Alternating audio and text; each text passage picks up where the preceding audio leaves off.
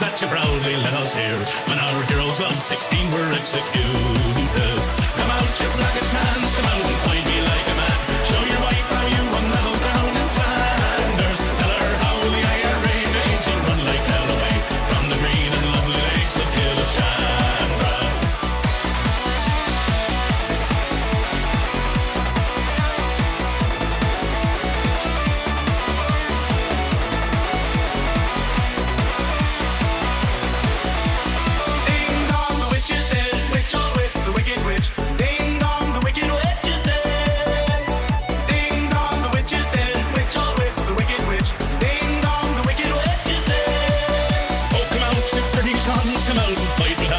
Show your wife how you won medals up in Derry. You murdered 16 men and you'll do the same again. So get out of here and take your bloody army. Come out, you black and tans, come out and fight me like a man.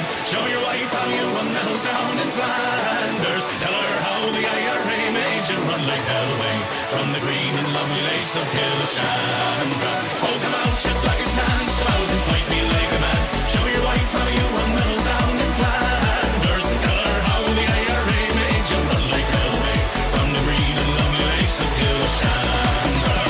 Buckingham Palace announced the death of Her Majesty Queen Elizabeth II.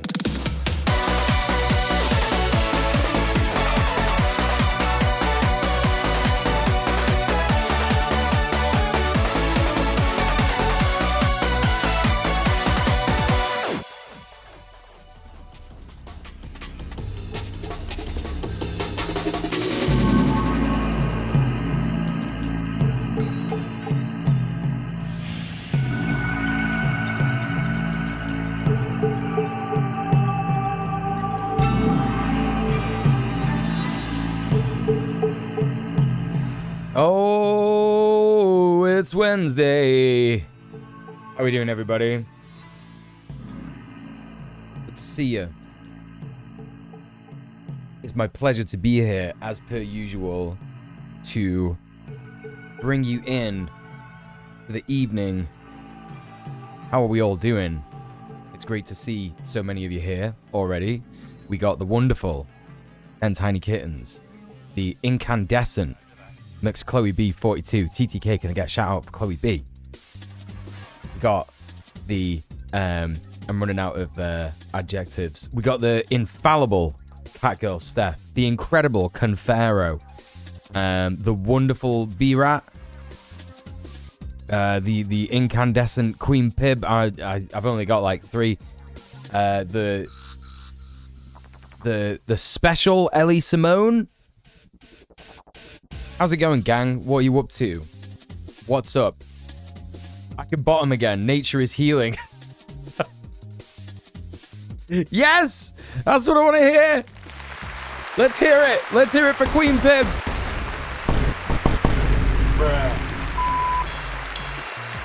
Brilliant. Brilliant. That's great fucking news. There is nothing better that I like to hear. What's up, Prince? I'm here only until my ride shows up. Don't worry, I've got an adjective for you as well. Let me just think of it. The...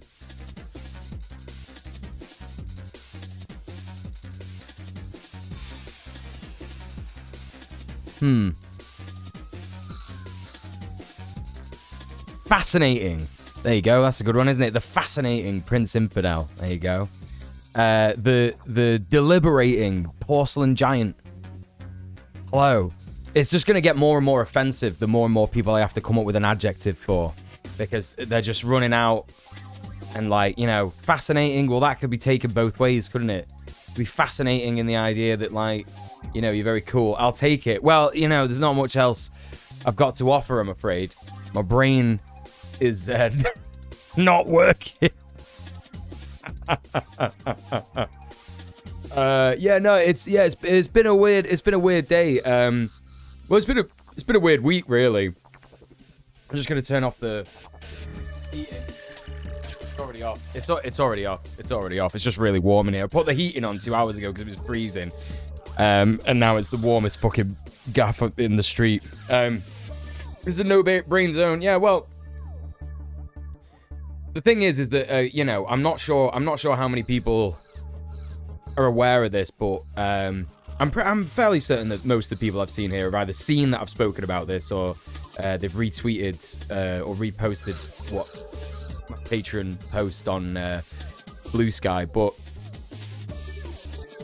basically, you know, it was made aware to me that Aaron Bushnell, aka Lily, as he was known in our Discords, because he was in most of our Discords, the Red Planet team, that is.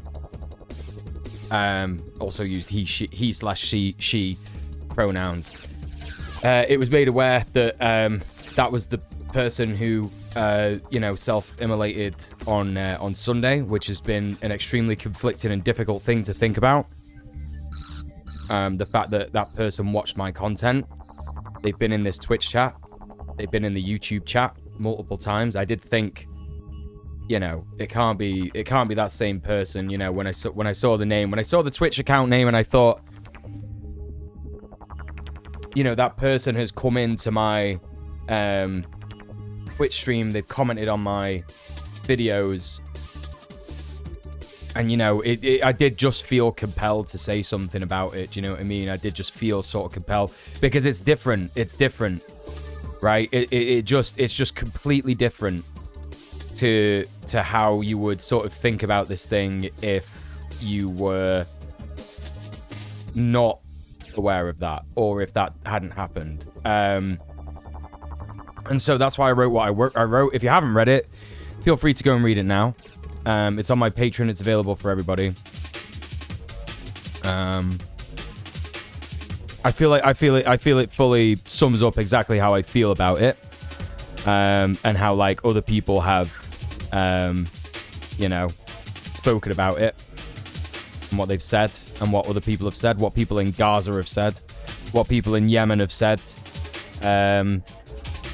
Why is that just not working? Copy link, copy message, not message link, copy text, and then YouTube is a load of shit, you know? The YouTube chat is so fussy. I'm trying to post this. I'm literally trying to post this in the YouTube chat, and it's just like, nah, sorry, too many fucking characters, bro. Well, there you go. There's like a shortened link in the YouTube chat for everyone.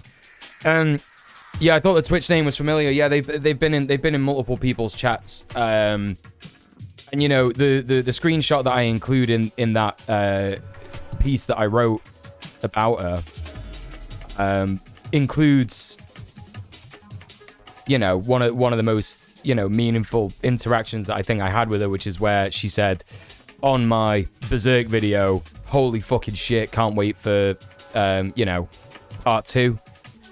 And it's kind of fucking me up that she's never going to see it.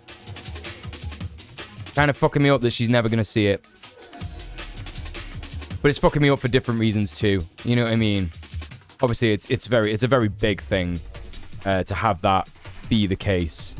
And I apologize if this is like a bit much for people. You know, if you're just hearing about this and this is like fucking you up a little bit, don't worry.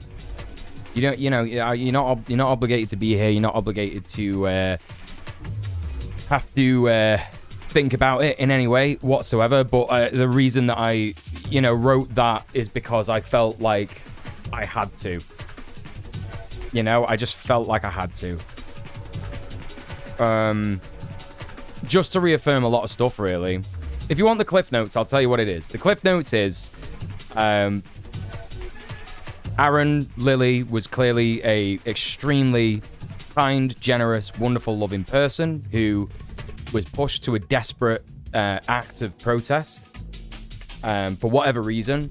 And I go through, you know, a little bit of speculation of what I think those reasons might have been in the piece. But the long and short of it is that she's now seen as a hero.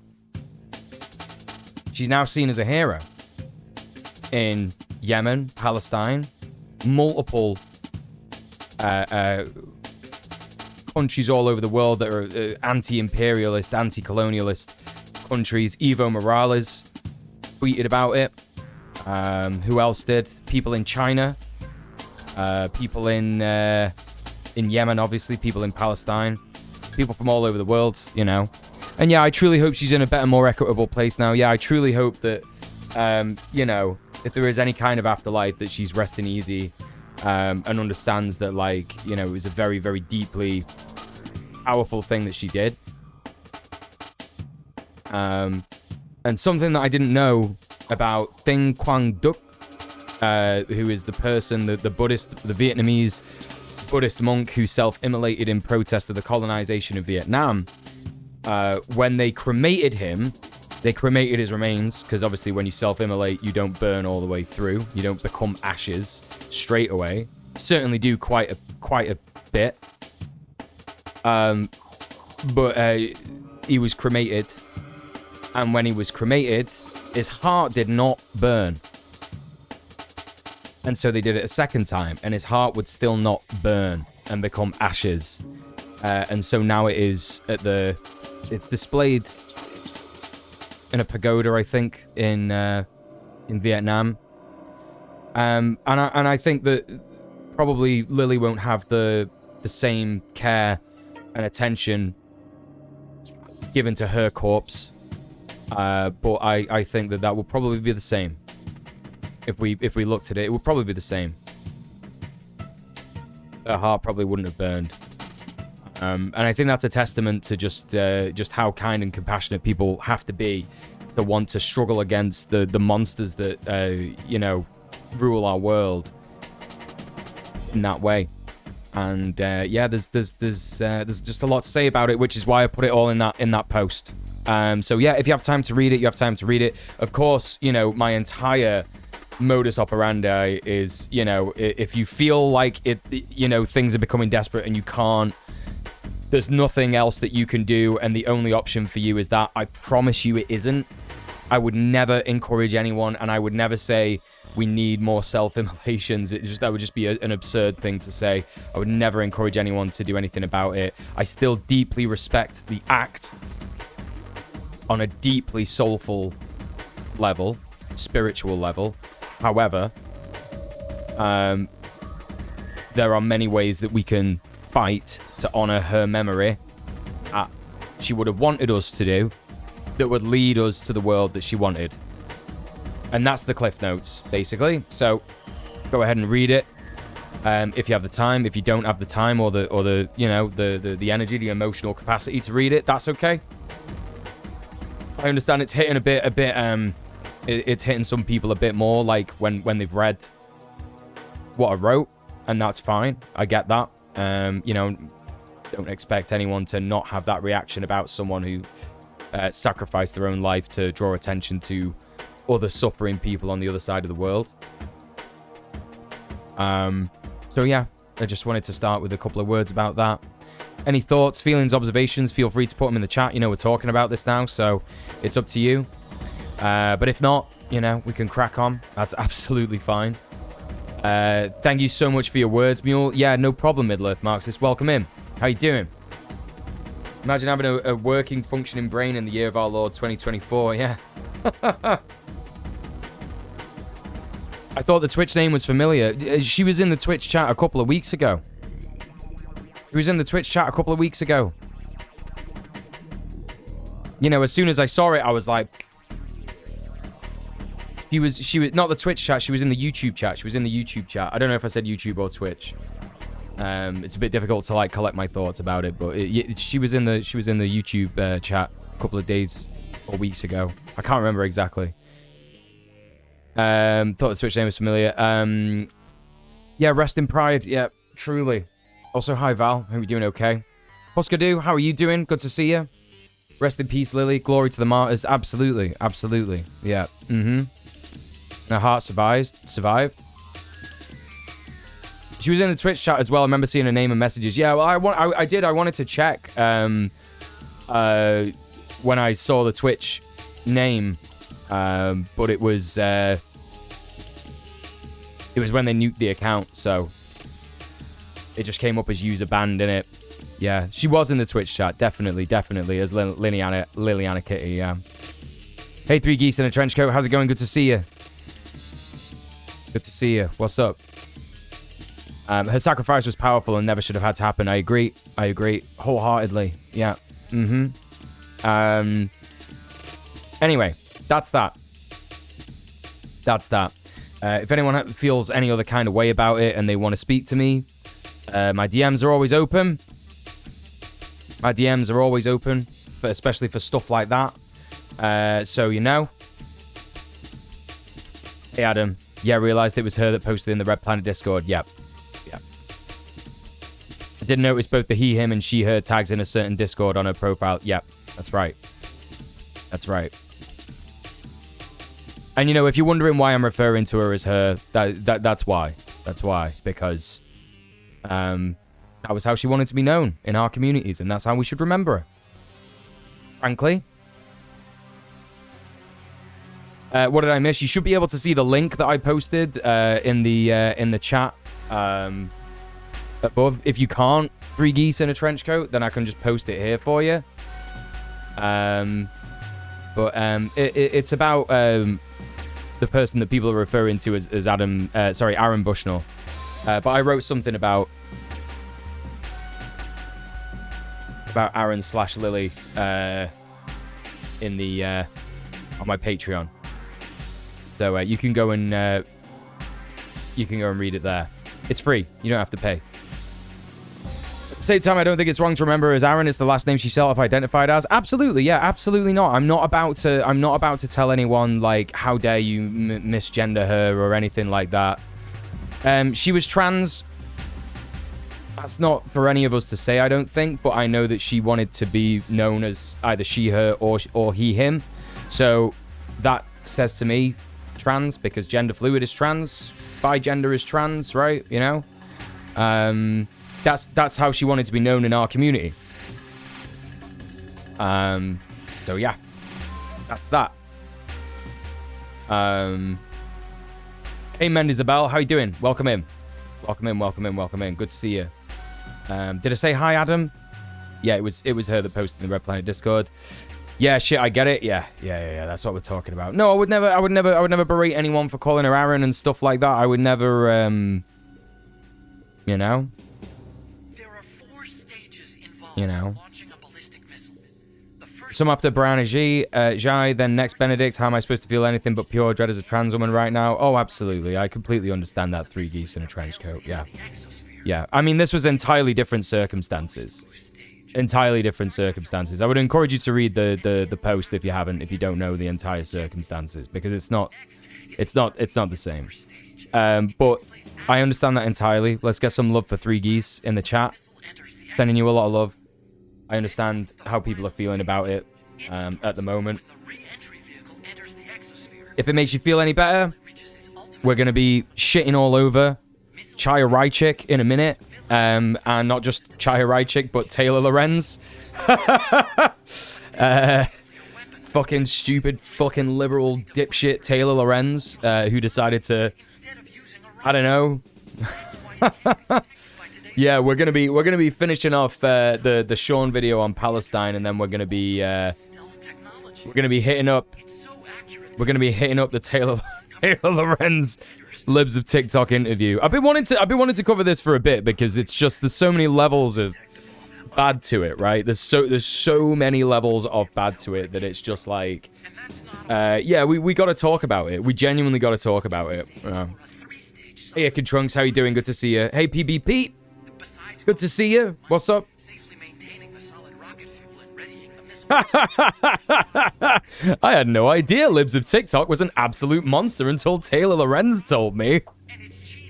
I think, you know, I can't remember who said it on Blue Sky, and you know, I don't do a lot of.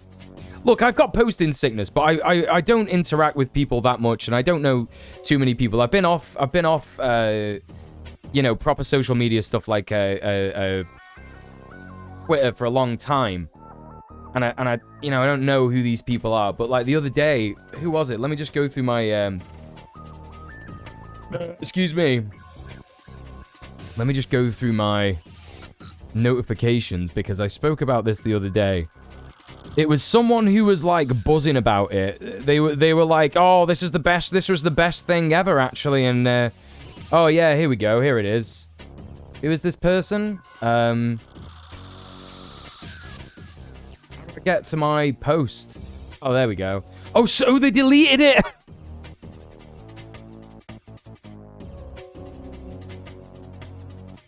They deleted it. It was someone who was saying like, oh, I don't care if you don't believe in the platforming of fascists, but like it was really good to highlight how Libs of TikTok talks and all this kind of thing. And I was like, you know, I would have never known. Yeah, I would have never known. I would have never known that she is the way that she is based on how she posts. Like that was it. That was it. It wasn't something about platforming fascists. It was like something along the lines of previously Libs of TikTok was only seen through her insane posting, and now we can see what she's really like in real life, and she's a monster. And it's like, I would have never known, man. I would have never known. I'm so glad Taylor Lorenz did that.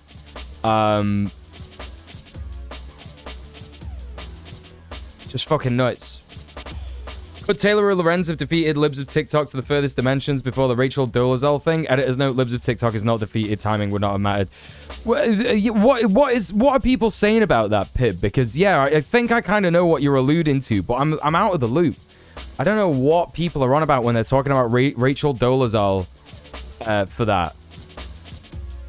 Famously, no one was saying that Libs of TikTok was a monster before we saw the Taylor Lorenz interview. No one's been saying this, have they? Oh, it's just a load of shit. A load of fucking shit. You know, it's ridiculous. Absolutely fucking ridiculous. So...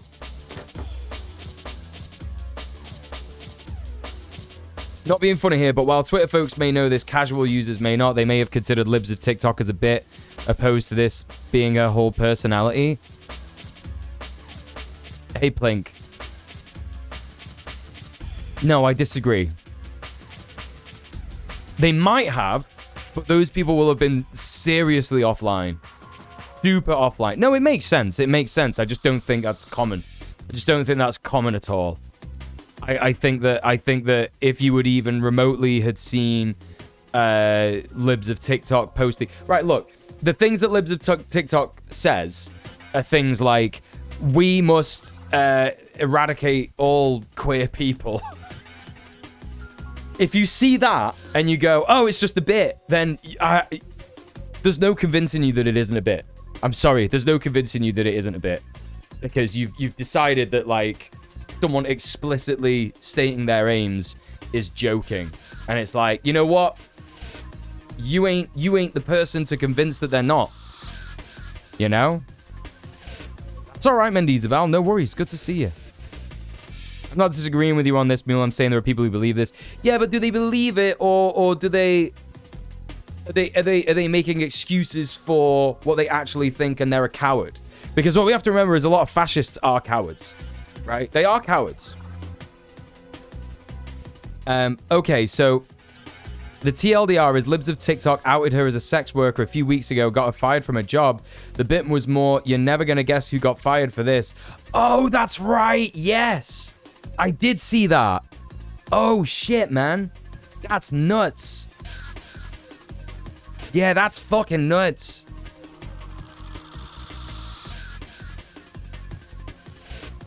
Yeah, I did see that. Okay, yeah. So it was Chaya Raichik who did that. It wasn't Taylor Lorenz. I mean, you know, I know that Taylor Lorenz is like problematic for reasons. I'm not sure what reasons, but definitely reasons. This is what people have said. Liberals are caught in the ideology of debate. They absolutely are. They absolutely are, Val. Without a shadow of a doubt. Yeah, the romanticization of it. Well, it's also the idea.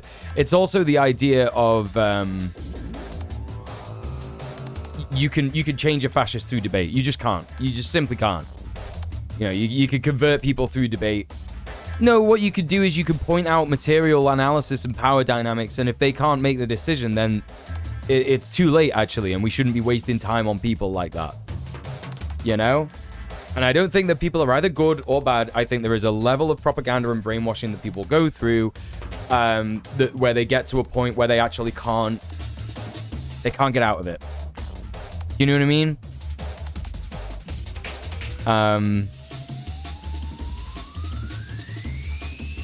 Libs of TikTok slut-shamed a previous main character. Nuts. That's nuts. Hey, Ninny. How you doing? Good to see you.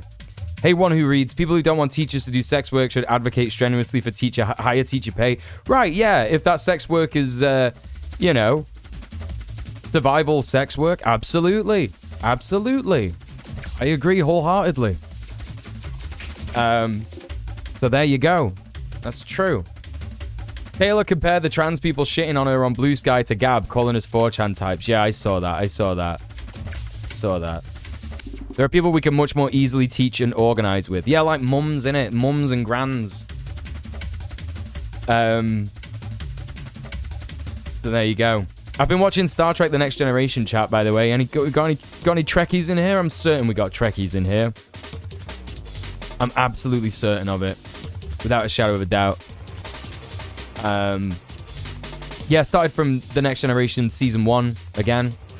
And season 1 is cringe for a lot of reasons. But I quite liked a lot of it. Quite like a lot of it so far as well. I remember a lot of the episodes, so I've skipped a couple. But particularly the Binar episode is really good. I can't remember what it's called. It's called something like 10111011. And I really like that. I really like that episode. Yeah, season 1 is the worst. Well, there's the racist episode in season 1, isn't there? There's like the actual racist episode where they go and meet some aliens and the aliens are just black guys. That is just like still so fucking mind-blowing to me. And it's like, what were you doing, man? Like, what? I don't get it.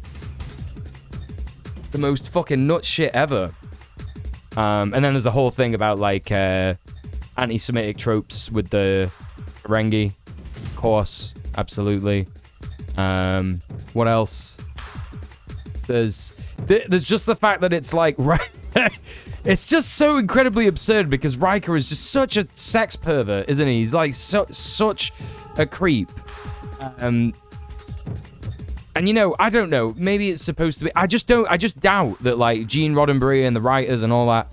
I just doubt that they had a proper sit-down conversation where they said, "Well, let's make sure that we you know, establish the fact that we're beyond toxic masculinity in Star Trek times. And they kind of do, because they go to the matriarchy planet where there are like anarchist men, and they drop on there and they're like, no, we want to advocate for men's rights on this planet. Gene Roddenberry was a sex pervert, so that's the problem. He was self-inserting with Riker in it, right? He was self-inserting with Riker. And I do agree, Tasha Yar is the only good thing about TNG Season 1. Tasha Yar is incredible. Absolutely incredible. Great character. And she was so pissed off to Denise Crosby that she didn't, like, get to really act as much as she wanted to and flesh out Tasha's character. But, like, the little bits that we know about her is just like, fuck yeah. Like, this fucking person is great. I love it. You're a Trekkie through and through. Only watch the stuff that came out after your birth. Not a lot. 2000. MILFs and GILFs for equality. That's true. Yeah, been Star Trekking it up. Star Trekking it up. And I'm excited. I'm excited to watch, like, Season 2, because I don't think I ever got to Season 2. But I'm watching a lot of the other stuff. And a lot of the other stuff in Season 1 is just very funny. Like, you know, the episode where the guy's got he's got like a what do you call it? Like a debilitating disease that no one can recover from. He's got, I can't remember what it's called. I was watching it this morning, and he's got like,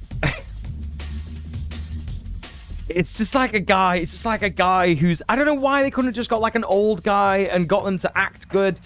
And then, you know, together with a younger guy and an older guy to do this like transformation scene, and they're the same or whatever. And like, you know, but this guy just has the worst makeup on that I've ever seen in my entire life. And yeah, I know, like, you know, back in the day when you're watching it on a CRT, it's not going to look as bad as that. You know, like when you're watching it on HD TV, stuff, like you can see Worf's makeup is like really shit round here. Who else's makeup? Data's makeup looks terrible in HD. Yeah. So, you know, it's one of those. There's just so much that you can laugh about, and it's just fucking so good. TNG was on some shit. Deep Space Nine is my fave. Everybody has been saying to me Deep Space Nine is the best. I will be watching it, so you don't have to tell me, Mule, you gotta watch Deep Space Nine. I will be watching it. Please don't put me off. I'm very excited to see it. Yeah, you can see all the carpet stuff. That's one of the funniest things about The Next Generation, right? I don't know about Deep Space Nine. I've not seen it. Don't know about the original series. The Next Generation is the only Star Trek I've ever seen. I started to watch it a couple of years ago. Started again now. But yeah, they got carpet, haven't they? They've got carpet on the bridge. And that's so funny to me. It just seems very impractical, because they've got like very like, you know, the shoes they wear. They're not like boots, are they? They wear like shit flickers. Every single one of them. They wear like shit flicker shoes. And I don't know if you've ever tried to walk on a carpet in those shoes before, but it's dead slippy. They're really slippy. Unless they've got some kind of space age carpet that's like actually not, you're not going to slip on it, but it's also comfy. You would carpet your spaceship. Yeah, but it's a space exploration vessel, isn't it? That's supposed to be designed for thingy as well. Battle. It's just not practical for battle, is it? Like, everyone should be wearing boots, and it should be like cold steel. In HD, you can see the space Uggs too. It better be easy to clean. It's a leftover from the original series, very much the 60s shag carpet, yeah. Definitely. Wearing plimsolls? Yeah, plimsolls, yeah. Yeah. Space Uggs. One day a sci-fi show will have seatbelts. That would be good, yeah. Well, that's another thing. You got to minimize flammable materials. Well, the first thing that they come across that is like a sort of battle scenario, which isn't really like the Enterprise fighting anything. It's the what's the name of the ship? It's called like the X1 or the Explorer or something. And it was Picard's first ship, and the Ferengi bring it to him, and they're like, the hero of Maxia, and blah blah blah. And that catches fire. It's like the first thing that you notice in it. It's like, yeah, it's on fire. The Stargazer, that's what it's called. And, you know, he's on there and he's having his flashbacks and there's fire everywhere. And it's like, well, if there's a carpet in there, that's fucked, innit? That's fucked. Because if you put out the fire, well, it's ruined, isn't it? No, anyway. Hey, Naze Zero, how's it going? Welcome to the stream. You can spot the marks on the carpet in several scenes they put down for the actors to walk to. Oh, yeah, the marks. No way, that's crazy. Exploding consoles are full of rocks, yeah. Yeah. Next level space design stuff. Asbestos rug. They figured out how to what's the word? They made asbestos non-health bad. What's the fucking word, chat? My brain is really fucking broken this week. What's the word I'm thinking of? Non-dangerous? How am I supposed to stream today? Deglazed because it's glass? Debilitating? Is that what causes the fibers? This is why SpaceX isn't doing well. You need rocks in your console. That's right, Plink. That's correct. Non-poisonous. That's right. Non-poisonous. Non-toxic. Yes. Thank you. Thank you, chat. Okay. It wasn't like 90 different chat members saying like non-toxic, non-poisonous. So I'm feeling good. It's not just me. We're on the same wavelength, me and the chat today. Not just me. It's other people in the world. We got there together. Yeah, we got there together. You could have also said they made it benign. Yeah, you could have said that as well. One who reads. When you use the teleporter, it filters out the asbestos in your lungs, so it's okay to use everywhere. That's correct. The brain isn't working this week either. We're in this together. Thank you so much, PBP. Thank you very much. Harmless. They made it harmless. They figured out the technology to make it harmless. And they just got so many, like, funny episodes, don't they? Like, they got, like, the Q episode where they're, like,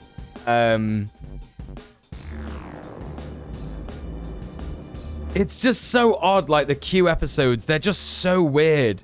It's like, are you just really trying to, like, figure out... There was definitely some big ideas that were going on in that writer's room.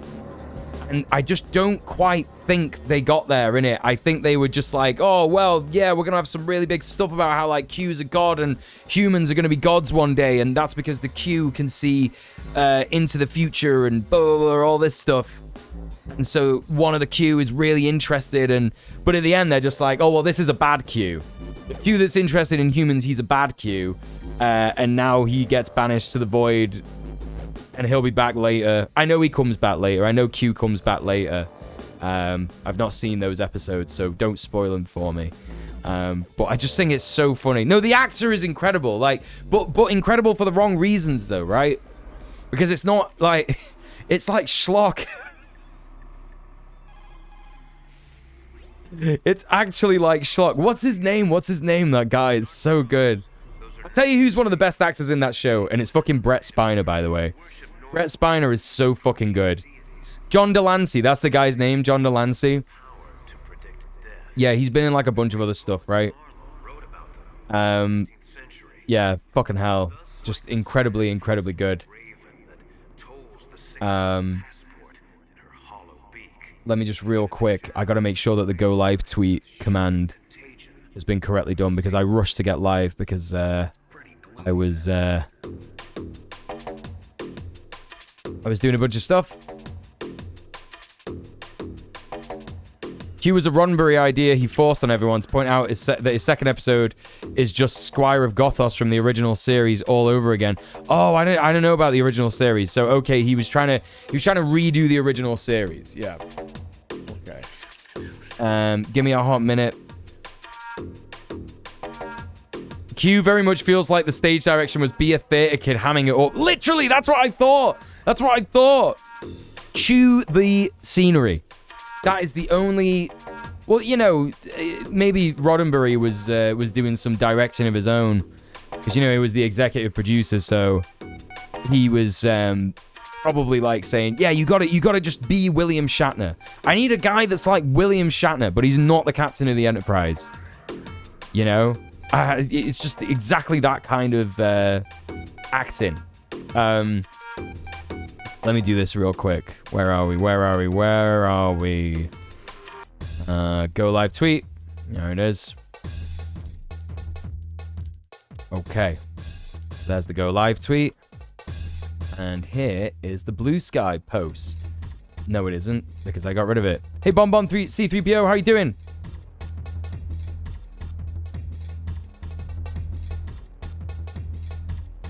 John Delancey worked with Jessie Gender on a movie recently? That's fucking cool. That's pretty cool, isn't it?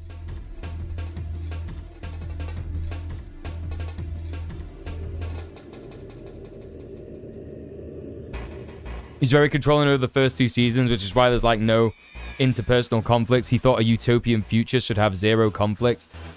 I mean, I agree to an extent. I think that was pretty based of Roddenberry. I think it's unrealistic, and I think that there should be I don't know. It's a difficult thing. It's a difficult thing to try and tackle, right? If you're trying to build culture, and it really does feel, by the way, that it makes for bad TV. This is the problem, Chloe.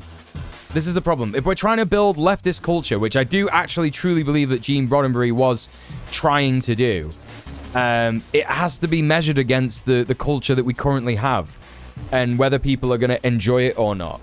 Because maybe in 300 years, post-nuclear, post-capital, post-climate change, everything, maybe we won't need that kind of stuff in order to be engaged in things.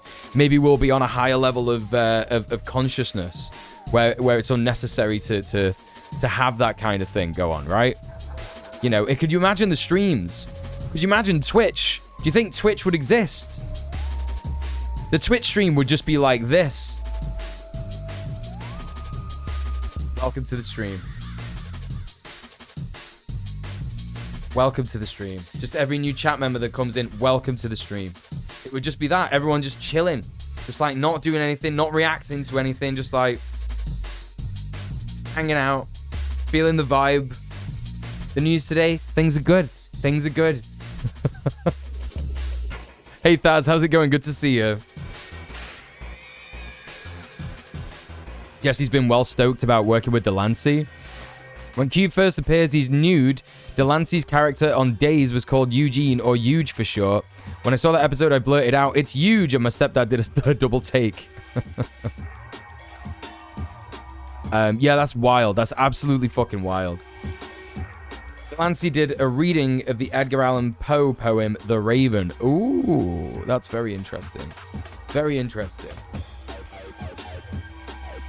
Anyway, listen, chat. We got like half an hour of Sean's video left to watch. If you don't know which video I'm on about, we're watching Sean's video simply titled Palestine. As I said yesterday, he's certainly a little concerned about, well, he was a little concerned about it not doing so well because of the word Palestine being in the title, being the only title. So please go and like, comment, subscribe, even if you already have, for Sean. Excuse me, on his channel. Do it again. And that would be really, really good for him. But he's doing quite good. He's doing quite good. 666,000 views. Pretty fucking good. What we've seen so far has been really good. We're going to jump into the politics segment. Get those hazmats on, folks. And we are so close to the dono goal, chat. I don't know if you've seen. Look at this. Look at this. We only got 1 day to go. Yeah, we got today and tomorrow. It's going to be an early stream tomorrow. So do not forget, sub off Twitch. All I need to get to that £600, we've already got £507.42. Yeah.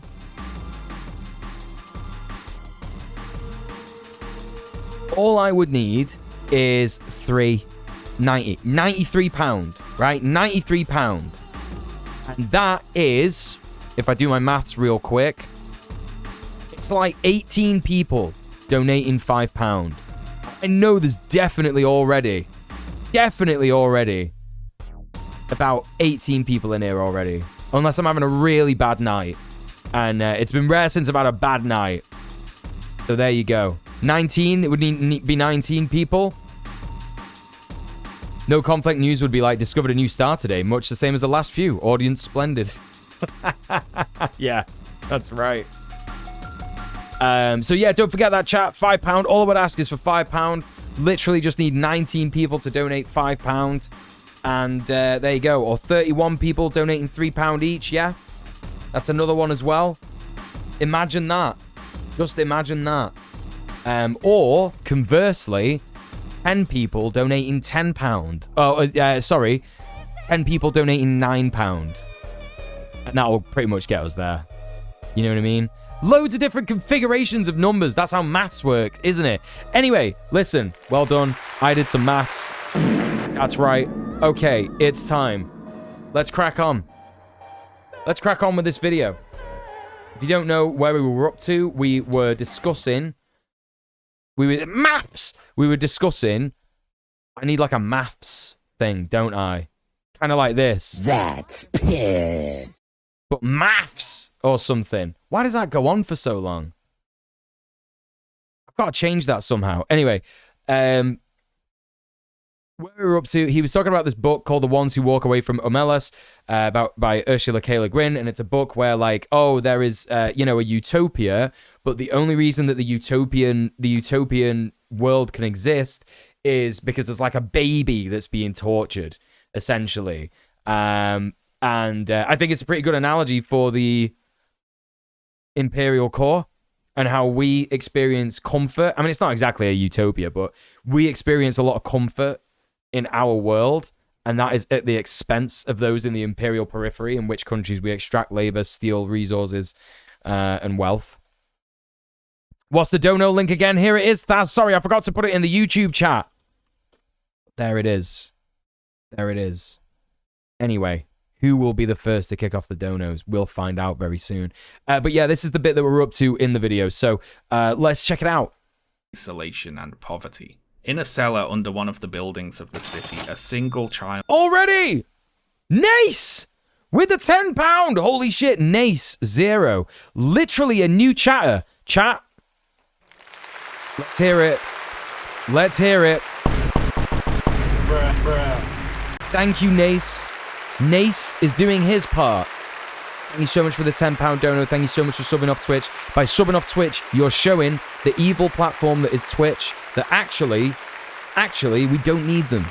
We don't need their shit moderation decisions, their banning of people randomly for talking about Palestine. We don't need their awful bigotry that they have at the heart of their company, and we're making a stand against them. Thank you very much for choosing to support me and subbing off Twitch. Thank you very much. Thank you very much. Who's going to be next?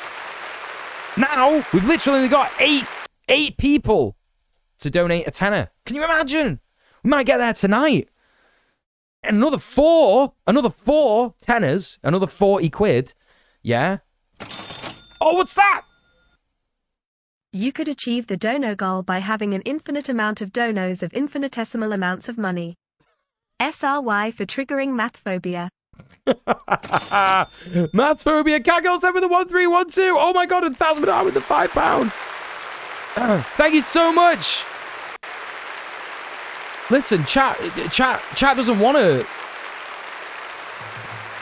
Chat doesn't want to watch the Sean video, and I understand.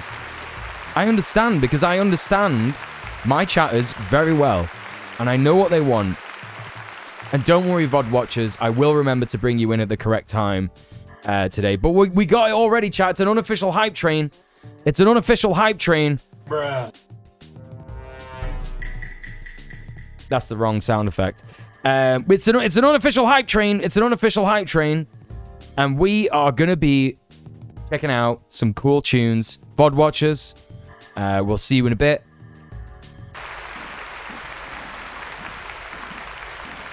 I'm muted. Great. That's cool. That's just great, isn't it?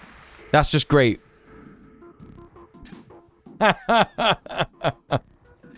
We hit the goal. We hit the daily goal, chat. That's what I was saying.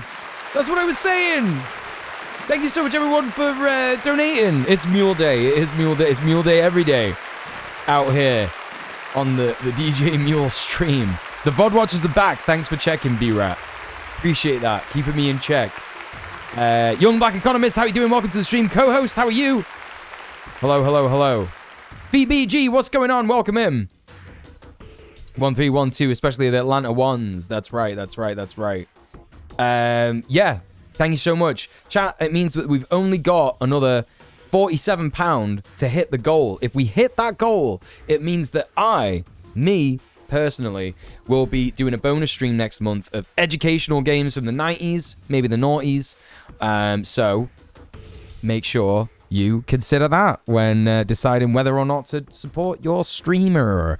But yeah, we were just about to check out the rest of Sean's video. We were slightly distracted with the hype train there. Can't thank you enough. Thank you everybody for choosing to sub off Switch. Thank you everybody for supporting me. Right? Okay, let's check out the ins and outs of this video. The last half an hour. Yeah? Thank you very much. Child is kept alone, filthy, starving, and ignored. It was a bandolier full of hot dogs when he reads, yeah. This about are so strict that even a single word or act of kindness towards the child would break the utopia. Read a rabbit, says VBG. This fact about their society, we are told, is explained to the children of Valerie, they're back. The VOD watchers are back. Understanding. They are taken to literally see the child back. I and promise. Invariably shocked and sickened at the sight. Promise. And I quote, "They feel anger, outrage, impotence, despite all the explanations. They would like to do something for the child, but there is nothing they can do. If the child were brought that looks into the wild, sunlight Phoebe. out of that vile place, if it were cleaned and fed and comforted, that would be a good thing indeed. But if it were done in that day and hour, all the prosperity and beauty and delight of Homeless would wither and be destroyed. Those are the terms." Wait, was I muted? Was I muted when I said the VOD watchers are back? Because B-Rat was saying VOD watchers back? No, that was after I muted. Okay, no, it was confirmed. All right, just checking. Just checking. Losing my mind. Gaslighting myself. Okay. The Ones Who Walk Away from Homeless is more of a philosophical exercise than a traditional story. What if all the suffering and inequality of a society was borne by a single individual? What if a society's underclass was reduced to just one person? Could you still live there, happily, knowing that your happiness comes at the expense of another who is suffering? Could you accept those terms? Oh, we got the Tom After cam. we're told about the young people of Homeless feeling great anger and sadness upon finding out about the child. There he is. We're told how they rationalize it. And to quote again, Enjoy Sweet but Thomas. as time goes on, they begin to realize that even if the child could be released, it would not get much good of its freedom. A little vague pleasure of warmth and food, no real doubt, but little more. It's too degraded and imbecile to know any real joy. It's been afraid too long to ever be free of fear. Its habits are too uncouth. Hey, Triple J, how's it going? Humane treatment. Indeed, after so long, it would probably be wretched without walls about it to protect it, and darkness for its eyes, and its own excrement to sit in. Their tears at the bitter injustice dry when they begin to perceive the terrible justice of reality, and to accept it. This is obviously similar to how a lot of people rationalize the poverty and suffering of the real world. There is suffering, but there's nothing we can really do about it. That's just how the world is. We might not like it, but what can we do? For that boy, I'd bring Omelis down to the ground. Appreciate living better anyway. Oh yeah. Poverty is what they know. All that rubbish. But we're told one last thing about Homeless, and it's that sometimes individual bigotry is a rationalization for imperialism, which is what happens in the West. They cannot rationalize it, and they leave. These are the titular Ones Who Walk Away from Homeless. Sometimes a citizen of Homeless, after seeing the child, will fall silent and leave home. To quote the conclusion of the story, each alone they go west or north towards the mountains. They go on. They leave Homeless, they walk ahead into the darkness, and they do not come back. The place they go towards is a place even less imaginable to most of us than the City of Happiness. I cannot describe it at all. It's possible that it does not exist, but they seem to know where they're going, the Ones Who Walk Away from Homeless. I think about this piece of writing lately for a few reasons. The first is the obvious parallel between the citizens in the story knowing the child is there suffering, and me and other citizens of Israel Hope you're doing okay, supporting Triple J. Western Hope that's just nations because you've going been about working our out or lives working or knowing that something. Our governments are Sending you lots of love. genocide, one that is killing many children particularly. It makes me imagine an Omelus with our modern internet, with pictures and videos of the suffering child on your television sent to your phone, filling your social media feeds. What if the suffering of the child was not just some obscured event you could rationalize away? What if instead of hidden underground, it was inescapable? How many more people would... Let's talk a little bit about how this works in modern society, right? Because we see images like what we're seeing in Gaza right now, with a much clearer understanding of what's going on because of the blatant, clear, just absolute, honesty of it, right? It's all there to see. There's nothing left out. We see everything. Burning, kids that have been burned, like the skin's coming off and, half their fucking bodies on the other side of the fucking... It's just insane, you know what I mean? Like, and it's that kind of like, it's not only, oh my God, all these things are happening, because we would hear about stuff like this in the past. I remember when I was growing up, yeah, and the way that they used to posit, does everyone remember in the UK? If you're in the UK, do you remember seeing them Oxfam adverts where it would just be like starving Africans, yeah? And it would be starving African kids, right? And they would be like, in Africa things don't grow, right? In Africa things don't grow. There's no water and shit like that, right? It would never be like, oh, the reason that things are like this in Africa is because of fucking colonialism, bro. Do you know what I mean? And it would do all this sort of like stuff to get you like, about Ethiopia. It was Ethiopia, innit? It was Ethiopia. Yeah, for less than a cup of coffee a day, you could help feed a starving African. That stuff, yeah. Local TV stations, all that stuff. And the way that it was always presented was, Africa's just like a bad place to live. Yeah, Ethiopia is just a bad place to live. And the way that makes you think of things in your head is like, oh, well, they should just leave. Right? But that's not the case, obviously. If it was as simple as that, everybody would just leave. And then also, you don't know when you're younger, because this was when I was like 9, 10, 13, 15, had no idea of the imperialism and the wealth extraction that we perform. That's like when we see, because there's one thing, we see the suffering child, right, in our world, but we don't see why they suffer. And so when we see why they suffer, that's when we make the decision to choose to walk away from Omelus. And we do that in an abstract way in our world, right? We do it in a direct way, but we don't exactly like go, oh, I'm going to leave the imperial core. Some people do, but there are people who will go, actually, I'm going to abstractly remove myself out of this ideology, yeah? Out of this ideology. Yeah, if we've got time, I'll be watching Noah Samson's latest video. If not today, tomorrow. Because I think it's really important. Still get stuff like that on Instagram, ads right alongside the actual updates from Gaza. Yeah, same. Yeah. You'll be watching the updates from Gaza, and then you'll see like Palestinian Children's Relief Fund or Muslim Red Cross.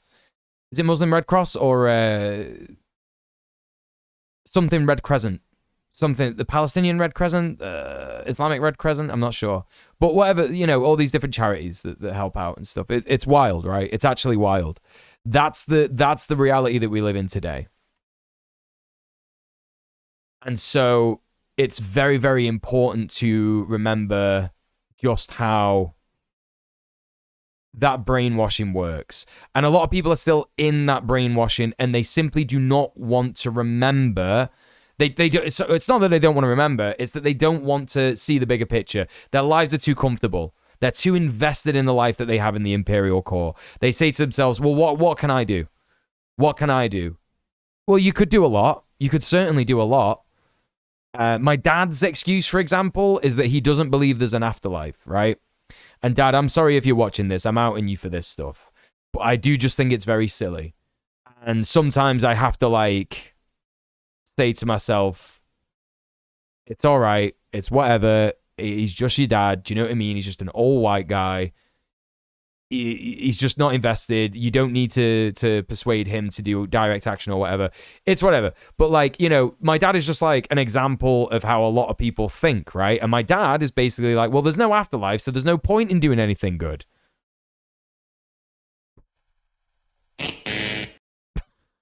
You know? It's just wrong. That's just so wrong. It's like, well, hang on a minute.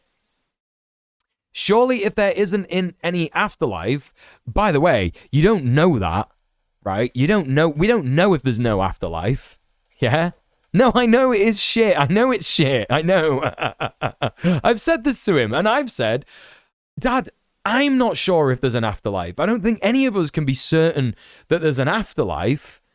But at the same time, let's say that there isn't an afterlife. Surely what that means is that this existence that we're all randomly born into, you know, that is like full of pain and suffering and horrific things that happen to people, then we should try and make that experience of us existing on this planet better for everyone. Right? It doesn't make sense. That's exactly what I think, yeah. That's exactly what I think, Prince. Yeah. It's so silly. I say the quiet part out loud. I have the means to live my life as an ignorant lib. I live quite comfortably, which means I can accuse libs of having, by and large, their lives remaining unchanged, whether blue or red in the White House. Yeah, I mean, like, you know, you at the end of the day, all I want people to do is simply acknowledge it and talk about it. Yeah? Yeah, even more of a reason to do stuff on Earth. What about the next generation? What about the next generation? What if, you know, Dad, what if you pass away and I have kids, right? What if you pass away and I have kids? What about your grandsons and daughters and children? You know, what about them? Anyway, that's by the by. But I think that's a pretty good insight into how most people think about it, right?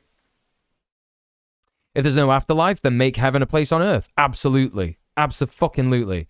That's literally the theist's argument for religion. Yeah. It is. Yeah, it is. Like, okay, let's say that you're like a devout Catholic, Dad, and you fully believe in heaven and hell, and you repent every day, you go to confirmation, you're like a perfect Catholic, and you go to heaven, yeah? You know, you would still be doing the same shit because you would just be like, well, I don't have to do anything like extra good in this life because there's the afterlife. All I have to do is repent. You know? Yeah, Belinda Carlisle was right. Hey, Gobs, how's it going? Can I get a shout out for Gobs, please, Chloe? Thank you. Please go follow Gobs. They're amazing. Yeah, it's more reason to make a life better for everybody. Isn't it important to try and remember is it important to try and help people make the world that you live in a better place? Yeah, exactly. They don't want to be pulled out of good vibes only, and we'll fight to defend that. That's true. Dad, you're going to be remembered as a selfish bastard? You know, by more people than he thinks, I think. Yeah. Anyway, I just think that what my dad said about it is a very good idea. Like people will twist whatever ideology they want into an excuse not to do anything, right? That's essentially what I was trying to make out. And I think a lot of people think like that. I think a lot of people are just like, well, I'm comfortable, so I'm going to make any kind of excuse that I can to remain comfortable. And this is the argument against doomerism as well, right? The argument against doomerism is that, well, eventually you will have to do something about it because we will all become uncomfortable because climate change certainly doesn't discriminate based on borders, as we're all experiencing in February while it's like 0 degrees. And it snowed like a couple of weeks ago in the UK. And it might snow in March again, like it snowed in March last year. I'm pretty certain. I might have made that up, but pretty sure it snowed in March. You know, I don't know. No, that's just how I think about it, but whatever. What do I know? What do I know, chat? To walk away. Or, on the other hand, what would the people who decide to stay in Omelas have to tell themselves in order to justify it? I've We've just been talking about that. seen a persistent narrative in response to videos of injured or murdered children on social media, where a supporter of Israel's actions will declare Mean the Game thing of in the Golden video Sun. to not be a person at all, but a doll. All images of dead Palestinian children to these people have to be fakes, terrorist propaganda that can be dismissed out of hand. This isn't true, and it's not rationally A believable, retro game. but I Cool. imagine it is comforting if you can con yourself into believing it. So I suppose any Omelas with an internet would also have a lively conspiracy theory about how the child isn't actually real, so they have nothing to feel guilty about. Well, that's exactly what fucking Israelis do, innit? The other reason I've been thinking about this story lately is the open and ambiguous ending. We don't know where the ones who walk away from Omelas are going, or what they're going to do when they get there. They leave, we can suppose, because they cannot accept that's fucked the up, inequality PBP. of the society Let's get some love in the they chat live. for PBP, please. Living in Omelas, considering themselves to be Omelonian or whatever, means accepting the inequality of that society. When someone decides they cannot accept it, they cease to be of that place. Now, obviously, people who live in our societies are not literally walking away to live in the mountains or something, but there still is that disconnection. The feeling you've been cut off in some way by how you cannot accept what is going on. There's a friction between seeing the leaders of your nation act in narrow, selfish, short-sighted, cruel ways, and a growing sense of global empathy, I suppose, Absolutely. enabled by technology. When Absolutely. I see the leaders of the political parties in You're my safe, the country ocean isn't falling real. over themselves to excuse and aid genocide, I That's feel true. disgusted. This I is true. feel no allegiance to any Hey, society, call me mommy. How you doing? Welcome to the stream. and I'd trade the whole to lot see you. of them for the life of one Palestinian child. I wonder to what degree national cohesion relies on an assumption that the citizens of one nation will side with that nation over others when they come into conflict, and how much of that was assured only because the other people were far away and their suffering could not be witnessed easily. An in-group out-group bias is harder to utilize if people can see the out-group suffering and start sympathizing with them. Where I have felt sympathy here is for the victims of colonial Zionism, the people hurt by the violence it requires to maintain, of course, but also the people hurt by the inevitable reactions to that violence. Where I've felt a sense of connection or identity, it isn't national, racial, or religious. It's moral, I suppose. I feel a shared sense of connection with everyone else who is outraged by the horrific violence being carried out in Gaza. Those are my people, regardless of where they are, or what they look like, or what language they're speaking. Absolutely, The case chat. made by the oppressors in the specific context we've been talking about today is that Muslims or Arabs are all violent terrorists, a bloodthirsty mob of barbarians who will behead you or blow you up the first time you drop your guard. Okay, let's talk about this bit real quick. I saw it again today, and I'm just surprised that there are still fucking... And, you know, forgive the expression, chat, but I just can't think of anything else. But just like idiot baby queers who have, you know, they're doing babies first understanding of colonial violence, right? They're doing babies first understanding of colonialism.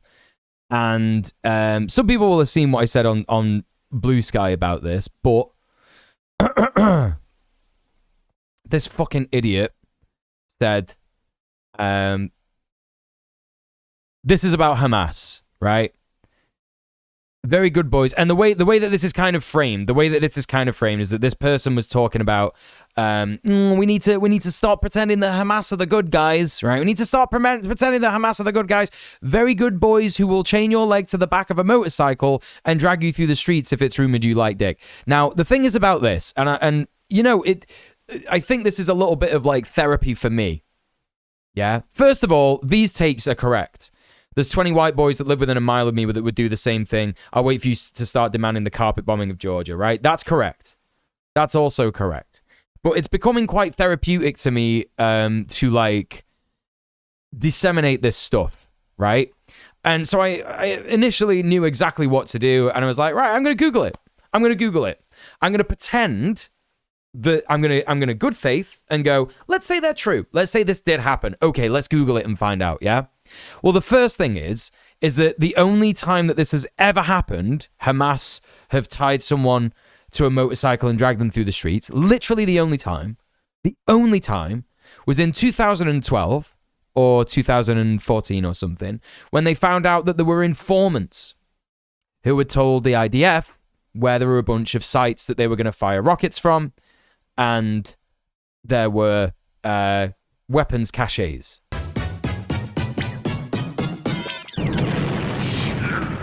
Fokker, thank you so much for the 20 months. I've apparently been here for 20 months. Over 20 if this doesn't count periods where I've dipped. Also he. Thank you very much. Stalker, how you doing? Good to see you. So, first things first, this is the only time that this happened. And this wasn't because they were gay. This was because they were informants, and they informed the IDF of sites where they were going to fire rockets from and where they were hiding weapons. Yeah? All this stuff. Yeah? 5 of them. You know, and they were screaming spy, spy. They weren't screaming gay. They weren't screaming gay, you know, whatever like slur you want to say. Do you know what I mean? Like they weren't doing that. They were going spy. Yeah, because that's why they killed him. Yeah. But here's the thing. Let's say these informants were gay. Let's say they were gay. Yeah? Well, that's a great question, Val. Were they gay? Right? Well, we don't know. There's no way to confirm this, actually. But what I do know is that if they were gay and they were informants, it's probably because Israel fucking blackmails gay Palestinians to work as informants. That's probably why, isn't it? You know, so were they killed by Hamas for being gay? No, they were killed by fucking Israel for being gay. That's how it happened. That's how it fucking happened. Yeah? Fucking load of shit. This fucking bisexual Palestine. That's right. That's fucking right. Young Black Economist says it's hard to wrap my head around the denial of death count. I've been thinking about this as well recently. You know, the official numbers are somewhere in the region of 30,000 people dead in Gaza right now, right? And there are also an untold amount of people who are stuck under rubble. It is a little bit optimistic to assume the people stuck under rubble are alive. And so the amount of dead is probably far higher than what we currently understand. The infrastructure is fucked in Gaza. The health ministry's fucked. It's all been bombed to shit. They've got no way of knowing. It's likely twice as bad. If we're going to be real, chat, it's likely twice as bad and maybe even more than what we think. That's the reality of it. And that's what we have to be prepared for, really, when all this is said and done. What the actual cost of this has been. When I see an IDF graphic declaring X amount of quotes, it's a slow and cruel way to die. That's right, YBE. They obviously arrived at that number by simply assuming everyone they killed was a terrorist. It makes me wonder how many times in history the size of an enemy. Yeah, that's right, Sorka. That's absolutely it. By simply counting, they were torturing someone. Yeah, in that image. Or not. Where they're dragging them along the street. With these sorts of narratives requires you to accept a racist othering of groups of people. There are right. This is thing. This is the thing. It's what co-host is saying. About 100,000 Palestinians have been killed, reported missing, or wounded since 7th of October 2023 due to Israel's ongoing genocide.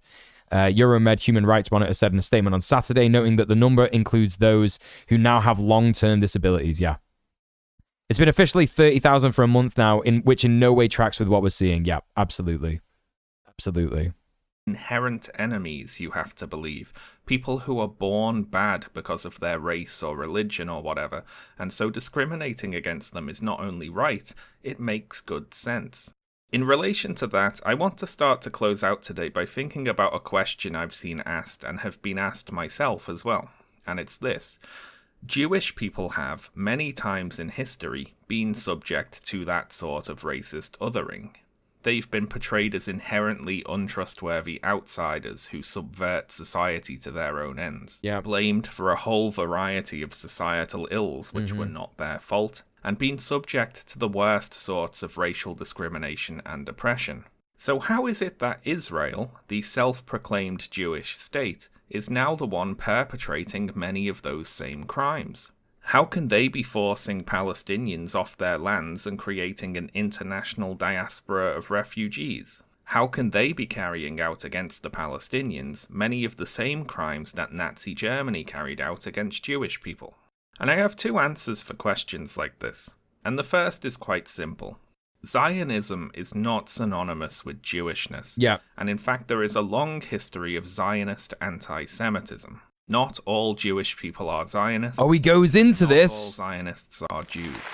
One of the most striking images I've seen. Oh, this is nuts, chat. This is fucking nuts. Of the Israeli police attacking ultra-Orthodox Jewish residents of Jerusalem. Many ultra-Orthodox Jews are anti-Zionist for various reasons. The police in this video were allegedly called in to take down Palestinian flags in the neighborhood. This is how the Zionist state treats Jewish people who step. And that would also this is basically like having a window back in time, chat. This is like having a window back in time. That is exactly how Nazis would have treated Jews before it ramped up and turned into the Holocaust. Absolutely, without a shadow of a doubt. Do you know what I mean? That's the first thing I saw when I saw that video for the first time. Archetypical fascist thugs. That's right, Sorka. Archetypical fascist thugs. They are simply fascist bastards. There is nothing more to be learned about them. That is exactly what Israeli society is. And you know, anecdotally, I noticed that my stepbrother was getting more and more radicalized as he got older. And I just didn't know that it was connected to his Zionism. I had no idea because it's exactly the kind of bigotry that you see here in the UK. And I just attributed it to him being in the UK. I knew that he didn't like Palestinians and they didn't like to discuss Palestine and they didn't like to discuss Israel and all this kind of stuff. And they got very fervently mad, whenever I tried to discuss it with them. So I just didn't. But, you know, as the years went on, and he started just referring to, you know, any brown person that I spoke about as like a terrorist, I still didn't really know that this was Zionism that was doing it. I just thought, this is just the normal bigotry that we have in the imperial cause. Whatever, he's a racist. He's becoming more of a racist. He's got money. He doesn't give a fuck about people who have struggles other than him. He's a racist. Okay, right, yeah, fair enough. Whatever, right? But it all makes sense. It all makes sense now. The more and more time that you spend in Israel, the more and more time that you spend around people who are radicalized in this way, extremely radicalized in this fascist way, the more fascist you become. That's simply how it works. You get brainwashed.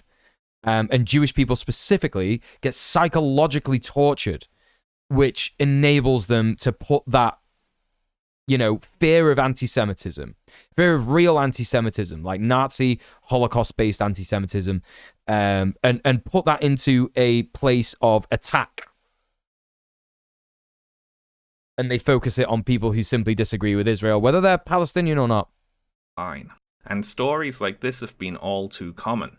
An Israeli teacher was put into solitary confinement for criticizing the Israeli military on solitary confinement. That's torture. The Israeli police cracked down hard on anti-war protests in Israel. The editor-in-chief of the Jerusalem Post writes articles about how anti-Zionist Jews are not representative of the Jewish community and are only technically, but not really Jewish.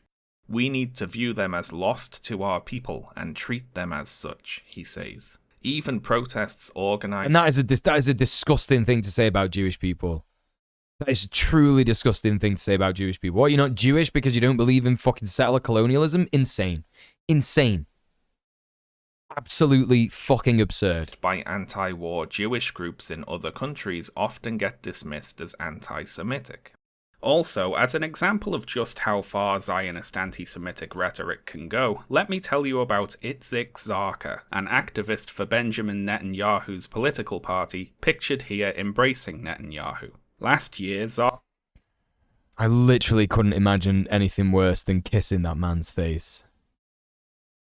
You just basically kissing Hitler, innit? You know what I mean? This is just insane. This is just insane. Anyway, this bit is fucked up. This bit's fucked up. I didn't know that he was going to talk about this, but this shit is super fucked up. Like, legit anti-Semitism. I did put anti-Semitism, legit anti-Semitism content warning on this video because there is legit anti-Semitism here. Netanyahu's political party, pictured here embracing Netanyahu. Last year, Zarka was caught on video shouting at protesters, quote, Ashkenazim, whores, may you burn in hell, referring to Jews of Eastern European origin. I am proud of the 6 million that were burned. I wish that another 6 million will be burned, Zarka said at the time. The way that they see Holocaust victims in Israel is like Untermensch. They were not strong enough to resist the Holocaust. Right? Insane. Completely fucking insane. And Holocaust survivors that live in Israel, oh boy, that's a whole extra thing. That's a whole extra thing. Yeah. Jews in the diaspora, Jews that died in the Holocaust, not good enough. They're not strong enough. If they'd have come and lived in Israel, then they would have been strong enough to resist anything. That's the propaganda. That's the propaganda. Yeah, it's vile. Referencing the Holocaust. So yes, it really does go that far. There are two groups of people who try to equate Zionism with Jewishness. One are far-right racists, opportunistic, anti-Semitic bigots who capitalize on the unpopularity of what Israel is doing. That's right, Valerie. Sterilization of Ethiopian Jews. State is doing, so that's what the Jews are. Treating Mizrahi Jews as second-class citizens. Zionists themselves who want to lay sole claim to what Jewishness is and who lash out violently at Jewish anti-Zionists. It's true. There is even a Zionist tendency to look down upon Holocaust survivors and their descendants. Here it is. Israeli tech blogger Hillel Fuld displayed this in a recent Twitter post where he says, the weak Jew who was led to the gas chambers, that Jew was left behind, and now there's a new Jew. This new Jew has F-16 fighter jets and Merkava tanks. This assumption that the people killed in the Holocaust were killed because they were weak, and because the ones who killed them were strong, is just absurdly offensive, and mirrors the Nazi rationale for their mass killings. That's exactly it. They were purifying society by killing off its weaker parts. Yep. One post from the Zionist organization Jew Belong called descendants of Holocaust survivors sanctimonious for calling for a ceasefire. Could you imagine it? Sanctimonious. Just think about the audacity of that. The audacity of that. It also says, I want the goddamn hostages back, as if that idea is in opposition to a ceasefire, when it is in fact the lack of a ceasefire which is endangering the hostages. Yeah. It's this whole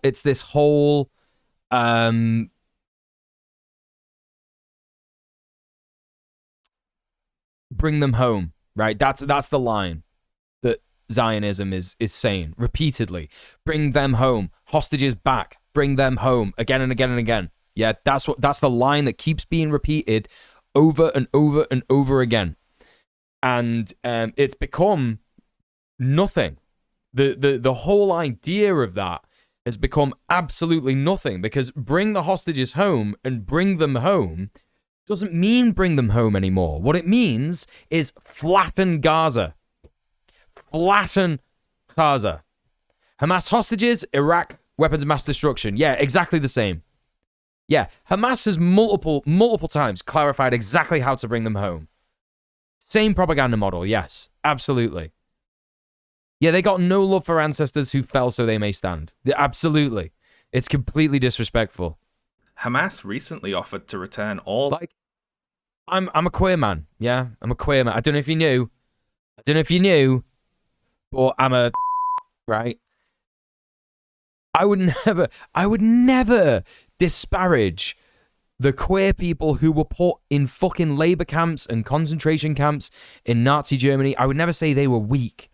Could you imagine?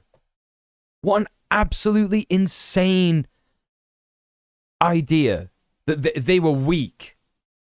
They were marginalized. They were disenfranchised. They were fucking, pushed to the limit. They were starved. They were fucking oppressed. Exactly the same as the Jews. Not in the same way. Not exactly the same, but, in a very similar way. A very, very, very similar way. They were described, along with Jews, as the Untermensch. They were described as people who were degenerates, right? That's the word that they used for all of us. Well, this is the thing, co-host. They've already flattened huge amounts of Gaza. What bring them home means now is get rid of the Palestinians from Gaza. That's what it means. Bring them home just means get rid of them. Don't care how you do it, get rid of them. The US believes this as well. They said the other day a ceasefire will lead to more violence, which doesn't make any sense unless you think flattening Gaza will actually destroy Hamas. Right. It doesn't make any sense. But the US wants it. The US wants it because the US wants that military base in the Middle East, which is Israel. That's what it is. And if there are any truly, true believers that actually we must have Israel, it's our land, and the US is supporting us because it's our land and we belong there. Even they are just so sadly mistaken about what is going on. They want Israel to be free from Palestinian insurgents because it means that they have a safe military base where they can then, from then on, fire into other countries in the Middle East, with which they have issues, and there's wealth in those countries that they want to obtain and steal. Sunak says, we don't want a pause that just starts up again in a few days. Stop the fighting, stop the deaths, go from there, you lying coward. Yeah, well, this is the thing. It's Sunak is saying his own stuff, but it's Keir Starmer that's really the weakest of the lot. The weakest of the lot. Because the reason that Sunak is saying that is because Keir Starmer is saying, we want a humanitarian pause. We don't want a ceasefire. We want a humanitarian pause. And fucking Rishi Sunak is like, that's really silly, Keir Starmer, because you're a fucking stupid idiot. And it's like, yes, I actually agree with Rishi Sunak. I think there should be a permanent ceasefire, but that's not what he wants. I just agree with him that the humanitarian pause would be stupid. I do agree with that, but he's disagreeing with it for the wrong reasons. So it's just a joke, isn't it? All the hostages they have in exchange. How do they expect to get hostages back when they're bombing everything that's alive? Exactly. Holding in prison. Netanyahu rejected the offer, which angered the families of the hostages, understandably. There you go. He just said it. And the hostages being. He just said it. In fact, the lack of a ceasefire which is endangering the hostages. Hamas recently offered to return all the hostages they have in exchange for a ceasefire and Israel releasing Palestinians it's holding in prison.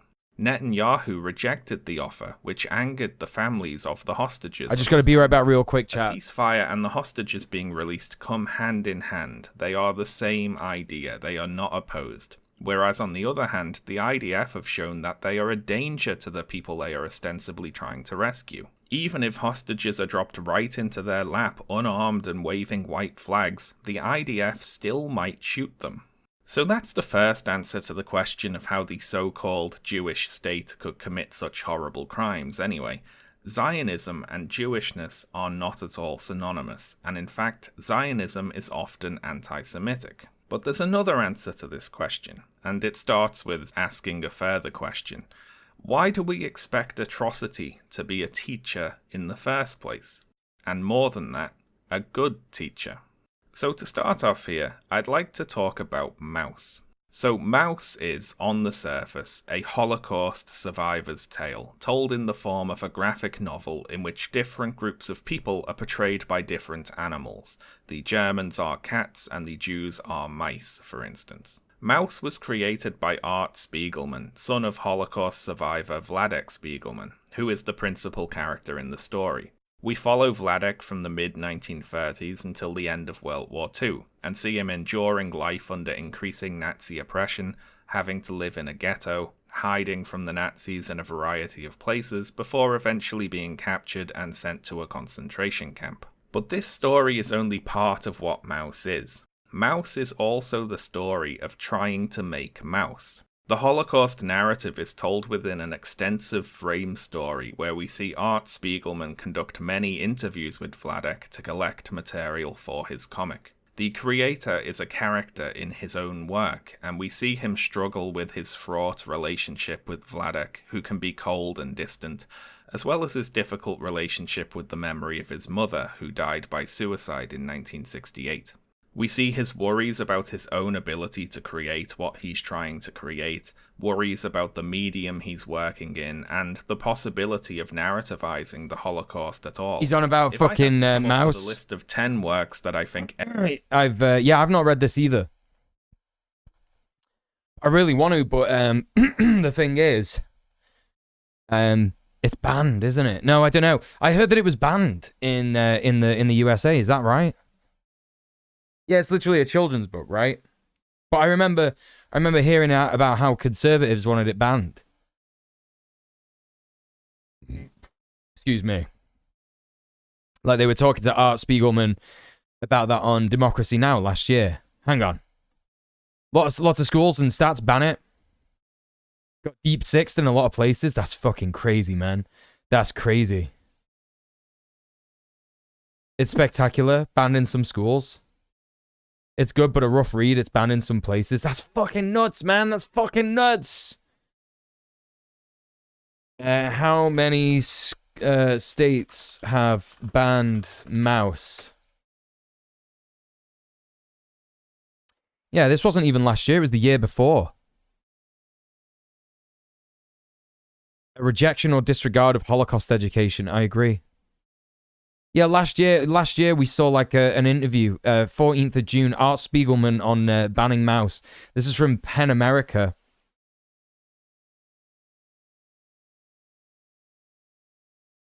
I read the minutes of the school board banning Mouse. Most of the people, it was clear from their minutes, hadn't read the book, if not all of them hadn't read. All of them hadn't read the book, but they could. I read the minutes of the school board banning Mouse. Most of the people, it was clear from their minutes, hadn't read the book, if not all of them hadn't read the book, but they could.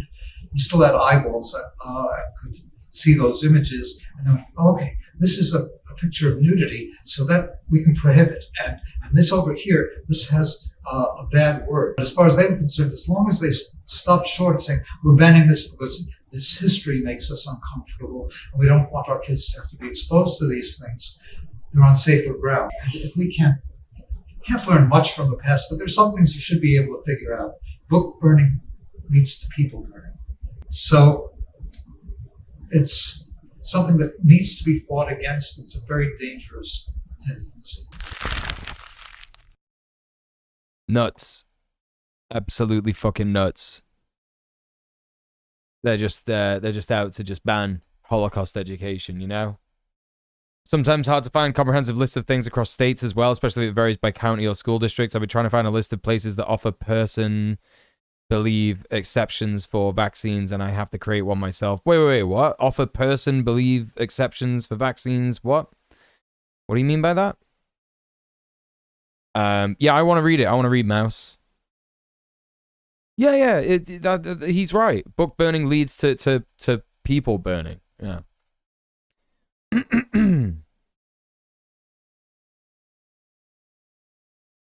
Personal belief exceptions for vaccines and have to create one yourself. What for? What's that got to do with anything? Everyone on Earth should definitely read. Mouse would be on there for sure. It is a fantastic work of art. He's back. Pardon the pun. He's very small. Tom. Baby boy. There he is. Baby boy.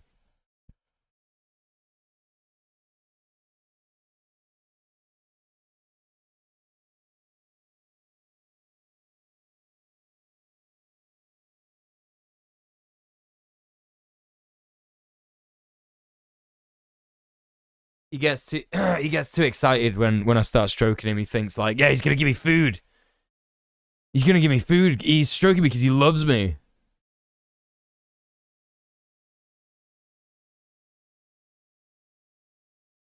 It's hard to find a list of rules about schools. You were looking for rules about schools, and that's for your dissertation research. Right, okay. I gotcha. Yeah. Mouse is very good. I think reading it would be a good stream, possibly. Art Spiegelman is also very markedly on the right side of history, which is always appreciative. Is that good? That blue fella is for Tom when you're able?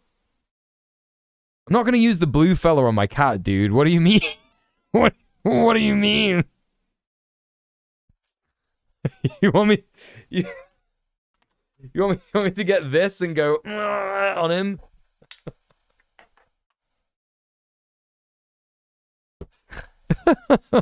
Fascinating historical story on the one hand, but it's also a very honest and intelligent work about the difficulty of fitting real people and real history into narrative structures and character arcs. That's what you want? So he would not be down for that, bro. You have no idea how much he would not be down for that. That's from me. That's my review. Go and buy it and read it. Anyway, of interest for us... Tom is the kind of cat where... If you go up to him and you're like, he's like, feed me immediately, you fucking human bastard. Like, he doesn't give a fuck about any of that. Day is the character. Not about any of that. Vladek is smart and resourceful, but also short-tempered, stubborn, self-centered, and frustratingly miserly. Miserly in a way that the in-comic version of Art Spiegelman finds uncomfortably close to the racist stereotype of the miserly Jew. And as a reader, there's an expectation that we're going to find out that his experiences during the war are what made him the way he is. And this is an expectation that Art Spiegelman voices during the frame story of the comic to his father's second wife, Marla, before she reminds him that she and her friends also went through the concentration camps and they aren't like Vladek. Mouse conveys very well just how supremely irritating the elder Vladek must have been. Nothing is uniform in the US, right? I got you, YBE, yeah. Reader, there was a strong I get the point, for an arc, a narrative reason to explain the way he is, to make it make sense. Mouse dashes these hopes wonderfully when it reveals that Vladek is also... Oh, he's pro-Palestine? Art Spiegelman? Of course he is, of the comic. So I bet he's on that list of writers for a free Palestine, right?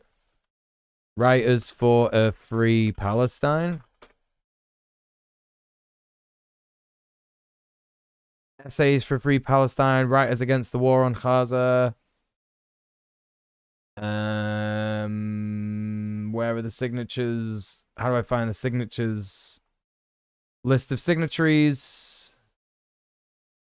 Find Art Spiegel. Oh, he's not there. Well, never mind. Art and his wife Francois are driving with Vladek in... He's back, look. He's back. Hi. Oh. Are you a baby boy? Ow. Are you a small baby boy? Aren't you? Hey? Tom, do you love me? Tom? Do you love me?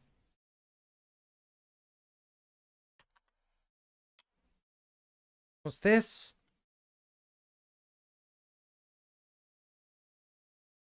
What is it?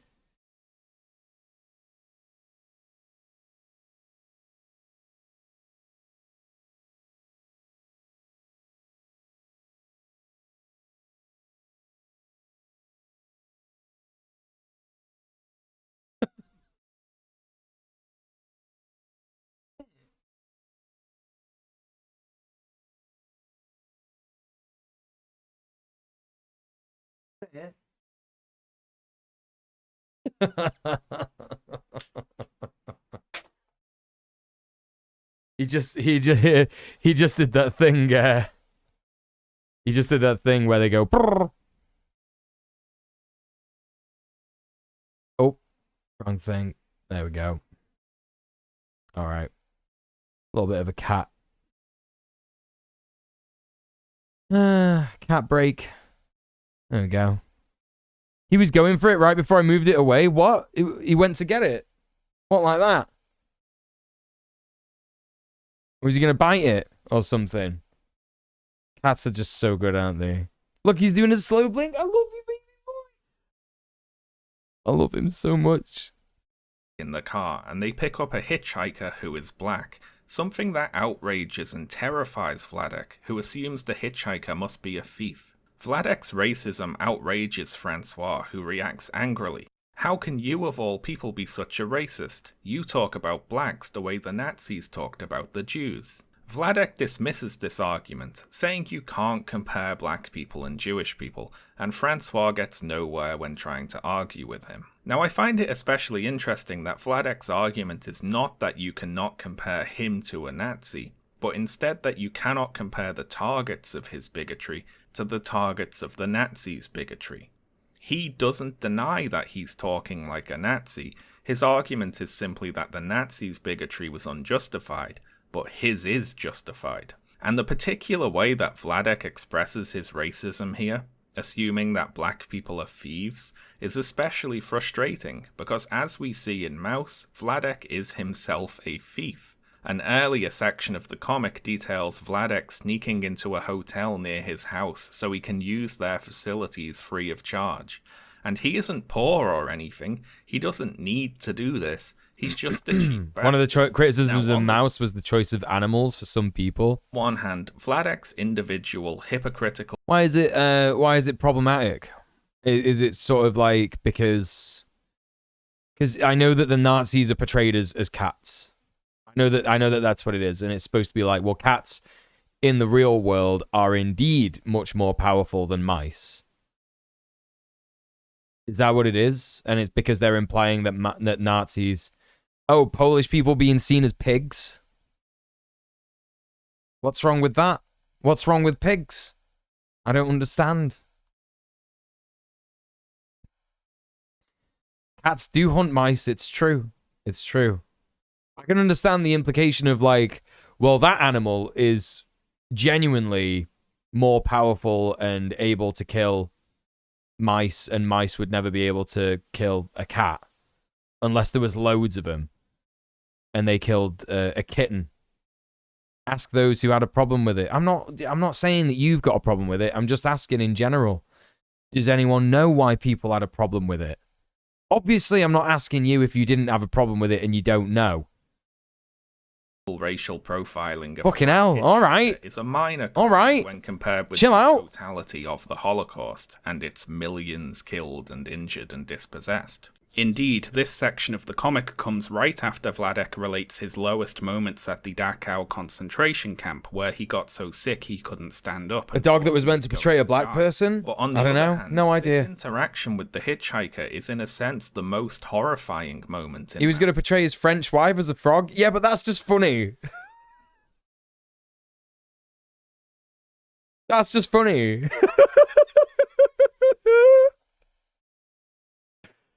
Like, you know, because when it becomes like colonial countries, I simply couldn't give a fuck. I simply couldn't give a shit. French called frogs? Yeah, funny. It's funny that actually. I don't care. I don't care. The French engage in colonialism and racism and all that shit. I think it's funny to call them frogs. Half French here, frog away. Yeah, literally. There we go. We got the frog pass. We got the frog pass, everyone. And also, yeah, frogs are cute. Like, this is, the pig thing is like, I don't know how to feel about the pig thing. Because it's like, well, pigs are fine. There's nothing wrong with a pig. And, the Poles aren't really expressly, I guess, portrayed as a people that decided to, I don't know, what do pigs do? They eat, like, garbage and stuff.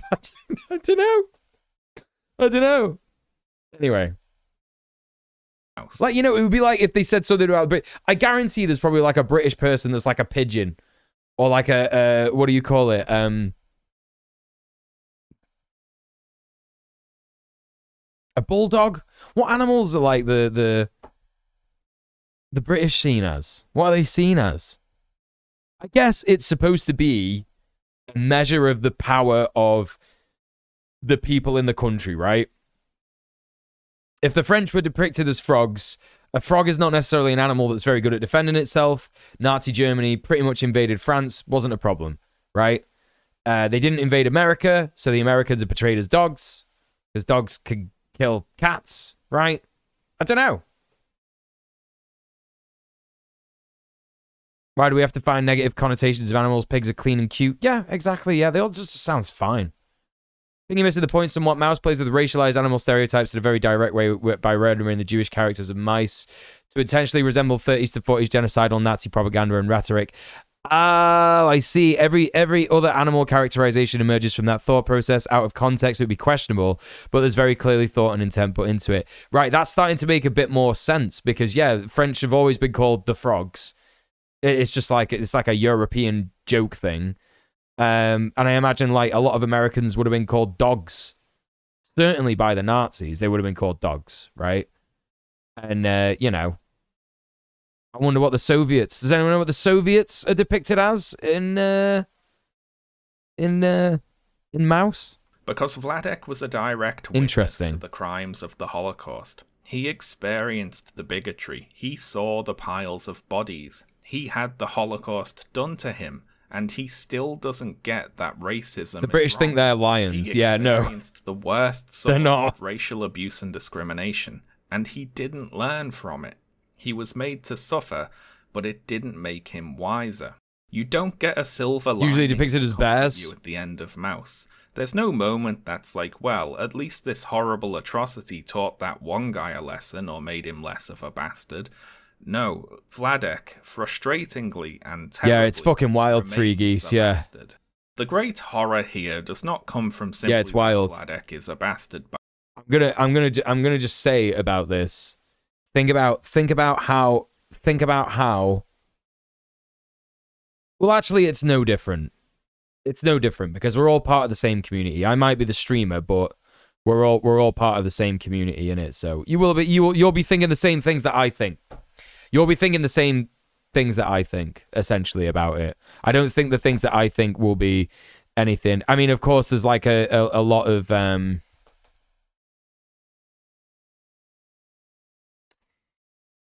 in my sort of thoughts about it. There's a lot of like, did I make that happen? Do you know what I mean? Did I inspire that person to do that?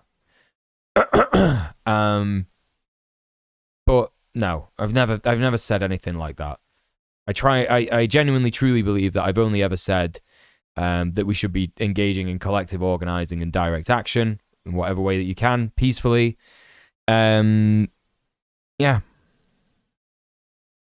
So I guess my feelings are a little different. You know, I think about the time that I cried on Red Planet. You know what I mean? Like at the end of the episode that we did about Gaza, because I was feeling very emotional about that. And I cried, and I said that anyone should do anything that they can. But you know, of course, I didn't mean anything like that. Anyway, listen, this is getting pretty deep into it. You know what I mean? It's like, look, if you want to DM me about it, if you want to talk to me about it, it's fine. If you don't know what I'm talking about, Lily is also known as Aaron Bushnell. Yeah, was actually a member of this community. It's something that I found out a few days ago, basically the day that it happened anyway. And yeah, I wrote something about it. So if you want my actual thoughts about it, there it is. If you want my actual thoughts about it, there it is. Yeah, thank you, Middle-earth Marxist. Yeah, it's there. You can go and see what I think there. But where was I? We were talking about animals in Mouse. Also, hi Johnny, how's it going? Good to see you. Everybody, please go and follow Just Johnny. By the way, it comes from the reader's desire for suffering to be a teacher. Mouse acknowledges your need for narrative resolution and character growth, but then tells you to stuff it, because this isn't a story, it's the Holocaust. A typical Hollywood story would see the elder Vladek witnessing racial discrimination in the States, and then solemnly and wisely proclaiming it to be wrong based upon what he'd learned through his experiences in the war. But Vladek, the real Vladek... No, of course, Three Geese, yeah. Story. He doesn't have a character arc or a narrative, he's just some guy. And the Holocaust... What you were saying is we've lost one of our community. Not necessarily that what they did was a loss, right? Yeah. There's two ways. There's two ways to think about it. Didn't make him a better person. And why should we expect it to? It was horrible.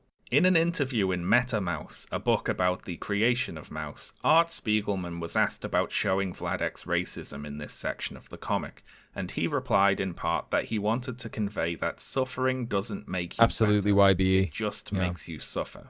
Now, if Mouse has one lesson to teach, it's this. If atrocity was a teacher by itself, we wouldn't still be killing each other, would we? We'd have packed all that in long ago. I don't like this lesson. Not because it isn't a good one, but because it frightens me. See, what I would like to believe is this, that the internationalism of the internet and social media will eventually fatally undermine all the no, that's correct, Sorka. For war, which is why I don't feel guilty about it. And selfish national it's just thoughts coming to your head, don't they? Cast off you know? The new ones rooted in equality for all people everywhere. That over time, things such as what are currently happening in Gaza will become impossible because enough people will understand quite that apt people are people succinct. everywhere, irrespective of location or skin colour or language. That enough people will know that there's no master race, no supreme leader, no God's chosen Thank you, people, Sorka. no inherently superior or inferior groups of people at all. There's just people, and they're people wherever you go. I would like to believe that this situation is our inevitable future. Surely there must come a point when enough people will see enough atrocity and say, no more. This is what I would like to believe, anyway. But then in one section of Mouse, Art Spiegelman is talking to his therapist about his book, and the therapist, who is a Holocaust survivor himself, questions Art's admiration for his father having survived the Holocaust. Would it be not admirable to not survive, he asks. He laments how the victims are blamed for dying, and points out that the best people did not survive, nor were they the ones who were killed. It was random. Any Zionists who consider the Jewish people killed by the Holocaust to be weak still need to learn this lesson. Anyway, then he sighs and says, I'm not talking about your book now, but look at how many books have already been written about the Holocaust. What's the point? People haven't changed. Maybe they need a newer, bigger Holocaust. Anytime some new tragic story Jesus, that's Gaza, fucking or the fucked. death count is updated to some new high, my instinct is to think, well, surely now people must see. That was so horrible that they must get it now. And then I think of this scene from Mouse, where the therapist laments that even the horrors of the Holocaust didn't change people. And that frightens me, honestly. It makes me think that the future I want is bleak notion, yeah. Maybe it won't happen at all, and I don't like that much. I don't like not being sure that the future will be better, but I still want to believe it can be. I started this video today by talking about an image that stuck with me. Those Israeli civilians on the hill watching Palestinians be bombed for entertainment. And the main reason it stuck with me is because it's not possibly justifiable.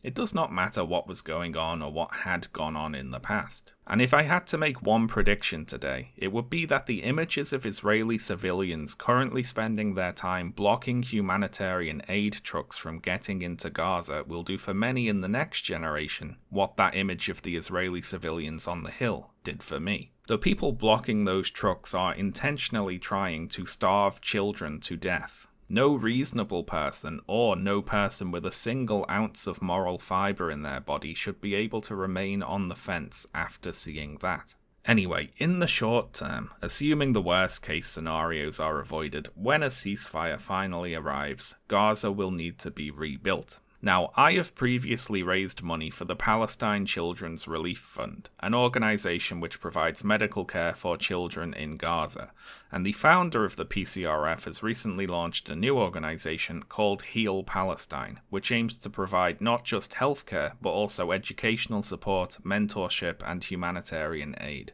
I will put links to both of these organisations below, and would encourage you to make a donation. If you're hopeful about the future, do it because it's the right thing to do. But even if you're a hardened cynic, do it to spite those fuckers blocking the trucks. Oh yeah. Every one of them is a pair of hands pushing in the wrong direction, and we need 100 times as many hands pushing in the other direction. I wasn't going to run ads on this video given the subject matter, but I decided to do it and then donate whatever ad money comes in this month across my whole channel to Heal Palestine. There you go. Before I go today, I'd like to address the feeling of despair that being witness to horrible events like this can understandably instill in people. It's easy to feel as if there is nothing you can do by yourself. And while there are certain things I would encourage you to do, for example donating to aid organisations, talking to people you know about the issue, going to protest marches where there is one that you can reach, stating very loudly that you refuse to vote for any politician who does not call for a full and immediate ceasefire. Based, he's right and he should say it. All of that is... By the way, did you all hear the news about Michigan? Let's just talk about that real quick. Let's just talk about this real quick. in the Michigan Democratic primary, let's have a look. This is fucking huge. This is fucking massive, chat. Yeah. I don't think anyone realizes how massive this is, but this is huge, right? So this was the primary. So obviously Joe Biden won. We all knew he was going to win anyway, which is why liberals fucking pontificating about, oh, if you don't vote for Biden, you're going to get Donald Trump. Right, this is nonsense anyway, because he still won the primary. But however, what we absolutely need to acknowledge is that, this is, you know, however many people voted. So what, 600,000, 700,000, maybe 750,000 people turned up to vote, yeah? Now, I don't know what the population of Michigan children is, people who are unable to vote, or anyone who has been, like, oppressed so that they're unable to vote. But the population of Michigan...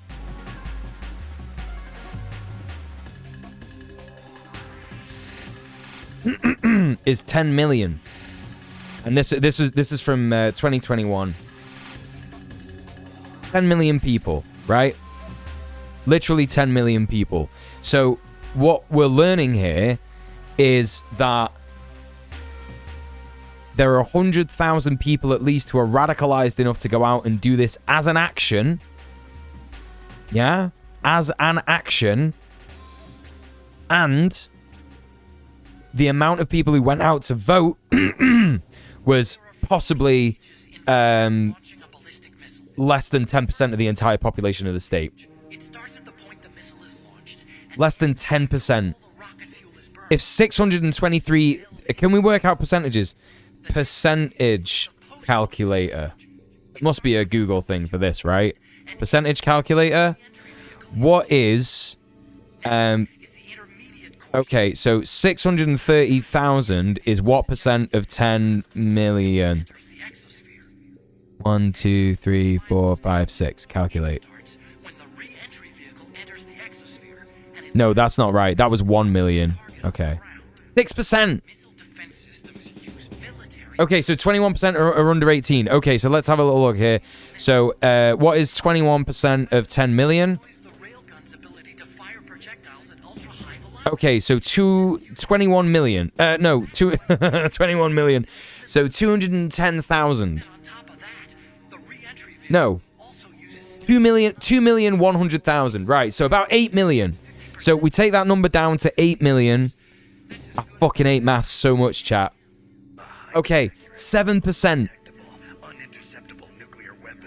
7%. Yeah? 7% of people in Michigan like Joe Biden. Yeah? 7% of people are like, yes, we gotta vote for Joe Biden. That says quite a lot about his approval rating. Now, let's conversely, let's entertain the libs' idea, yeah? And let's take a little look at the Republican stuff. So Donald Trump, so we have more Republican voters, I think, overall. Yeah, looks like it. And 758,000 of them voted for Donald Trump. 68%. Lost quite a lot to Nikki Haley. More like Nikki Slaley. And by the way, just so everyone knows, I don't care about any of this. I'm looking at it as like a clown show, which is what it is. We all know electoral politics is at best harm reduction, at worst you're participating in the system. Oh yeah, Ron DeSantis is very funny. It is very funny to see Ron DeSantis out here. With 1.2% of the votes. So good. Well, yeah, you know, so we got similar numbers here. 7%. Maybe this is like 8%. 8% of people in Michigan are interested in Donald Trump, and who cares, right? So maybe he'll win in Michigan. Maybe he will. Because, you know, the people who voted for Nikki Haley are going to end up voting for Donald Trump. So, yeah, he might win. In Michigan. And you know what? The Dems should be shitting themselves about that. But they aren't. What does that tell us, chat? It tells us that they fucking want to lose. You know? They want to fucking lose. Jesus Christ. Folks, djmuel, I hope we can acknowledge the sacrifice that they made as a community. While we're sad we lost them for now, may they rest in power. Rally behind their memory to do good and keep on fighting for the freedom from the river to the sea. Yeah, that's what we should be taking from this. That's what we should be taking from this, Johnny. I agree. Yep. Excuse me. As an independent Coloradan, I get to pick which primary I vote in, but I can only pick one, and I'm not sure how to use that for damage mitigation at this point. Yeah, I'm not the best information for that. I would probably say... Yeah, try and do a bit of research. Maybe there's like because what's it called in Michigan? Vote uncommitted Michigan.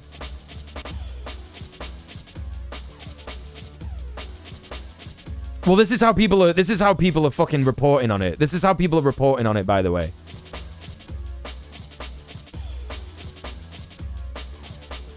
Al Jazeera, groundbreaking Michigan's uncommitted vote for Gaza should worry Biden.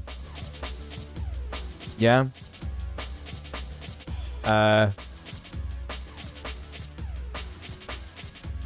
Guardian.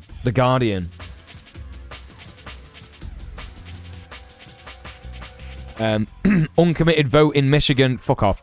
Uncommitted vote in Michigan. A warning shot over Biden's support of Israel. Right? This is awful press. Awful press. Terrible. If we've got time, we will watch that for Lotters. Yeah, but welcome to the stream. How you doing? Next up, we're going to be watching Libs of TikTok, Chaya Raichik with Taylor Lorenz. So get excited about that. Figure it out. Mostly just venting frustration. That's all right, Gobs. I get it. As an aside, there are remaining states with uncommitted as an option on primary voting. Oh, yeah, absolutely. Well, let's do another thing. Democratic primary results 2020. Michigan.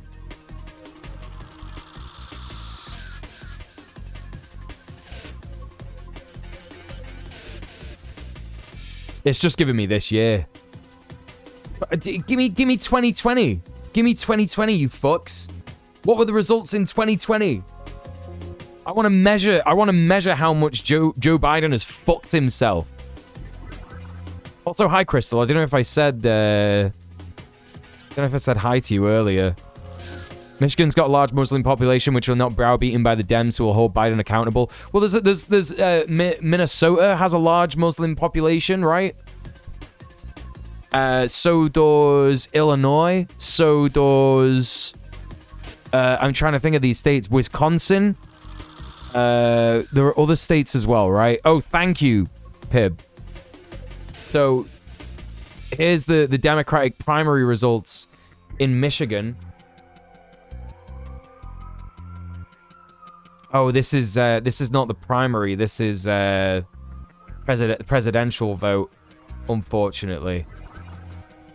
840,000 voted for Biden in 2020, and 500,000 voted for Sanders.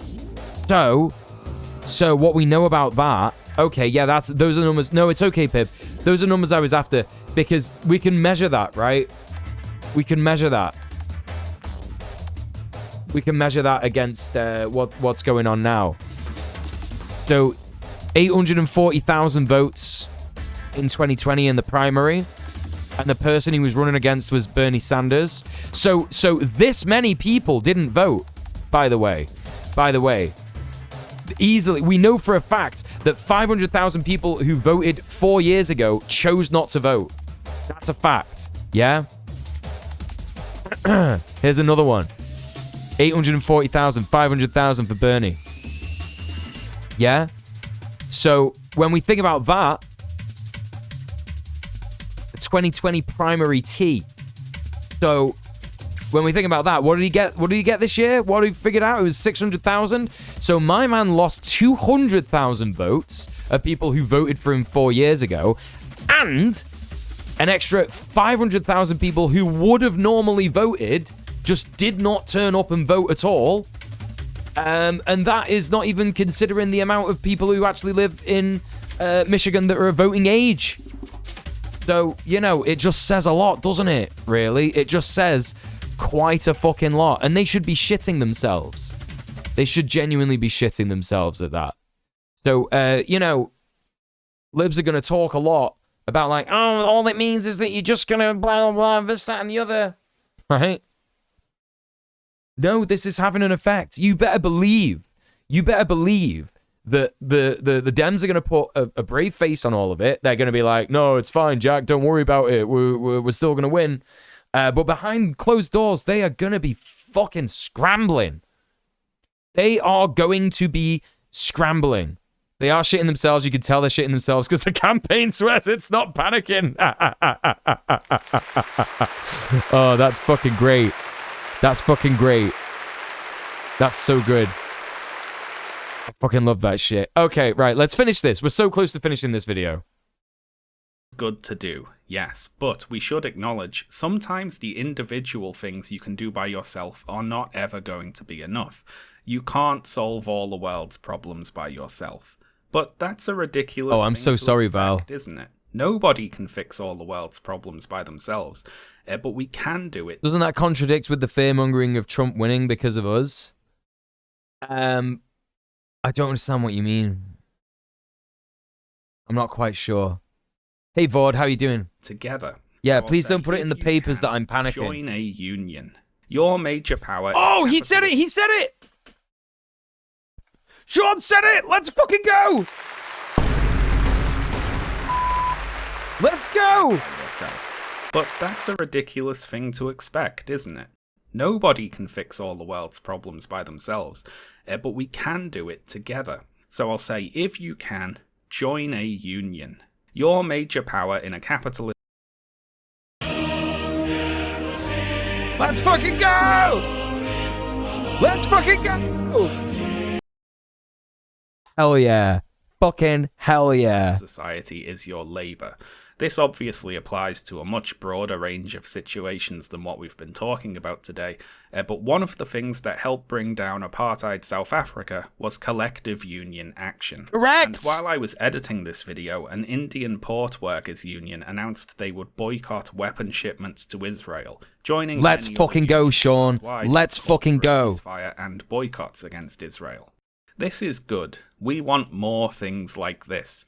Even in places that have forgotten it, this is a power that can be reawakened. Unbelievably based. You can be John Wick, sledgehammering through his basement floor to rediscover that there is power in a union. I'll also drop a link below to the website of the boycott... BDS mentioned! BDS mentioned! Let's go! ...led human rights movement that organises... BDS mentioned! ...comply with international law. There's a lot to check out there with many suggestions. Fucking Sean mentioning this kind of stuff is so incredibly important, because this is like, you know, he's not really the kind of guy to go on about that kind of stuff, But so he has like a big, viewer base of people who are just going to go, you know what? That's true. I'm going to join my union. I'm going to join my local union. I'm going to do BDS. I'm going to participate in that kind of shit. This goes hard, yo. This goes fucking hard.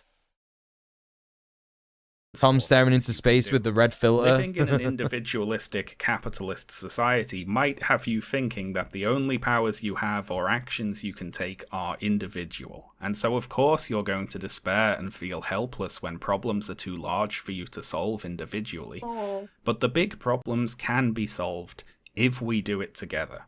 So every time you start to feel that despair, think instead about how to get organized. Thanks a lot for watching today, folks. And thanks as always to all of my backers over on Patreon, some of whom should... What is going on? I'm getting real laggy camera today.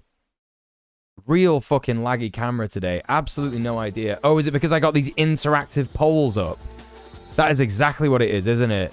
I got all these extra tabs open with interactive polls and stuff going on. Yeah, that's literally immediately sorted out the problem. Excuse me. Rembimon says, oh hey, I joined my first union this year. We had a strike over pay and actually ended up winning and got a decent wage. Let's fucking go! I can do this today. Boo. Dorka, thank you so much for the fucking £5. Let's fucking go! Brilliant. Thank you so much. Thank you so much for subbing off Twitch. Thank you so much for supporting the stream. Chat, do you know what that means? It means that we've literally got, what is it? Oh God, I can't do maths at all. That's a 558. So it's £42. £42 to get to the goal. And we can play some educational games on one Saturday next week. Don't forget, we've got movie night this Saturday in the Discord as well. If you're not in the Discord, please get involved. We're going to be watching Neil Breen's new film. Remimon, thank you so much for the sub. Thank you for the Prime sub. Really appreciate that. Don't forget that we're going to be watching what are we watching? Cade, the Tortured Pair. The Tortured Crossed Pair. It's Neil Breen's new movie. Sorka with the £2. Thank you so much, Sorka. Oh my God, you didn't have to do that. Thank you so much for subbing off Twitch. Thank you for supporting the stream. Let's fucking go. Thank you. So listen, movie night on Saturday, 8 p.m. UK time. Neil Breen's new movie. It's going to be fun. It's going to be funny. If you're not in the Discord, please join. I think we can also put the Discord in the YouTube chat as well. As well as that, we've got... I thought we were £2 away from the goal. No, it's okay. Don't worry about it. It doesn't matter, Sorka. Any and all contributions are very, very welcome. And also, on Friday, I'm going to be playing the Home Safety Hotline as a bonus stream. So that's very exciting, isn't it? Very, very exciting. Thank you so much, everybody, for supporting. What's the maths on that? 15 people donating £5. What's 40 divided by 5? 8. Literally, chat, just need 8 people to donate £5 now, and we've done it. We've hit the goal. Literally hit the fucking goal. We could do this tonight, chat. We could do it tonight. I believe in you. But in the meantime, I'm gonna go to the bathroom. You are going to do the same if you need to. You're also going to have a snack. You're also going to take your meds if you've forgotten. You're also going to stretch your legs, have a little stretch. We've been streaming for about 2.5 hours. You got to look after yourself. Can't just be sitting here watching me, donkus jonkus this whole time. Well, you can. You can do whatever you want. Stay hydrated, all that kind of stuff. I'll be back in a little minute.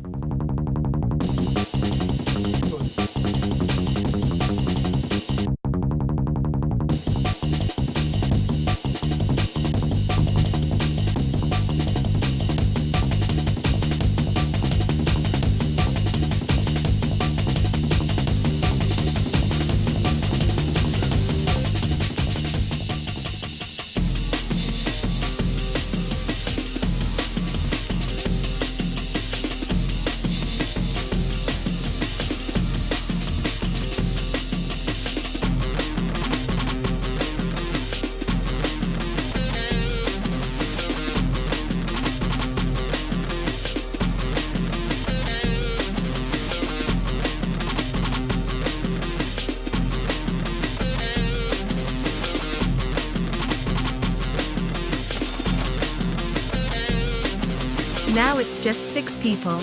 Closing parenthesis.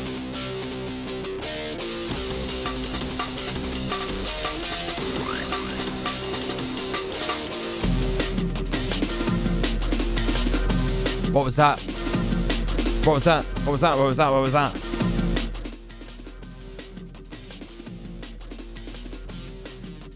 Gotta go just as Mule leaves. My late ass ride is finally here. No worries, Prince. Thanks so much for being here. Really appreciate you. Who donated? I heard someone donate. Anonymous with the £10. Now it's just 6 people. Oh my god, Anonymous. Thank you so much. Thank you so much for subbing off Twitch. Thank you so much for supporting the stream. Thank you very, very much. Thank you very, very much. That was really based of you and incredibly good. What a good person. You're all good people. Oh my god, we're literally so close. What did that say? Now it's just 6 people. 6 people. If we could get 6 £5 donos tonight, that will be fucking incredible, chat. No pressure, because we still got the whole stream tomorrow. Yeah? So you don't got to worry about it. We don't hit it tonight. It's all good. But it would be incredible. It would be absolutely incredible. All right. Listen, we got more content to go through, chat. And that content is unfortunately... well, I'll tell you what it is. Because I kind of have to tell you what it is. Otherwise, you know... I just wouldn't be a very good streamer. We're going to be looking at Libs of TikTok being interviewed by Taylor Lorenz. Now, if you don't know who either of these people are, lucky you. Aren't you lucky? Aren't you lucky? What a great existence to exist within. Yeah? That is a great existence to exist within, and I wish I was in that existence with you. But I'm not. I'm literally not. What I'm realizing right now... Oh, it's fine. I figured it out. Okay, it's all good. I thought that one of my buttons had broken. It's all good. But yeah, Libs of TikTok is an evil transphobe, queerphobe. She's one of the most disgusting people of all time. That is Chaya Raichik. She has incentivized a bunch of terrorist attacks and bomb threats and people getting killed and maimed and attacked and harassed for being queer, trans specifically. And yeah, fuck him, she's a ghoul. Taylor Lorenz is also equally a ghoul for thinking that it is up to her to show the entire world that she is a monster, as if we didn't know this already. So, you know, fuck you, Taylor Lorenz, for using a horrific fascist to get some clout, essentially. That's what I would say.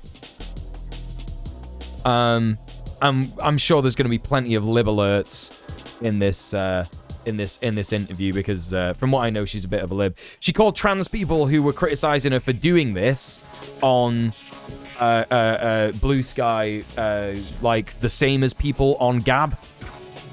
So calling it like, you know, whatever you want to call it. 4chan for trans people. That's kind of what she was saying. So, you know, fuck her, really. What a knobhead. Sir? What are you... I don't know what he's doing. Hey, Alice, how's it going? Good to see you. Welcome in, good to see you. £31 donos, that's correct. That's true. It would also be that, wouldn't it? It would be that. I forgot that Tom should really be on the screen here as well. There he is. There he is. I need like an "aww" sound effect, don't I, for Tom? What are you doing? What's he doing? What's he doing? What are you doing, buddy? Put Mouse in the Books channel for you all, by the way. Porcelain! What a legend. Well done. Thank you for that, Porcelain. What a legend. Oh, Tommy Twos. He's a little baby boy. He's a little small baby boy. Look at him there. He's having a little dig, isn't he? He's like digging and eating his bed? Is that healthy, chat? I don't think that's healthy.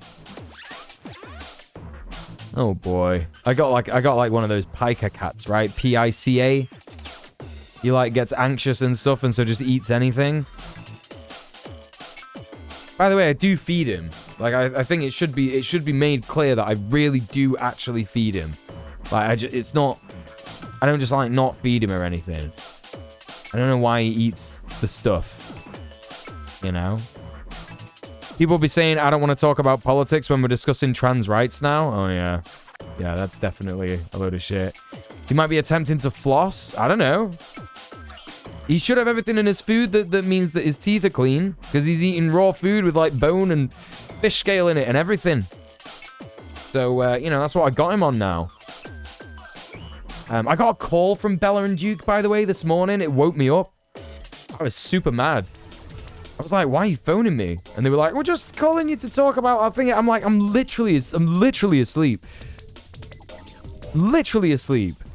So, Bella and Duke, very good food, awful customer service / sales team. Same with any kind of fucking company, innit? Do you know what I mean? They'll eat paint chips, so be careful. Well, my house hasn't been painted in a long time, so maybe I do have to be super careful about that. Oh boy. Anyway, okay, yeah. We're not gonna be promoting this video, so I'm gonna be unpinning the videos that are at the top of the chats. They're gone. They're trying to upsell you on cat food. I don't know. I literally don't know. Someone's trying to get all the calls done early. That's what it is. Yeah, that's what it is. That's definitely what it is, YBE. Yeah. Right, okay, listen, you know, we're not promoting this next video because it's by Taylor Lorenz, whatever, fuck her, she's a stupid lib. Maybe she's got some good politics, but it probably amounts to, like, vote, and that's that. And she thinks that, like, she's a superhero for, like, getting Chaya Raichik to, come and sit down with her. Whatever, man, I don't fucking care. Let's watch the interview, let's get mad at it together. Don't worry, chat. We're all in this together. It's going to be okay. I promise you. But obviously, huge content warning for transphobia and just bigotry in general.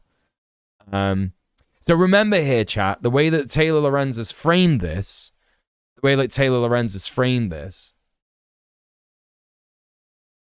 is that she's done this big expose on, you know, Chaya Raichik, and now everybody knows that she's an evil monster, yeah?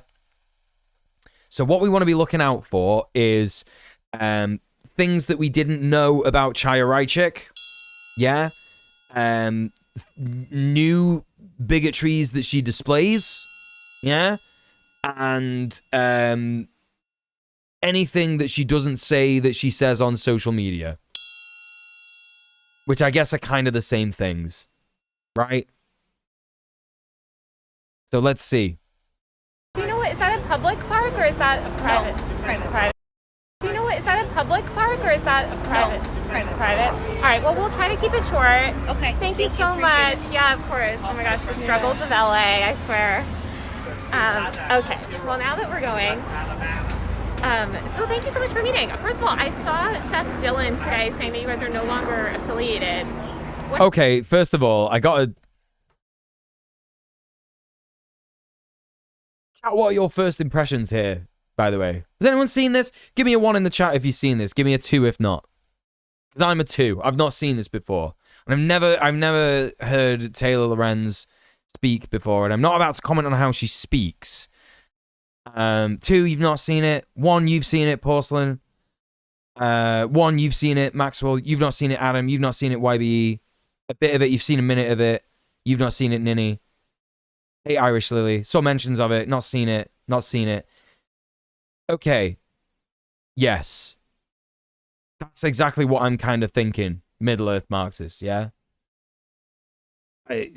Exchanging fake influencer niceties. Like, she's talking to a fascist. That's what's going on. That's what's going on. Yeah? And she's like, oh my God, thank you so much for coming. Like, if that doesn't just like scream liberal, moderate left centrist, I don't know what does. I genuinely don't know what does. Seems like they couldn't book Chaya for a proper interview. The absolute ridiculous idea of going to an interview wearing a t-shirt of an embarrassing photo of your interviewee. Aside from the evil, there is something deeply off about Raichik. No, I think it's related. This is the thing. I don't think we're learning anything new. I don't think we're learning anything new about Chaya Raichik that she would like think that she's doing a meme by wearing Taylor Lorenz's face on a t-shirt. I don't think that tells us anything that we didn't know about her. Right? Because if you've not looked at like libs of TikTok's posts and what Chaya Raichik posts on her like personal account, this is the kind of shit that she loves. This is the kind of thing that she thinks is funny. You didn't mean it was new, it was just so ridiculous. No, it is ridiculous, but like, again, nothing new. Did she get that t-shirt printed specially for this? Yeah, probably, yeah. Probably. Hey, Stealth Intel, how's it going? The only time I'd be willingly talking to a fascist is when I have a baseball bat. You be careful because, you know, I can't be seen to be encouraging any kind of violence on twitch.tv. That's a big no. Can't be doing no violence. You've got to be nice to fascists. You have to. No, you don't. You don't. Even if you're not going to be violent to fascists, you don't have to be nice to them. So yeah. And you know what? I've just realized, Stealth Intel, you weren't saying that you were going to hit them with a baseball bat. You were just saying that you would have a baseball bat. Obviously to invite them to a baseball game. Well done. You know what? That's fair enough. Play a nice baseball game. Everybody having a nice time. Just baseball soup for my family, right? I get it. It's correct. I jumped the gun there, didn't I? I jumped the gun. A nice game of America's favorite pastime. Yeah, that was my bad for assuming there. Anyway, listen, I understand the sentiment, and that's why I never want to meet the president. They'd have to put me in jail afterwards. I'd be so rude. Right. You know, yeah, exactly. Hey Renee, what's going on? I'll be the swatter. They could be the ball. Oh no! Now you're going too far. No, sorry. That's illegal and wrong, and the law is the arbiter of all morality. So I gotta say no to that. I don't agree with that. That would be wrong and bad. It implies they're filming in a cafe they haven't got permission to shoot at next to a road with nothing but an iPhone. This is such a big, careful move for Taylor. Why is this framing its weird choices? Yeah, no, I agree. Actually, I agree. It's very odd. It is very odd, just in general. First thoughts. Yeah, I agree with that. What everyone's saying. He invested in you early. Was a huge supporter of you. What happened to that relationship? Just parted ways. For what reason? Who? You guys are no longer affiliated. Who is she talking about? Oh, thank you so much for meeting. First of all, I saw Seth Dillon today saying that you guys are no longer affiliated. What happened with there? I know that he invested in you early. Was a huge supporter of you. What happened to that relationship? Just parted ways. For what reason? Personal reasons. Yeah? Yeah. What, you didn't align Totally amicable. I love Seth. Yeah. He's a great mentor. So why wouldn't you want him involved, or, you know, why isn't he involved in the business anymore? He's the Babylon Bee owner. I'm not going to get into it. Oh, okay. When did that sort of break off? Recently. Uh-huh. So how many staffers? Tell me a little bit more about your organization. We are a small team. Just a couple people. And it's all distributed? It's what? It's all distributed, as in it's all remote, pretty much? Or do you guys do you have any office space? It's remote, yeah. Got it. So when did you start, I guess? What got you into all of it? She's just mad. You know people who have been saying like, oh my God, she's barely coherent. She can't string a sentence together. It's not, she's just mad. She like hates Taylor Lorenz. She doesn't want to be in a room with a fucking lib. But she's not in a room with a lib. She doesn't want to be near a lib, right? That's exactly what it is. She fucking hates lefties, all that kind of shit. Why is there an 88 in that chair? Well, we probably know why. It's a Nazi restaurant. I don't know. Hey, Mr. Dank. Did I say hey, Mr. Dank? Hey, Mr. Dank. you know, just deeply, deeply hostile, very awkward, hostile energy. I've always wanted to ask you. I know, I read about sort of the history of your Twitter account, but how did you get involved in politics? If you watch any of my interviews, I talk about this all the time. But just, COVID radicalized me. Yeah. COVID radicalized me. It's so okay. This is funny. This is actually funny as fuck. And you know why it's funny? Yeah, it's funny because she's so mad. She fucking hates Taylor Lorenz, and like maybe she's been given money to like come to this interview or whatever, and she's like, I gotta pick up this dough. I don't want to be here. I gotta think about the most political answer, the most politician answer that I can think of. You know what I mean? Like she's saying like, oh yeah, it's a small team. It's probably just her. It's probably literally just her, right? She must be seething over her wearing that mask. Yeah, that's absolutely it as well. It's a 38 but semi-transparent. Looks like 88. Oh, that's right. Yeah. And they were like forcing us to wear masks and not letting us leave our homes. And that's why she's saying that. She's trying to get Taylor Lorenz mad because she's wearing a mask. It's just, this is just... not letting us work and people losing their jobs. And then people now forcing a vaccine, an experimental vaccine, people dying from the vaccine. So how did that get you interested in LGBTQ issues? It got me interested in politics. And then once I was interested in politics, I stumbled upon this whole movement, and I was absolutely appalled by what I was seeing. Appalled by what? The radicalization of it, the way that they come after our most innocent and vulnerable population. Get her defensive and feeling above the situation. Great interview technique there. Are you being sarcastic? The way that it makes there's nothing logical about That's exactly what it is, Middle-earth Marxist. Marxist. Nothing logical about chopping off kids' body parts. There's nothing logical about giving kids porn in school. There's two sexes and that's it. So, anything out of that, it's just based on lies and nonsense. Yeah. Did you grow up, I know you grew up in a sort of a more conservative community. Did you know any LGBTQ people growing up? What was your exposure to that? This is not a gotcha. This is why I can't fucking stand people like Taylor Lorenz. Yeah, you're being sarcastic. I thought you were, Alice, yeah. This is why I can't stand Taylor Lorenz, right? Well, people like her anyway. Because it's just like... Oh, did you not know any queer people growing up? You can know queer people growing up and still become a reactionary piece of shit. I'm sorry, but it's not a fucking gotcha. It's not a fucking gotcha, is it? Community. That's what she's making it out to be. To sort of understanding the world through politics. I never really paid attention to it. So you didn't have any LGBTQ friends or anything, no. Family members? No. So your first exposure to the LGBTQ world was through basically learning about it through the media. Fascist enabler versus fascist the interview, yeah. Through themselves, actually. They would say exactly what their intentions are, what their whole movement is about. So I learned about it through watching their own videos. Yeah. Yeah, but again, like...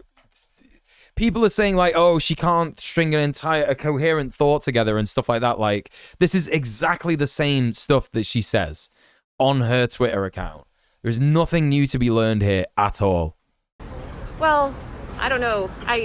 What sort of videos were you watching? Are you just talking about the TikToks that you share and stuff? And tons more on TikTok. It's all over TikTok. Yeah. Very easy to find. Yeah.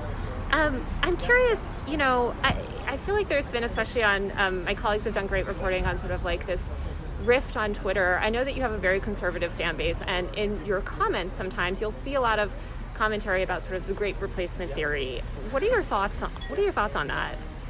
What are your thoughts on the comments on your post telling me to kill myself? Horrible. Yeah, horrible. Obviously against that. Yeah. So will you come out and condemn that publicly? Oh, I would condemn it anytime. It's just a debate. It's just a debate, isn't it? It's just a debate. That's all this is. It's not an interview. It's a debate. That's exactly what it is. Middle-earth Marxist said it exactly correct. She views this entire exercise as trolling IRL. Anything she does Anything she does, she thinks will trigger the libs. Boring, predictable nonsense. Absolutely, that's exactly what this is. I'm against murdering anyone, of course. So you're against death threats against me? I'm a big, as somebody that's dealt with a lot of online harassment, I don't defend threatening to murder anyone. But I guess I'm curious, because a lot of times it comes after an attack in the media, like someone like you or another journalist. So are you saying that, if somebody posts something and then attacks follow, that person should answer for those attacks? No, that's not what I'm saying. Oh, okay. Trying to gotcha it. This is so fucking completely banal. That people like you tell me that all the time, so I'm just asking if you think the same thing. Yeah, I don't think I have said that here, but I think it's kind of interesting, I guess, in the conservative movement, there's this ideology around debate shite, innit? Literally just debate shite. Which is obviously kind of a... When I literally say debates are an opportunity for fascists to learn how to talk to leftists, not just talk to leftists, but to talk over them so that it looks like they're winning the argument over them, right? This is what I mean. Chaya Raichik has watched debates.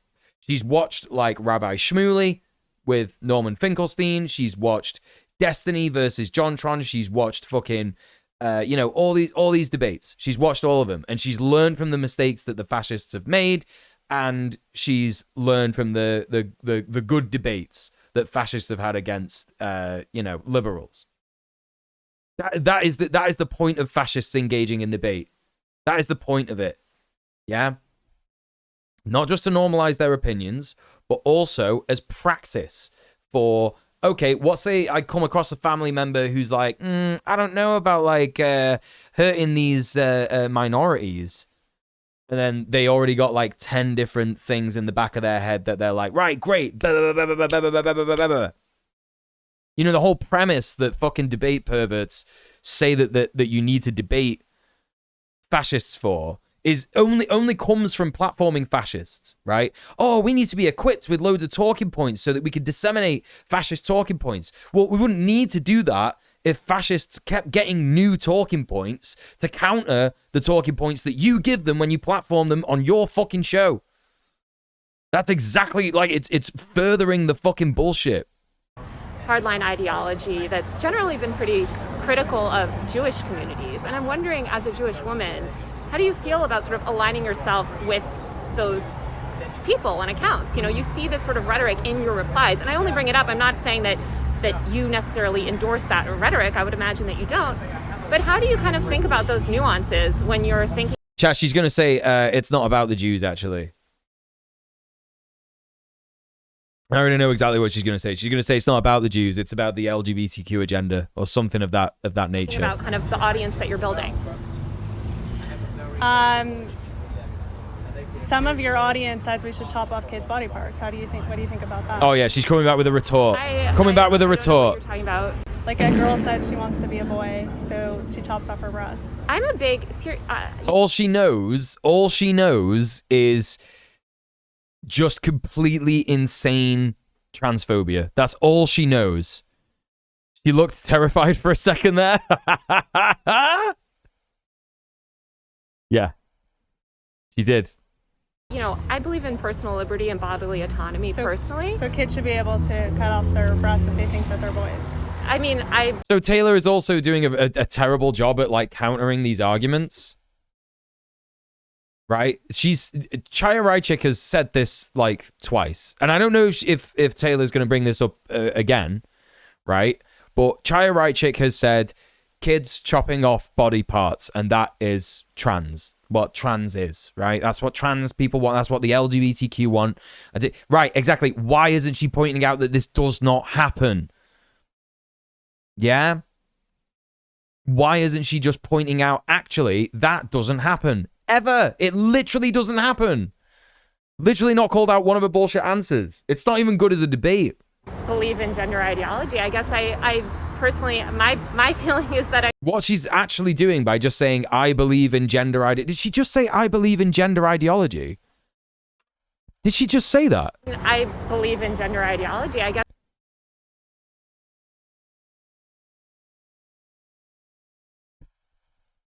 Oh, chat.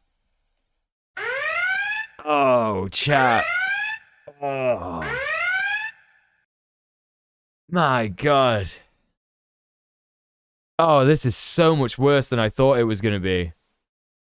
This is so... Seen enough of this shit already? This is nuts. This is nuts. Not even 10% of the way in. This is fucking stupid, man. I can't believe this shit. She's going to come out as a TERF in a year. Do you know what? Sorka, I wouldn't be surprised. I wouldn't be surprised. She sat down, yeah, and said and typed out, right? Literally typed out on Blue Sky, or not on Blue Sky. What was it on Twitter? Oh yeah, some of those people on Blue Sky. It's like Gab for leftists. Yeah, when it was just trans people saying you did shit in that interview and you shouldn't have platformed a fascist, which is the correct take, right? That's the correct take. Fucking, this is bad, chat. Yes, I personally, my feeling. YB says I'm 30, still not got my breast reduction surgery. Probably be another 5 years before I could save up. Right, exactly. There's so many counter arguments that you could have actually said here, but you're simply not. You're simply not equipped with the right information. Why is she conducting this interview? For clout. She's doing it for clout, right? You can always tell when someone's doing something for clout and not for the right reasons when they do it in this way, yeah? They're just not prepared for the interview. They end up looking like a fucking twat. Now everybody's talking about Taylor Lorenz and Chaya Raichik. Yeah? Cool. Great. That's good. That's cool. Yeah, I got the YouTube chat as well, 3 Geese, yeah. You should be able to see it on the screen when people post, yeah. That I believe in personal liberty. I grew up in a town where a lot of people, for their middle school graduation, women got nose jobs. I knew somebody that got a boob job at age 14. Okay. So what she's doing is she's saying she's not refuting the idea that kids get surgeries. What she's doing is she's saying, well, you say that kids get surgeries, but people in their graduation get nose jobs. This is stupid, man. And I guess I struggle to kind of understand the criticism when there's certainly no criticism of that sort of thing, right? But then there's criticism of this other sort of gender affirming. It's not a gotcha. So you're comparing a boy being allowed to chop off his penis to a teenage girl getting a nose job? You walked right into that. Just to be extra clear, you walked right into that. 13-year-olds are able to make those sort of medical decisions. Okay, finally. Holy fucking shit. How long did it take? God fucking damn it, man. You finally fucking got there. Oh my God. You could have said this before. But also, conversely, it was still shit because she said, I don't think that 13-year-olds are able to make those kinds of medical decisions. Whereas what you should have said is, if you were equipped with the actual facts, is that 13-year-olds are not able to make those sorts of medical decisions confidently. Minors are, yeah. Oh, really? And where? Yeah. Children's National Hospital in D.C. gives 16-year-olds hysterectomies. Oh, 16-year-olds. They gave me that. They told me that directly. They said 16 girls and younger. That's what they said. So hysterectomies. Hey, General Strike, what's up? There are definitely minors. I know for sure as young as 12 who are getting double mastectomies. This is the thing. If you say to a fascist like, okay, what I don't think that they're happening, and you're not confidently saying no, they're not. You're lying. Yeah, then you are leaving the door open for people to interpret this in the way that they're going to interpret it, which is that, like, oh, maybe she's got a point, right? Those decisions don't get made. Yeah, they just don't. The only correct thing to do if you're seated at a restaurant next to Chaya is to order a milkshake and dub it over her head. That's right. Legally, and in any state that it's legal. Okay. They allow They definitely allow vaginoplasties for minors and phalloplasties. I'm not aware of a specific case of a minor, but they allow 18-year-olds. Yeah, which I, you know, okay, 18-year-olds, you're an adult. But let's just get back to the Great Replacement stuff, because I'm curious, what are your thoughts on that whole ideology? Taylor, holy fucking shit, man. Holy fucking shit. Like, her whole thing. This is pretty insane, actually. I'm not gonna lie. This is pretty insane. Like, she's focusing on the fact that she wants the sound bites, she wants the clips. That's exactly it, Joel. Yeah. That's exactly it. Fishing for those sound bites. She's like, oh, she's a Jewish woman, so she shouldn't support the Great Replacement theory. Fucking dumb as shit, man. I mean, how many? There were times that there were some months over the past 3 years that there were more illegals coming into our border than children being born. I told you, chat. I told you. Absolutely fucking correct. I knew that she was just going to say, well, you know, it's true, isn't it? It's not about the Jews. There's either two things that could happen here, yeah? There's two things that could happen. She could either say, I don't think it's the Jews that are doing it. I just think that there are illegals coming in and it's the Democrats. Or she's going to be like, it's the bad Jews and I'm a good Jew. That's the only option that she could come with. Yeah? In the US, does that not look like they're trying to replace us? I guess sort of imagine She nearly said, I guess so. Oh, this is so bad. A whole new population. A melting pot. Isn't that sort of what America was founded on? No, but they're actually bringing in more people than are actually being born. So I guess it sounds like you sort of do ascribe to this theory of the Great Replacement. Just so you believe the Great Replacement. You believe the Great Replacement. There's my gotcha. I just look at the facts and the numbers. Well, so, I mean, just let's give a corollary, right? A lot of Jewish people fled, Europe. Stop it, dude. This is so incredibly cringe. Oh, my God. But you're Jewish, though. But you're Jewish, and you believe wholeheartedly in this Great Replacement, and you said yourself that Jews are doing it. Also as immigrants. Oh, my God. And she's actually, like, trying to appeal to, like... I'm not gonna lie, chat. I don't want to sound like I'm sticking up for Chaya Raichik, but this is pretty racist, man. This is pretty fucking... This is pretty anti-Semitic, man. Do you know what I mean? She's like trying to get like a fucking a Jewish woman to be like, I support the Great Replacement. Like, fucking, I swear to God, man. I swear to God. At least Norman Finkelstein knows what he's talking about regarding Palestine. Yeah, absolutely. Can't believe white people gentrified LA for this conversation to happen. It's so bad. It's so bad. And there's a lot of criticism towards Jewish people in those movements, in those far-right movements. So I'm just wondering, as a Jewish woman, sort of how you feel about that and your role in cultivating this fan base that might think of you as a minority or an outsider. Not all cultures are equal. I knew it. I was right.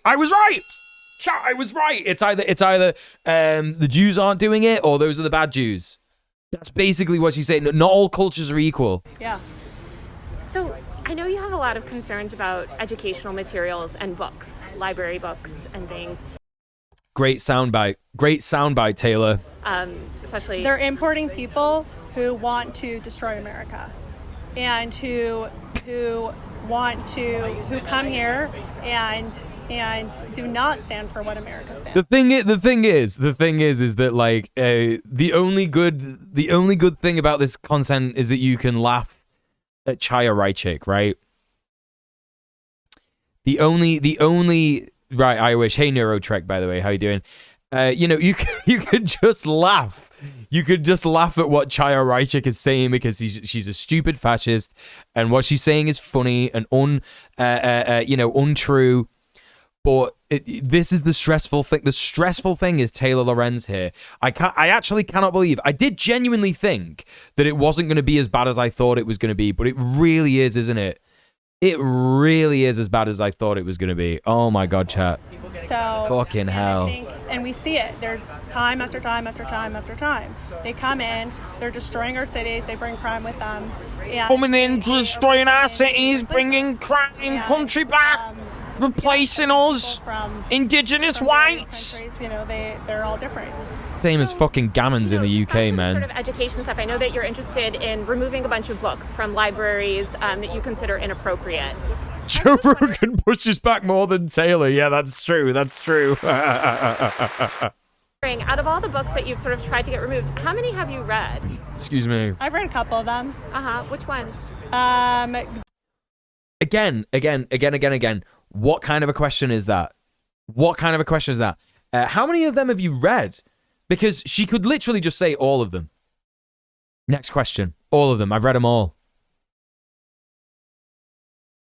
And the only way that you would be able to come back from that is if you yourself had read the books that she's tried to get banned, and then you could say, okay, which quote is this from, right? You read a quote from a book, and you say, which book is this quote from? And it's like the most famous quote of that book, yeah? Or it's like the title of the book, or something to catch her out. But if she's not got any of that, this is going to fall flat. Genderqueer. I've read This Book is Gay. I've read... just give it a space to say anything that she wants. I've read... What were some of the other ones? My Shadow is Pink. It Feels Good to Be Yourself. There's so many more. Tons of them. There you go. She's just said, I've read loads of them. I feel like you are, or at least I feel like you've spoken about free speech before and the need for free speech and Elon Musk's fucking hell, man. Area. Would you say that you're a free speech supporter? Yeah. So how do you square the sort of being this free speech supporter with wanting to ban literature? Okay, she's going to do leftist recuperation. She's going to do leftist recuperation here. She's going to be like, free speech is only good when the people who are doing the free speech aren't trying to harm people. That's what's going to happen. What kind of literature? Any kind of literature. I mean, I would think that what kind of literature am I trying to ban? Oh, I thought you were just trying to say you've made an effort to get books removed from schools. What kind of books? Books dealing with LGBTQ people and sexual education. No, that's not what I said. Oh, so you're not trying to get any books banned from school? That's not what I said either. Okay, why don't you explain to me how you're thinking about this? You just accused me of wanting to ban books. What kind of books am I trying to ban? Okay. Interesting take here. Tell me. I'm not trying to ban anything. But you're not trying to ban any books? Who said I'm trying to ban books? Are you trying to remove books from libraries? From public school libraries. Okay.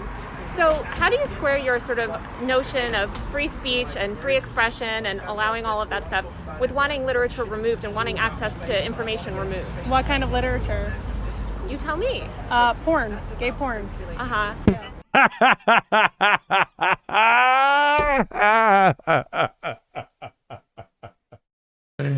Oh, babe. You never seen gay porn in your life, man. You can't pin me down. I'm jello. Yeah, that's what's going on, right? That's what's going on. And what do you consider gay porn in these books? So you want to see it? Are you talking about the stuff that you've tweeted, basically? You consider yeah, it like there's pictures of like blowjobs and like how to have gay sex with like naked people and people masturbating and stuff. Yeah. Did you? Like pictures of it. Oh, totally. And I went to public school, and we had a sex. Taylor, like it's embarrassing actually, right? I tell you what's embarrassing about this is that Taylor's trying to maintain this air of civility between them. But the hostility is quite clearly there, right? It's quite clearly there between the both of them.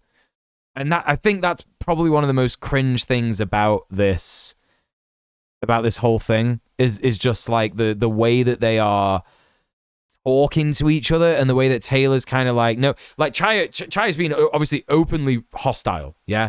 Openly hostile, quite not even trying to hide it, but Taylor's like desperately trying to hide it and trying to have this like faux intelligence, mainstream media level lack of pushback on misinformation. That's exactly what it is. Ed class in public school where we were shown, information about sexual health and, sex and masturbation and things like that. I'm curious about your own education. I mean, was that something did you ever go to a sex ed class, or is this all sort of new to you where you're sort of learning about how this works in public schools? Oh my god. Come on, man. That's fucking stupid. I'm not. I don't live under a rock. So you did have That is a really stupid fucking question. sex ed classes when you were growing up. We had some kind of. If she just treats the fashion nicely, it'll be fine. For children to have education, sex education. Not the way they're doing it in the public schools. How are they doing it? They're giving kids porn and telling that they should masturbate. They're giving middle school children guides to gay sex and anal sex, sex toys. How would you describe the type of sex education that you would like to see in schools? At this point, I want all sex education actually removed from schools because I don't trust the schools to do it. Okay. After what we've seen, I don't trust them at all. Zero. We need to completely eradicate it and then redo it in a normal way that's appropriate. I mean, here's the thing. She's kind of right, but for the wrong reasons, right? Do you know what I mean? She's kind of right. She's kind of right for the wrong reasons. It's like, yes, no, there does need to be a more comprehensive sex education guidance in schools. Absolutely. But what she's saying is no more sex education. No one knows what sex is. I'm a disgusting conservative. That's the end of it. It's just so fucking stupid, man. My grade school sex ed was comprised of, in many words, don't have sex before marriage and high-res photos of STDs. My, grade school, I guess you could call it, what, like elementary school, primary school? We had it in year 6, and it was literally like, what did it say? It was called Some of Your Bits Aren't Very Nice. Yeah? And it was just about how you should wash. Like, if you end up in bed with someone, you should just wash. But there was no information about how to sex, put your penis in what, wear a condom, anything like that. It was just like, you can be smelly and you should wash. That was the only sex education I had. So, you know. Don't buy into the idea that the right are being offensive because they're being criticized. They're not non-Newtonian materials. It's just Darvo. Yeah, absolutely. Absolutely. Yeah. That's exactly what it is. Just let her have the Sudetenland. That'll be enough. Yeah, literally appeasement. Literally fucking appeasement. What I'm learning is that most straight men have never read that. And a lot of queer men as well. Let's be real. Let's be real here. I was homeschooled and I didn't have sex ed. Well, yeah, that would be quite awkward, wouldn't it? Actually. Learned about my period from a book that my mother gave me to read. Yeah. There you go. That's it. My school had semi-decent sex ed, but it was still critically lacking. Yeah, no, ours was fucking shit. It was fucking rubbish. So I saw you that you got banned from Stripe today. How much money did you have tied up in that platform? I'm not going to get into that. Mm-hmm. They already restored me. Oh, okay. Yeah. So you're back. Yeah. You know, it's just really... she's just shit, chat. I noticed, I think it was around last summer, you deleted a lot of your tweets and you kind of stopped posting. This is when Seth Dillon kind of tweeted, asking if you fell off or, saying... She's obsessed with the Seth Dillon stuff. During that time? She doesn't care. I have no idea. And no, I never thought about quitting. Mm-hmm. Stupid. Why did you all your old posts? It was just a one-time editorial decision. I stand by all my posts. She signs her posts, man. Like, what do you want? What do you fucking want, Taylor? I guess speaking of deleting posts, you still have a post up accusing the Uvalde shooter of being trans. Obviously, that's been debunked. Yeah, there's a community note on it. So why not remove that post if you're so comfortable with removing posts? Because there's a community note. I think it's clear. It's obviously it was unintentional. There was a watermark on it. It was from a meme, an account that was going around. And I'm glad there's a community note so people know that that was a mistake. Do you believe if, say, a journalist posts something factually incorrect or wrong, especially about someone else, if somebody was to say something factually wrong about you, do you believe they should remove that, or do you think they should be able to keep that content up?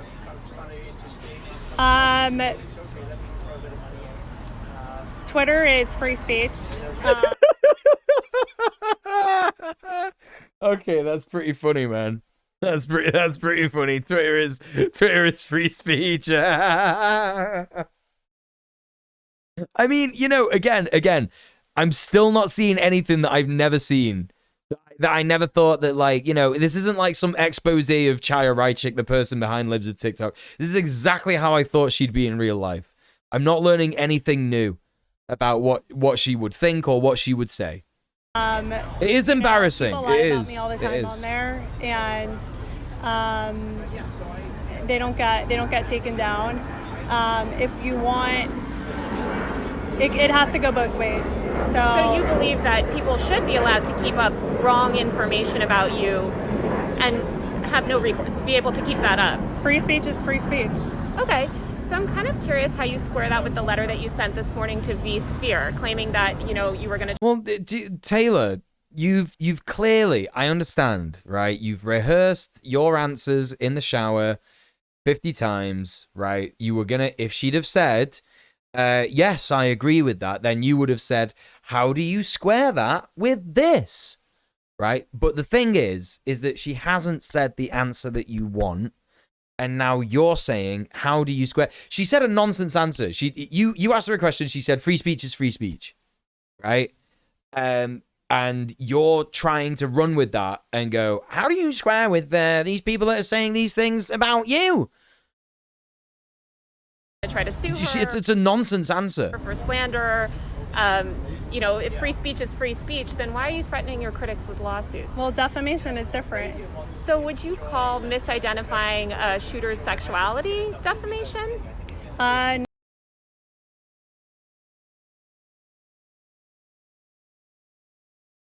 She said, by the way, she said, she believes in gender ideology and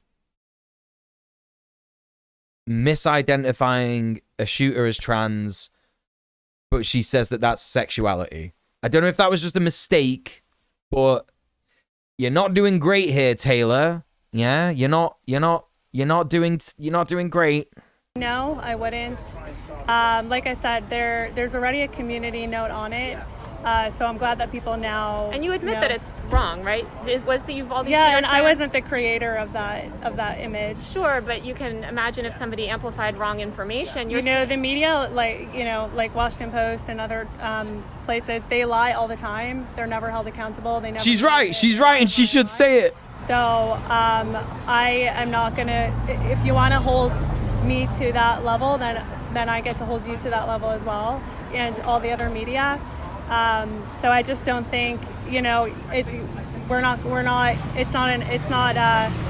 not accurate. Liberals think that fascists are using logic, right? And they think that they care about logic, but they don't, right? This is the stupid thing about trying to, right? Okay, Taylor, what do you know about Chaya Raichik? Yeah? What do you know about Chaya Raichik? You know that she's a vile transphobe, a queerphobe. Yeah? That's what you know about her. Now, you, as a supposed ally, right, as someone who is trying to supposedly stand up for the queer community by doing this, you've got some stuff wrong anyway. You've got some stuff wrong. But, do you think it is logical? Do you think it is logical to be a queerphobe? Yeah? Do you think it's logical to hate trans people? And to want them to die. And so do you think that's logical? No. Right. Okay. So why do you think she's going to answer your logical questions? Like go into your logical games. It doesn't work like that. It doesn't fucking work like that. They do not give a fuck about logic. Jesus wept. The worst is that she thinks she's doing well. I know. This is it. She's going to be like in her own fucking, like whatever. She's going to go home to a nice gaff in LA. You know what I mean? And do all this fucking shit, and she's just gonna be sleep well and not think about it. Yeah, the mistake here is assuming that liberals are using any logic more than rightists. No, I agree wholeheartedly. I don't think she's using fucking logic at all. Also, hi Alice, welcome to the stream. Yeah, no, it's clearly just an opportunity to get some clout. I interviewed Libs of TikTok Chaya Raichik. You know, and it's embarrassing actually because 200,000 views, 12,000 subscribers. Yeah, that's quite good. It's quite good, but it's not really popped off, I think, in the way that you might have wanted. Converting those views into subs at all, Taylor? Not really. Compare it because... Was the Uvalde shooter trans? The Uvalde shooter wasn't trans. Got it. And so I guess knowing that you posted wrong information, you're saying it should stay up and everybody else should be allowed to keep whatever they have up as well. Is that sort of your stance? Am I accurately understanding it?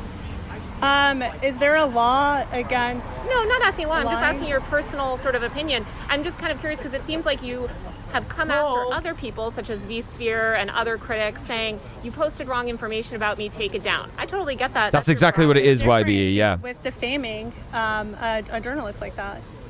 Like, I wouldn't even call her an ally, honestly. Like, I can't speak for trans people, innit? Do you know what I mean? But me as a queer man, yeah, Chaya Raichik has said stuff about queer men. She's said stuff like calling queer people groomers. This is my struggle as well, yeah? Do you know what I mean? I understand that trans people are suffering more than me right now, and they, they stand to lose more than me. I completely get that. I'm not trying to do any kind of like, I'm going to suffer just as much as trans people because of this, but it's part of my struggle. I see the struggle of trans people as linked with my own wholeheartedly. And she's not an ally. She's not my ally. No way. No fucking way. Because an ally would not think that they are the top dog, top understander of this. Like, I'm going to go in here, I'm going to wade in, and I'm going to sort all this stuff out, innit? I'm going to wade in here and sort all this shit out because I'm the big fucking cisgender ally. Like, fucking stupid, man. I don't know if Taylor Lorenz is queer. She might be queer, by the way. I don't know. She might be queer. If she is queer, she's really fucking up hard. You know? Right, that's also another thing. Calling someone trans isn't defaming them. She's being dragged into this conversation where Chaya's world is what matters, right? That's what it is. Are we talking about Taylor? Well, we don't need to. This is the thing. This is the thing about this shit, right? This is the thing about this shit. We don't need to talk about Chaya Raichik because we know that Libs of TikTok is a vile fascist fuck, right? That's what we know that's what she is. Yeah, there was no need for this conversation. I'm personally criticizing Taylor Lorenz, not just for platforming her, but also for doing a bad job of trying to debate her. Doing a really bad job, right? If you're going to at least be a debater, just do some gish galloping or something. I don't care. I don't like debate anyway, and you'd still be doing a bad thing, but it wouldn't be as bad as this. You know what I'm saying?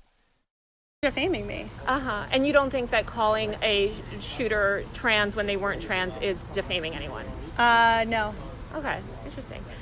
I guess they're knowingly lying about me. And what would you say that you did when you sort of posted that about the shooter being trans? Like I said, an image that was going around for months that I shared from another thing accidentally, and I'm glad there's a community note on it. Tell him. Tell him. I know you come from a more traditional family and sort of a more traditional culture. What is your family and think of your success? You've made a huge career for yourself. You're obviously a rising star in conservative media. How's that affected your interpersonal relationships? She's trying to get sound bites, Alice. She's trying to get fucking sound bites. That's all this is. She thinks that she's doing gotchas, and she thinks that she's like driving Chaya into a corner where she won't be able to get out logically, but she doesn't operate on logic. That's exactly what I'm saying, you know? I got personal. Into my personal relationships. Yeah. How's it affected your life? I mean, just dealing with this sort of... like when the Dems took the knee for George Floyd, right? So, I mean, thanks in partly to you, there's been a lot of like death threats. Wearing the really nasty Kunta cloth, whatever it's called. But you seem kind of proud about the press that you've received. I mean, your profile picture is holding up a newspaper with you in the headline. Yeah, a newspaper where they just basically lied about me. I thought it's funny that they just continue to make up these like lies and libels. You've gotten even if you discount the mainstream media and just talk about the conservative media, I think your platform has risen pretty significantly. What changed? They did look uncomfortable doing that, didn't they? I cover the content creator industry, and I've seen a lot of people go from sort of a very low-key life, which I would imagine you're living before, to a massive amount of attention. And Nancy thinks she looked dope as fuck. People around you. How has it affected you? Yeah. Like I said, some safety issues. In part thanks to you and to some other members of the media.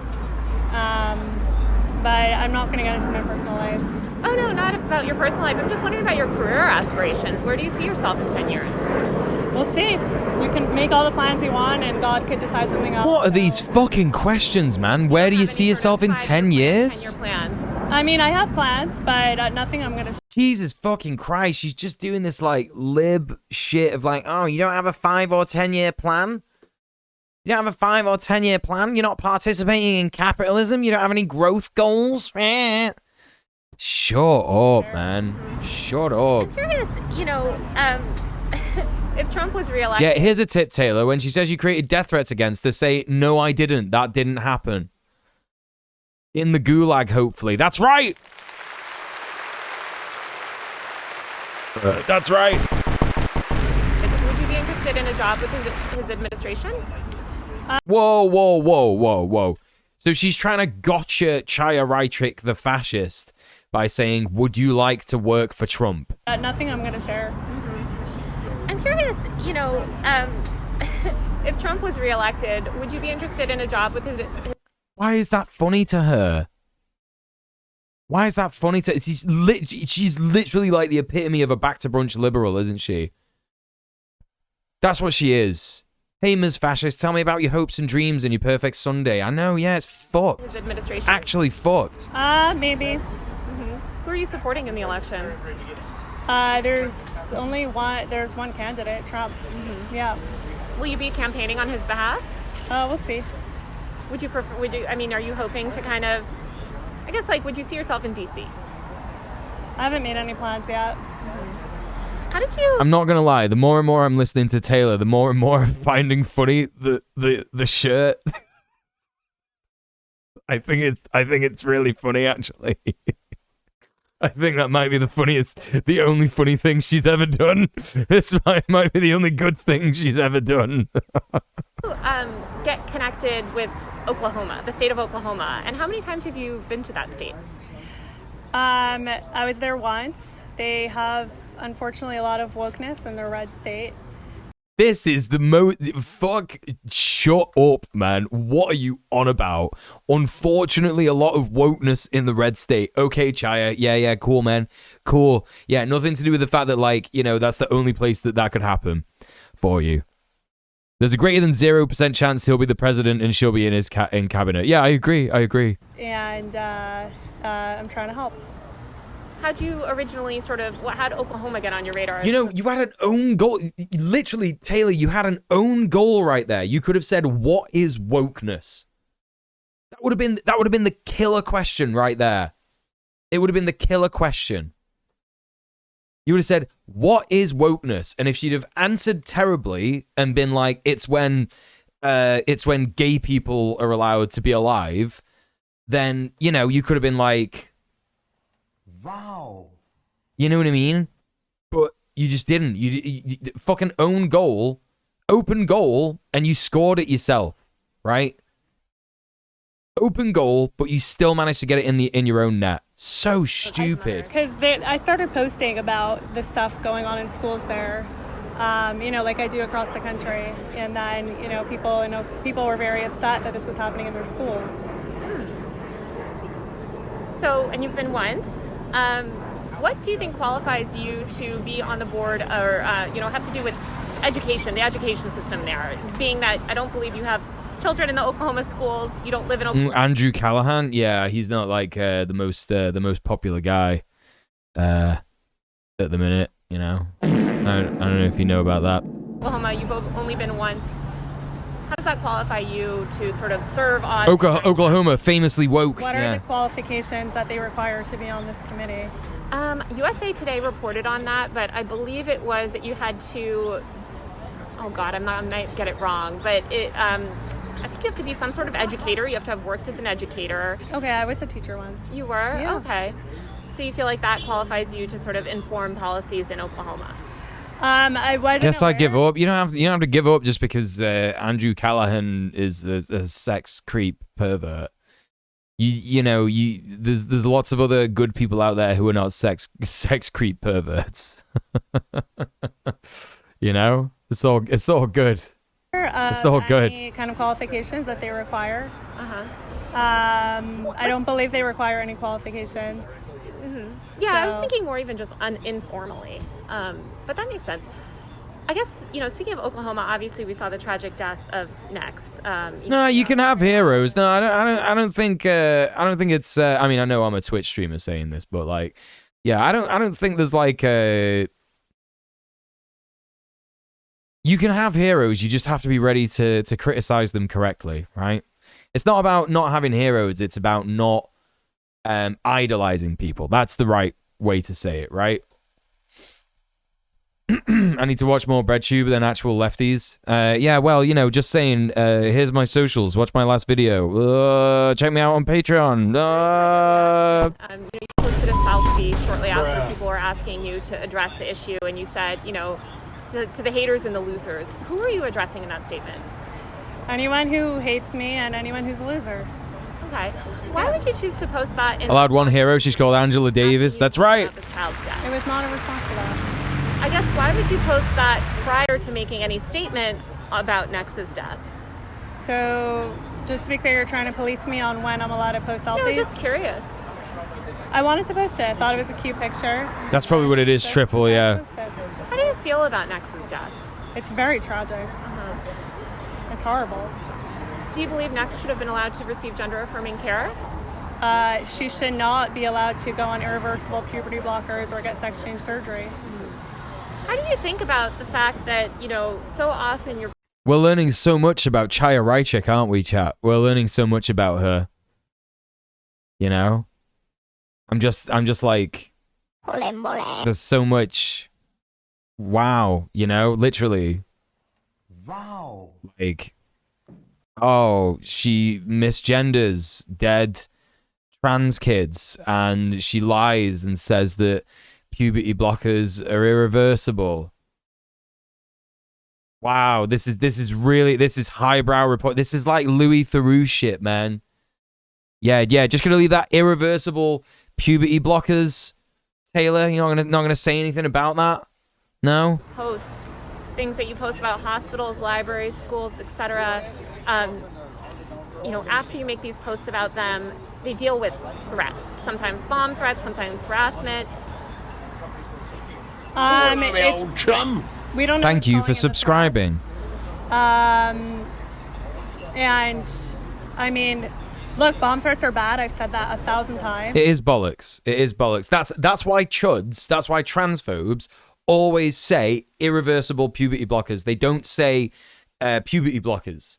They say irreversible puberty blockers because the clue's in the statement, right? They're framing it as like already, yeah, it's irreversible. They're irreversible actually. When they're not. They're not irreversible. They're completely reversible. That's the entire point of puberty blockers. They block a thing. Yeah? They block a thing, and then you remove them, and they're unblocked.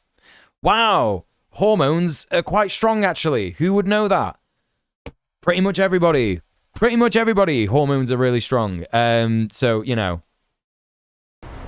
People calling bomb threats should be arrested and investigated.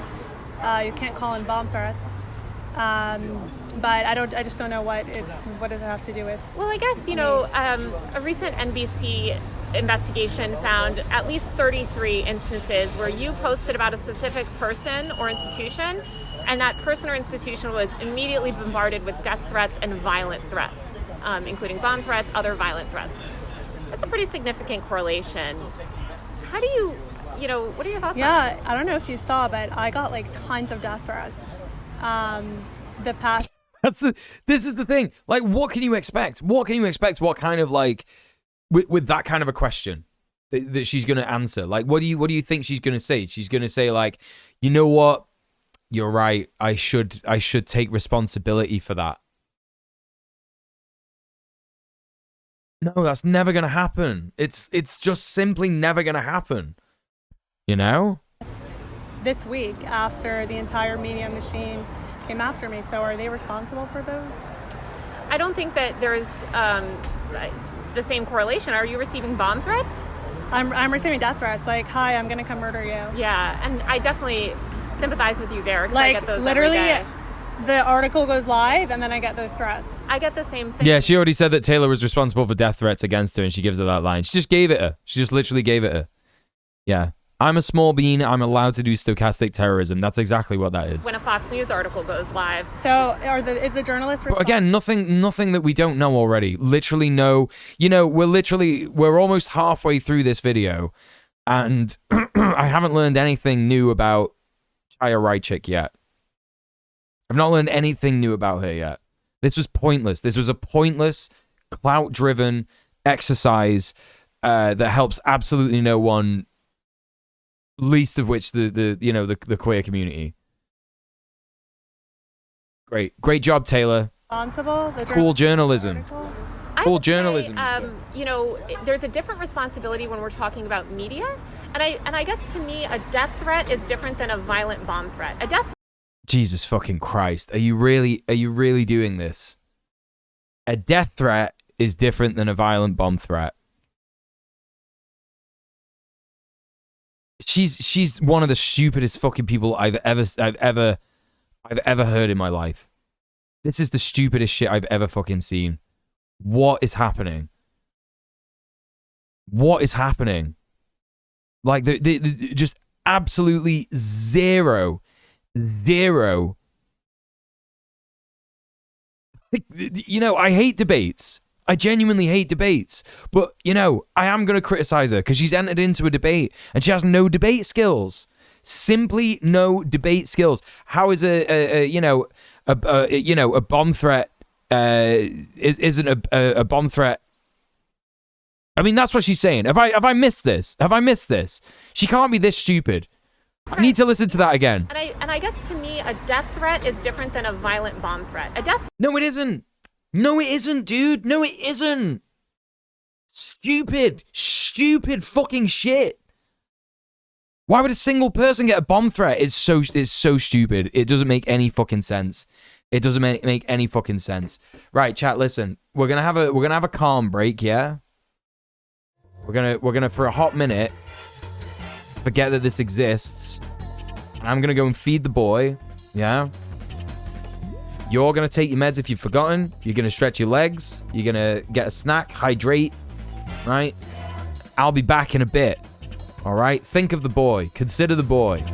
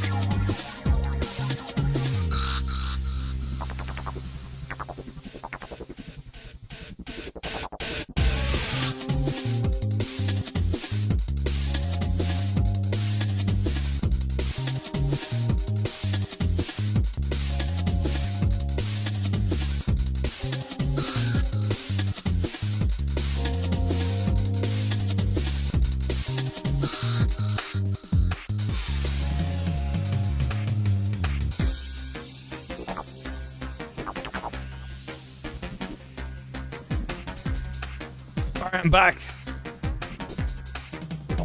He's having his scran. I've got dairy milk. Very excited. I'm being good to myself recently. Let myself have mini eggs, dairy milk, all that crap. You know? Sometimes you just gotta be nice to yourself, chat. You know what I mean? Self-care, yeah? Self-care, but it's just me eating chocolate. Right? Proper chocolate, proper British chocolate. Tom just shat himself.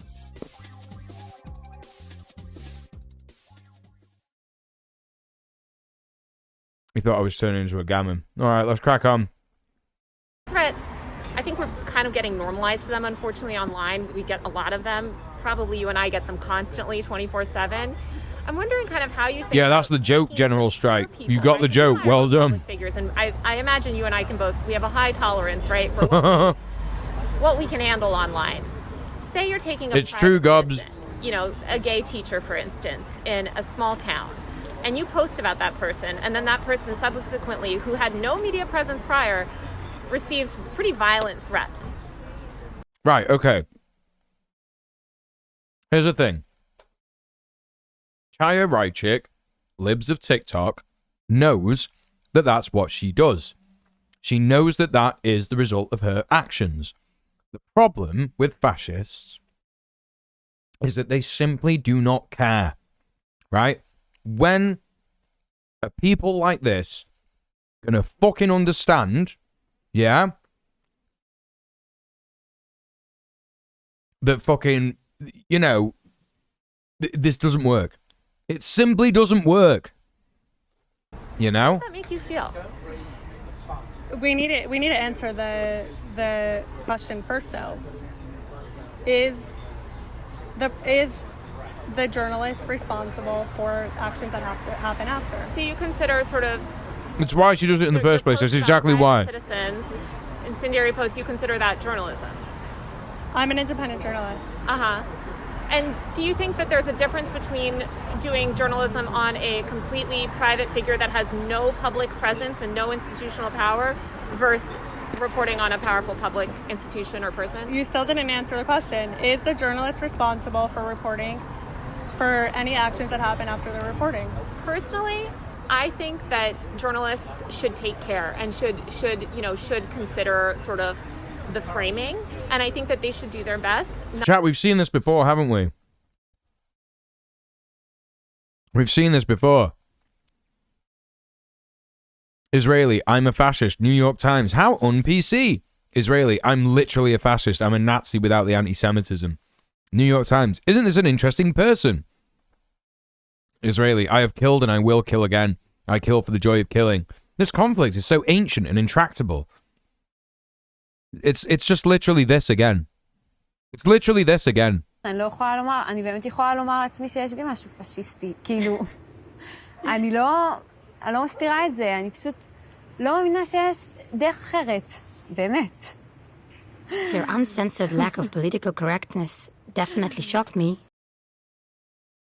Cool. This is cool journalism. I'm really happy that this kind of journalism is just happening now. Really cool, isn't it? Absolutely, commie mummy. Yeah. Not to appear as if they encourage that sort of behavior. I've noticed that you haven't necessarily publicly condemned that behavior, publicly told your supporters, listen guys, stop calling in these bomb threats. Who said it's my followers? Do you have information that it's my followers? I guess who else's followers would it be? I don't know. So There's 300 million Taylor, come on, man. people in this country. So you post bomb threats follow, and you're saying it might be just unrelated people? I have no idea. We don't know who it is. Have you taken steps to... Taylor doesn't understand the definition of a stochastic terrorist. That is why they do it. Because it can't be linked back to them in any way. It would be like asking Tucker Carlson this question. It would be like asking any talking head conservative right-wing figure. Tom's got mad zoomies, by the way. I wish I could show you. He's fucking flying around. Literally flying around. To find out? We filed some FOIAs with police departments. Yeah. What have you found? In a functioning society, that person would be reschooled. In a functioning society, this person wouldn't exist. It wouldn't exist. We haven't got to anything useful yet that we can use. But actually, one of them, we know it's like some foreign actor, not even from the country. So who knows who it is? Yeah. It seems like Twitter is your main platform these days, although I know you've been posting on Rumble. How much money have you made from the platform? It's personal. Is that what sort of portion of your revenue is based on Twitter as opposed to other platforms? That's personal. So speaking of Twitter, do you regret not getting a blue check? Because then you can make tons of money. No, I don't monetize online. I don't monetize? Yeah, I don't. If I was an independent journalist, maybe, but I'm not. I don't monetize on any of my social platforms.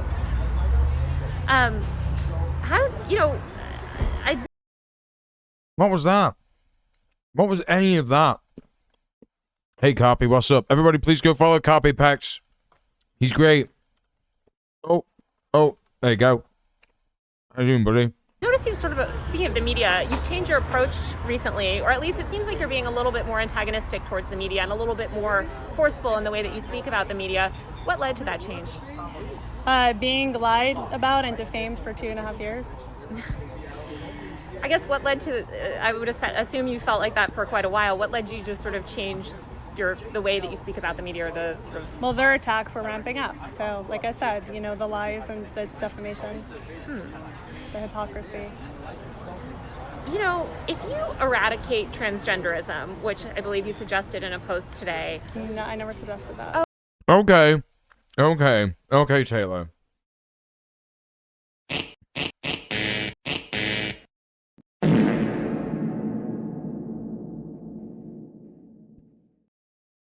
So, the thing that you didn't lead with was you have called something transgenderism. What is that, right? That's the correct way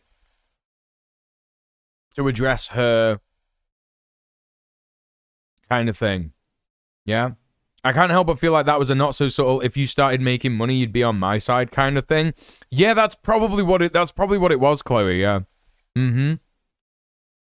That's probably what it was. So, instead of if we're going to talk about the word transgenderism, yeah, transgenderism, which is not a word because it's not a thing. Again, gender ideology. This is the second time that she's described being transgender as a kind of an ideology. It's the second time without trying to debunk the fact that it isn't. Yeah. And she... So, without even touching on that, she says, if you want to eradicate transgenderism, what would that look like, right? If she doesn't now talk about how transgenderism isn't a thing, I'm going to lose my mind. Oh, okay. You reposted a post that was advocating for that.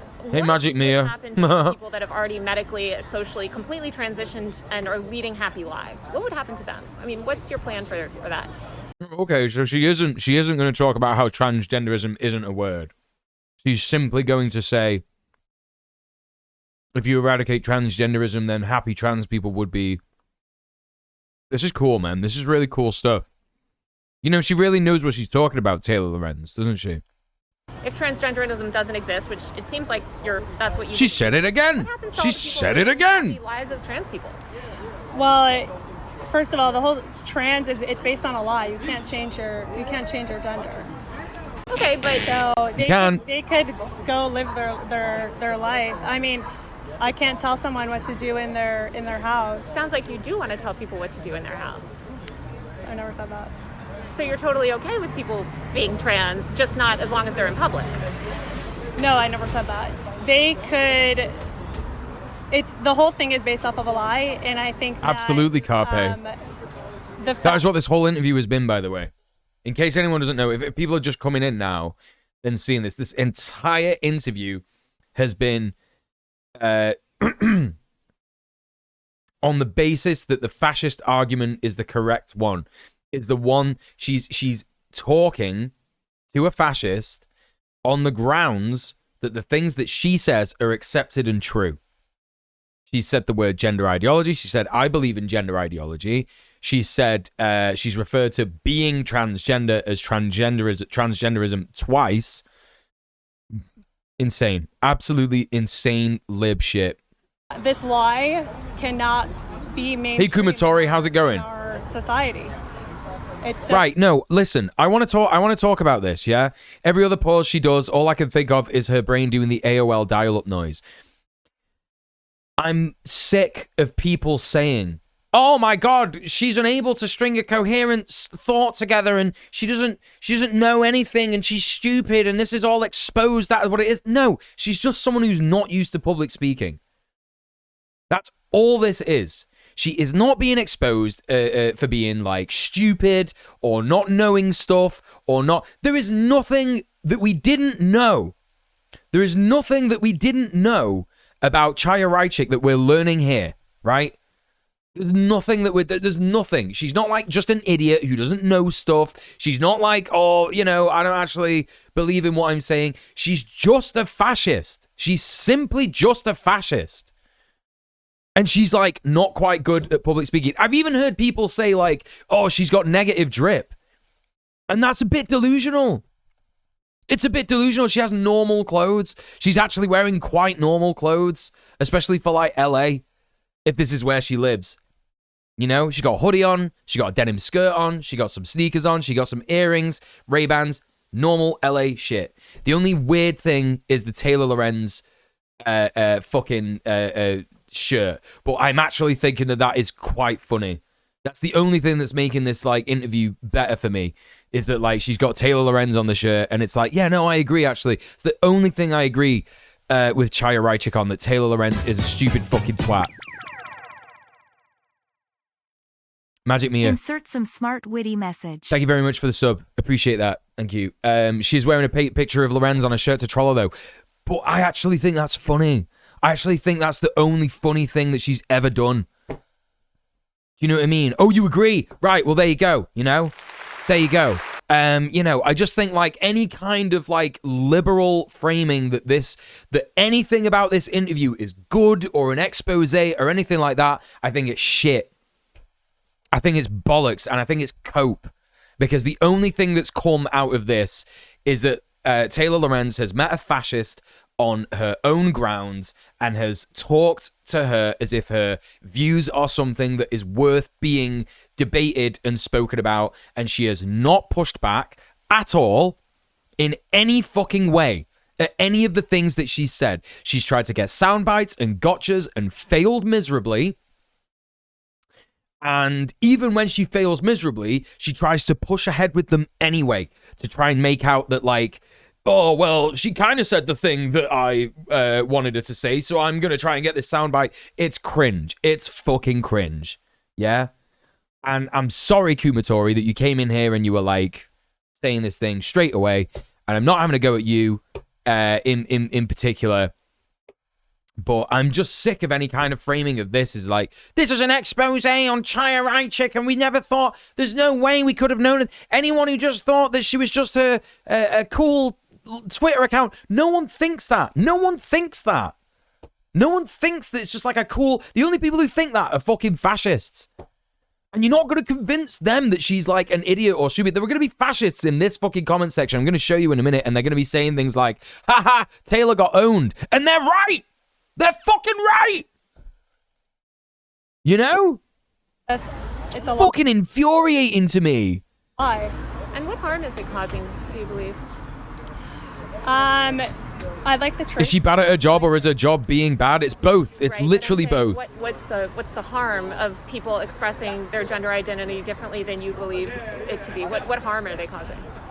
Like I said... Exactly, Triple J. She's definitely smart enough to know that if you say a ridiculous thing confidently enough, people will believe you. That's exactly the thing. Like, it's dangerous to say that these people are just stupid and they don't know what they're doing. They know exactly what they're doing. They know exactly what they're doing. And any liberal framing that they're just like, oh, they're just idiots, they're misguided, they don't know what they're on about. Yes, that is true to a degree, but they are very much aware of what they're doing. They're not just saying this stuff because they're idiots and they don't know how to think. That's absurd. They're saying this because they're hateful pieces of shit. Yeah? Hateful pieces of shit. A nation of truth, and I seek the truth. But I'm asking about the harm. What's the harm? You might believe it to be false, but what's the harm? The reason that she's answering these questions and whatever, and people are saying like, oh, she can't even talk like a normal person, blah, blah, blah. That's because this is her entire fucking framing of this interview for her. For her, this interview is not like, I'm just going to sit down with Taylor Lorenz and this is a relaxed, cool interview and we're friends. This is literally like, I am sitting with the person that I hate and she is sitting with the person that she hates and we're having an argument. And I am just going to say whatever the fuck I want and that's the end of it. You know? People like them took over Germany and Italy last century. They know what they're doing. This is the thing. This is the thing. The entire interview could be summarized by the Sartre quote. Should we bring up the Sartre quote? Let's bring up the Sartre quote. Yeah? Jean-Paul Sartre, anti-Semites quote. You all know about this one?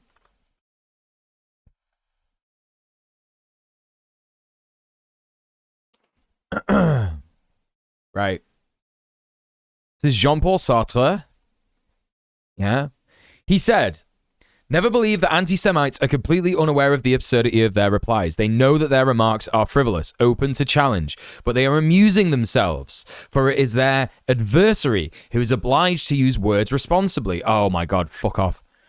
Since he believes in words, the anti-Semites have the right to play. They even like to play with discourse, for by giving ridiculous reasons, they discredit the seriousness of their interlocutors. They delight in acting in bad faith, since they seek not to persuade by sound argument, but to intimidate and disconcert. If you press them too closely, they will abruptly fall silent, loftily indicating by some phrase that the time for argument is past, right? And this is from like 1950 or something. Yeah, this guy is literally talking about fucking like rabid Hitlerite anti-Semites. Oh my God, fuck off, Jean-Paul Sartre, right? Literally. That's what he would have said. That's what he would have said to Chaya Raichik. Yeah, and we can actually take that analysis that is like fucking 75 years old or something. Yeah.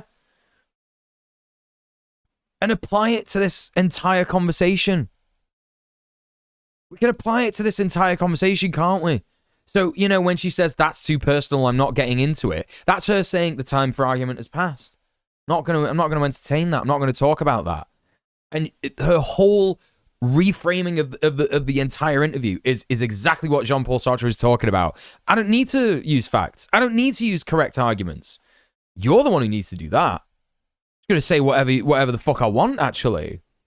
You know? Is that there's a lie that is very mainstream and is being embedded into every institution. I guess 1946, 78 years ago, yeah. Real harm is, aside from it's maybe something that you disagree with, as in your version of the truth is different than their version of the truth. What is the material harm of them living their life as a woman or man or gender that you don't agree? Not anything that's wrong is there a material harm necessarily. So there's no harm. Again, like even Taylor, you know, for all the criticisms I got of Taylor, she is actually doing a good thing here, which is material analysis, right? What's the material harm of their living as their gender? But Chaya's not interested in that. It doesn't matter. You can't do dialectical materialism with a fascist. You just can't. Simply can't do it. Say that. So can you name a single harm? The way that it's pushed onto kids, first of all. What's pushed onto kids?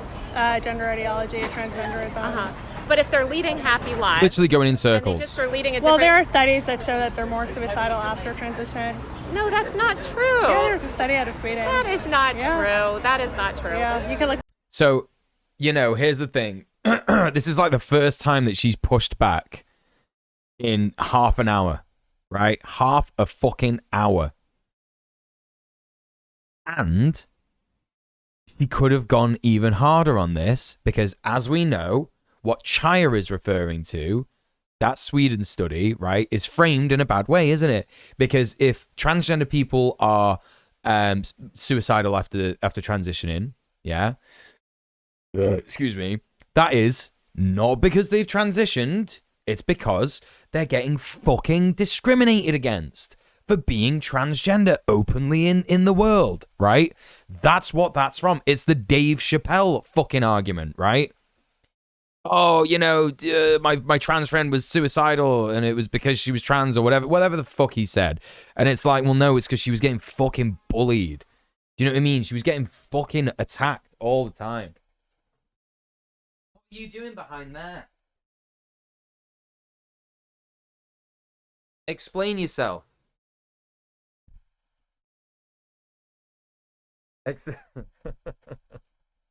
Explain yourself.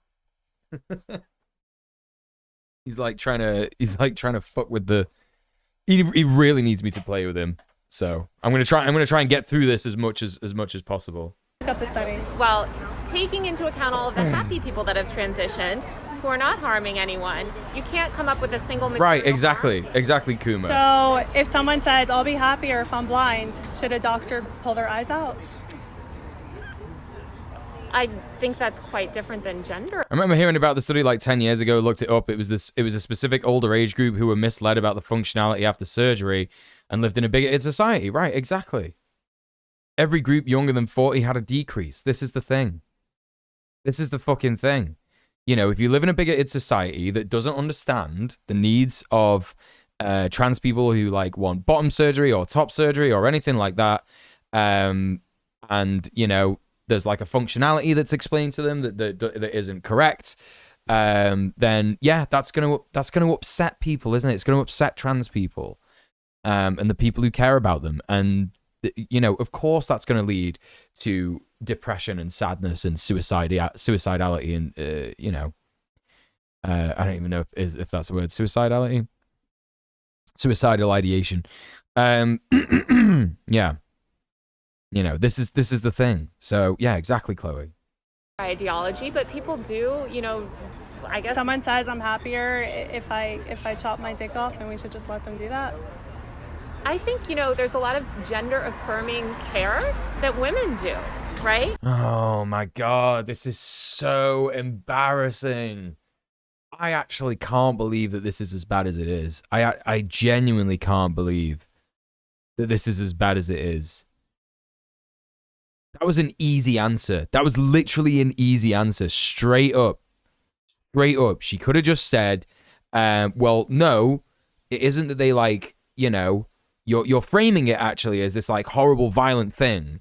But it isn't chopping a dick off actually. A lot of the times the dick is inverted in the surgery, or, you know, have you ever heard of like a neo-vagina or like a futa pussy, or like, you know, if you actually knew what was going on, it's like,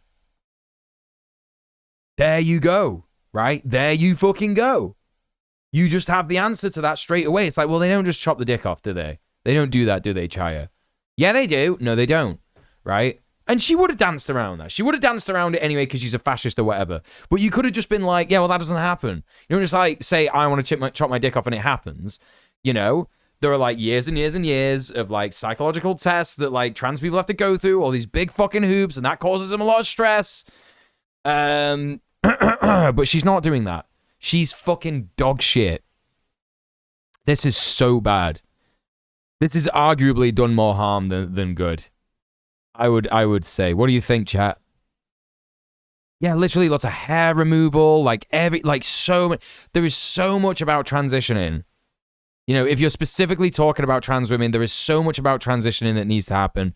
You know, testosterone is an unfortunately like extremely powerful hormone. You know, and literally like, you know, fucking like trans men have to go through that shit, you know, similar shit as well.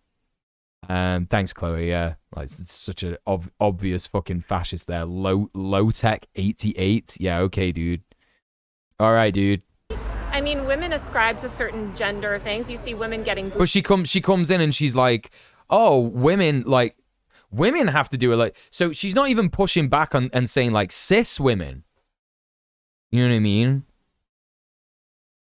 Jobs to affirm their gender. I mean, we're in Los Angeles. We see this kind of gender affirming. So again, you're comparing boob jobs and nose jobs to they're gender affirming, being buying into the lie that they could change their sex. Breast enhancements are gender affirming for women. There's a lot of women that literally never good, Mr. Dan. Literally never like good. It would be gender affirming for them to have plastic surgery.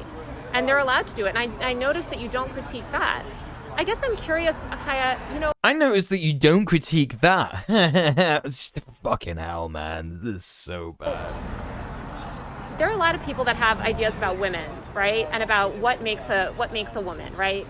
What makes a appropriate woman? How should a woman? You're saying you're against people sort of like living lies or living outside. This cameraman is also absolutely terrible. Why don't you have two cameras, man? Why don't you just have two cameras? You got the wide shot and then you got the interviewee. It's not hard. Like, I'm just like, I'm fucking losing it that, like, she calls herself a journalist and she's got, like, one guy. Yeah. She's got, like, one guy who is turning the camera around and then he has to, like, rearrange his pants and it's like the camera's pointing down at her crotch and stuff. Like, it's fucking stupid. Good God.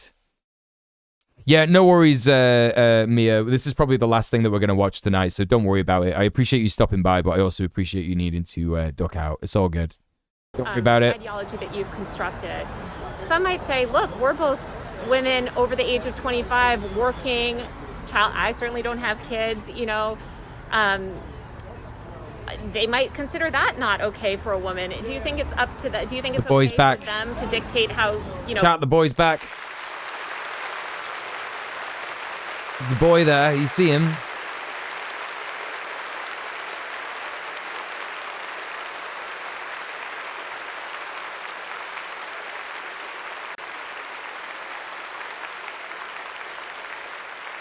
The boy's back in town. The boy is back in town. There's a boy in his bed. There's a boy in the bed. There we go. Great. Okay. Going to the gym is gender affirming care. It's true. It's literally true. Yeah, I mean, a lot of things could just be gender affirming care, right? Hello, Squid. Welcome in. How you doing? Good to see you. Long time no see. Everybody go follow Skidday there, please. I heard somewhere the one recording actually works for Chaya and they sent the recording to Taylor later.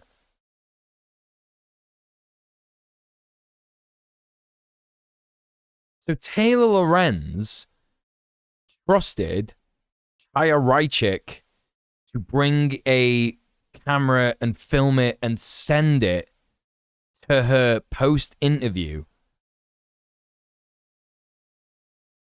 I genuinely can't believe this woman. I genuinely can't believe this woman. Like, that's a lot of faith to put in a fucking fascist. To just, like, not send you that full interview. And like, clip you out of context and all that shit. You know what I mean? You don't know? Well, if that is the case, then that is fucked, right? You live your that life is as a fucking woman? fucked. You think it's up, or sort of where does that line get drawn? So again, you're comparing boob jobs to a teenage girl chopping up her breasts? Well, first of all, teenage girls get boob jobs, but breast enhancements are gender affirming for many women. I'm asking you, why is it that people have to live under your sort of view of gender? And it's not my view, it's science. It's facts, it's biology. But biology, if we're talking biology... Chaya says she's not a fascist. Taylor has no choice but to believe that, right? ...of gender. There's people that are intersex. That is a rare medical condition that has nothing to do with someone deciding that they... Oh, Sorka, don't you worry. I'm right there with you. Everybody is right there fucking with you. She is so bad at this. You haven't even heard the worst of it. Earlier, she said that she believes in gender ideology. You know? Teenagers get boob jobs. Why are you arguing from the assumption that's a good thing? Because she's... Every single argument that she's done has been in the frame. Oh, you caught that bit. Oh, well, yeah, it's just been consistently bad. It's just been consistently bad. That's why you fucked off. Yeah, I don't blame you, really. You know what I mean? I'm not expecting people to be going crazy over this content, but I just had to, I had to watch this because there are so many liberals who are saying, oh, this is it for Chaya Raichik. This is it for Chaya Raichik. Where's that thing that I saw? I saw, hold up, I can't remember. I'm not going to be able to find it, but I saw, that meme of the guy spitting out his cereal when he's, eating his cereal and saying, it can't possibly be doing that, and then be proved wrong in the next panel. And it was you know, the first panel was this interview, and then the panel after where he gets proven wrong is like how many views Chaya Raichik has gotten on like TikTok and shit like that over the next like couple of days after this. They're asleep, and they're looking for things to help them stay that way. That's really true. I agree. I agree, because when liberals look at this shit and they're like, oh wow, you know, wow, she's like, wow, she's so interesting, and like she's just an idiot actually. So you know, we don't have to pay any attention to her. That's exactly what they're doing, isn't it? Oh well, she's just an idiot, and we don't need to pay any attention to her. It's just the most absurd thing ever. Like, no actual solid solutions to end fascism, just like, fascists are all silly billies, actually, and we don't need to worry about them because they're not smart. But it's like, no, they're a lot smarter than you, actually, I think. And that's not much praise. That's not much praise on the fascists' part. Jesus Christ. It could be the opposite gender. I guess I'm still kind of struggling to understand how you think, if your view, say tomorrow Trump is elected, he says, all right, we're going to all live by Chaya's, you know, decisions, right? What about all these happy trans people? Yeah, oh, that's right, Stalker, yeah. Harming anyone? What harm are they doing by living their life as a woman who've medically transitioned? They're adults. You know, I understand you have problems with kids, but with adult trans people, what's the harm that they're doing to society? To society, it's they're spreading a lie that is affecting children also. So you just What did you fucking expect, man? believe gender is a lie. And what if somebody said to Trans, you can't change your gender. And what if somebody said to you, you know, you're not a real woman. You're not a real woman because maybe you don't meet these certain. Believe him when someone tells you who they are, right? General That's strike, fine, yeah. I don't care. They can call me whatever you want. But what if you would be forced to live by that system? Do you think it's fair that you would, you know, be forced? What system? What is she saying? What if somebody said you're not a real woman? Oh my god, she's doing the fucking transvestigation shit. Are you seriously joking? Oh no, Sorker, I don't blame you, honestly. I don't fucking blame you. This is so deeply fucking frustrating. You know what I mean? Like, this is why I had to watch this. This is why I had to watch this, because people were saying, like, you know, oh, Chaya Raichik we're learning that she's just a silly billy. She can't say anything. She's got negative drip, blah, blah, blah, blah. And what I'm learning is, like, well, actually, no, we're not learning anything about Chaya Raichik whatsoever that we don't already know from how she posts, right? This is exactly how she posts. All the things that she said here, she said on Twitter, she said on fucking TikTok. Yeah? Well, I don't know if she does TikTok or whatever, but, you know, she finds people on TikTok, doesn't she? She's asking what if she failed someone's beauty standard or something. No, but you don't get it, General Strike. There are people who are, like, on Twitter trying to, like, piss off Chaya Raichik by saying, like, she looks trans.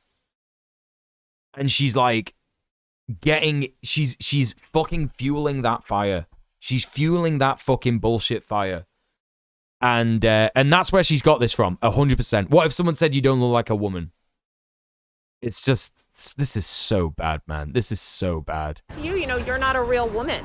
You're not a real woman because maybe you don't meet these certain specific definitions of femininity. That's fine. I don't care. They can call me whatever you want. But what if you would be forced to live by that system? Do you think it's fair that you would, you know, be forced? Is that based in, like, science?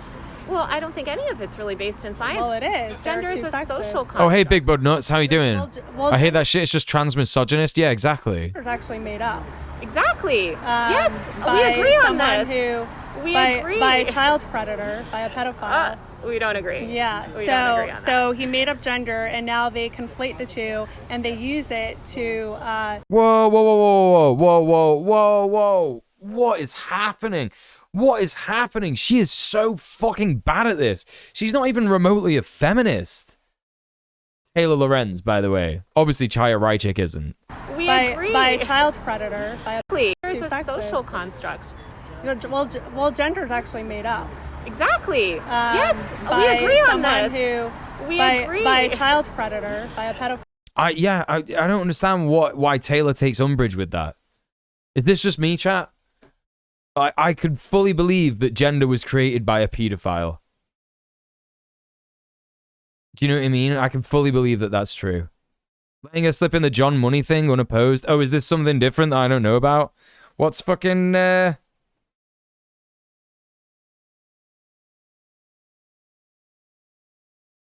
Oh no, absolutely skid here. Yeah.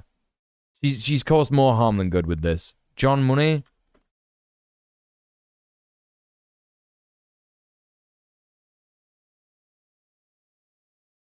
New Zealand American psychologist and sexologist. What happened with John Money?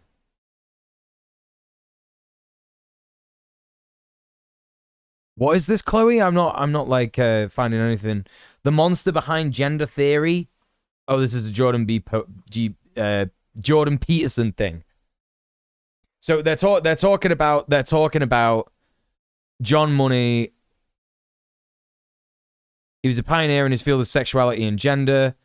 And what? He was a pedo? I don't know. Was he not? I don't know. What's going on?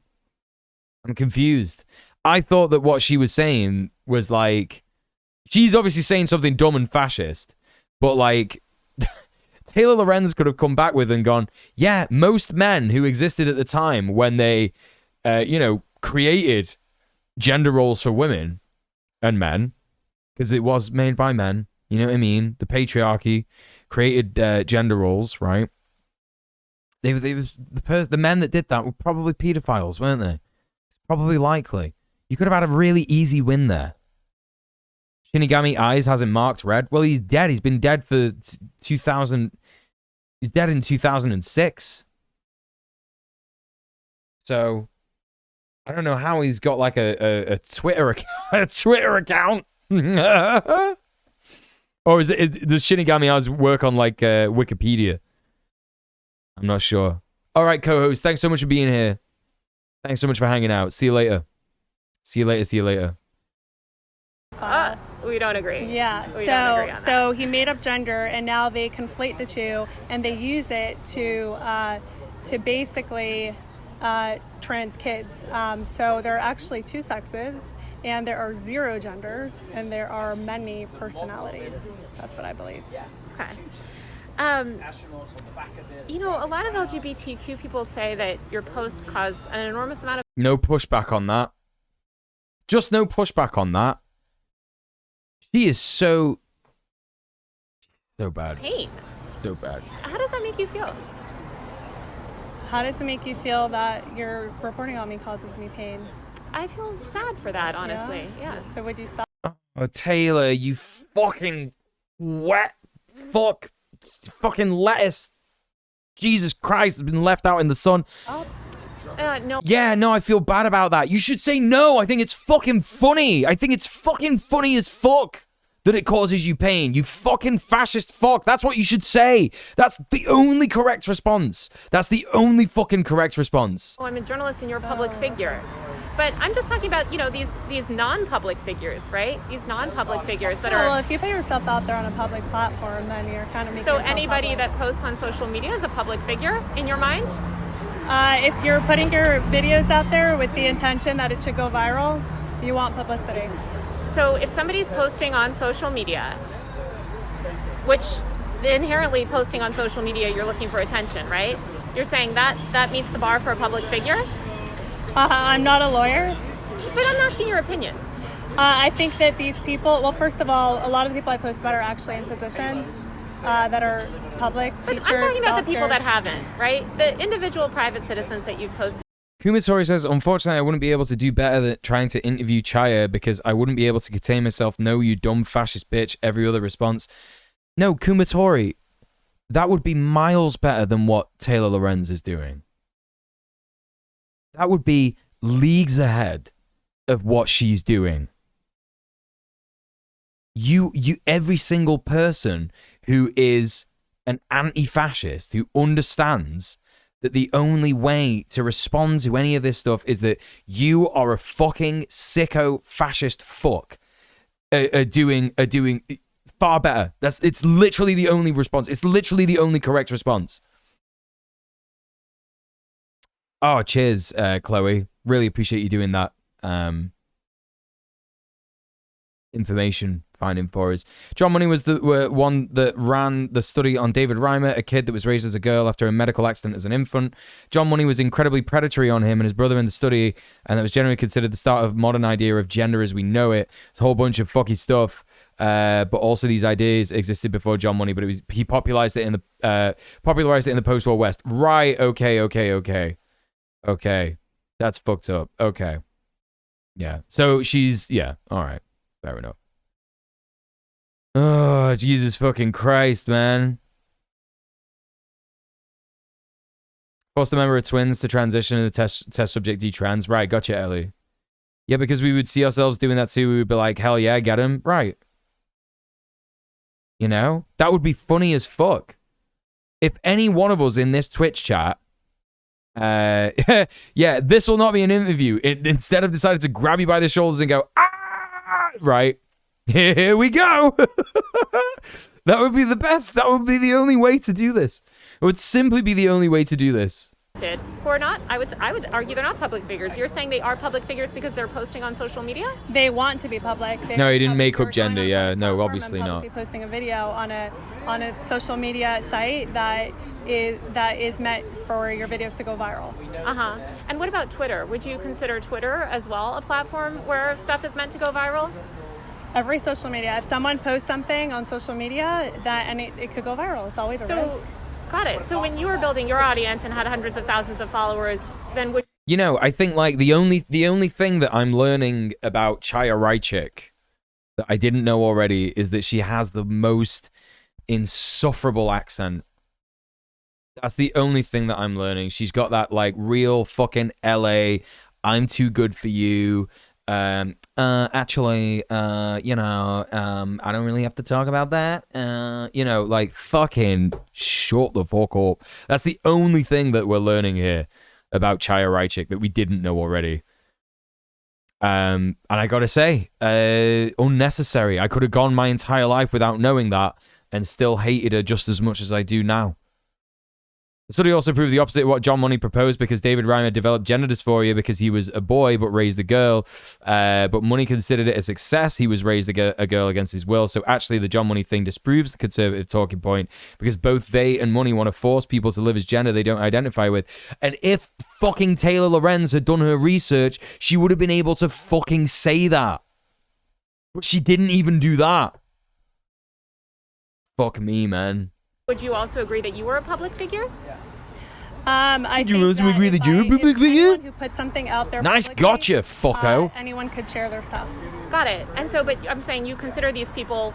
You know, there are liberals who will come in this stream and they'll think that I'm a fascist because I'm having a go at Taylor Lorenz. Aren't there? That's the upsetting thing about this. Like, he's having a go at the good one. Oh my God, he's getting so mad. He's calling her a liberal. This guy must be a fascist. Yeah, well, you know what? I don't want you in my fucking audience, you fucking idiots. You know? Taylor just knows nothing about trans issues. Absolutely fucking zero stuff. Zero knowledge. LGBTQ people who are just posting on social media, public figures. I said I'm not a lawyer. I don't know the legal definition. I'm just asking your of public opinion.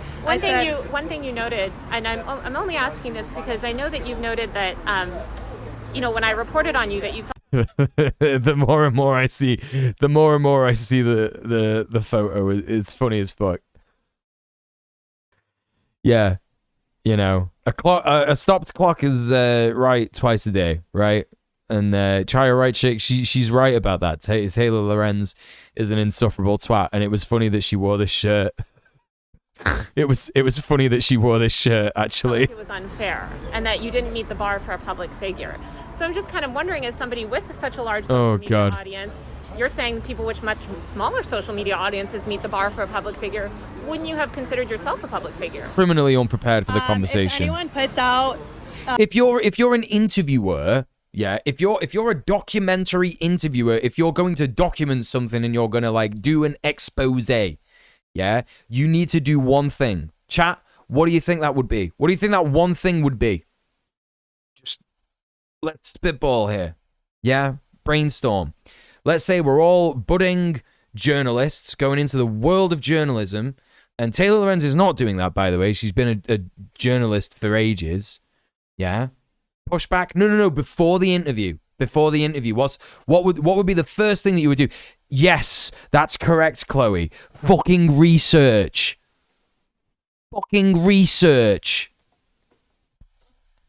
I'm a fucking YouTuber.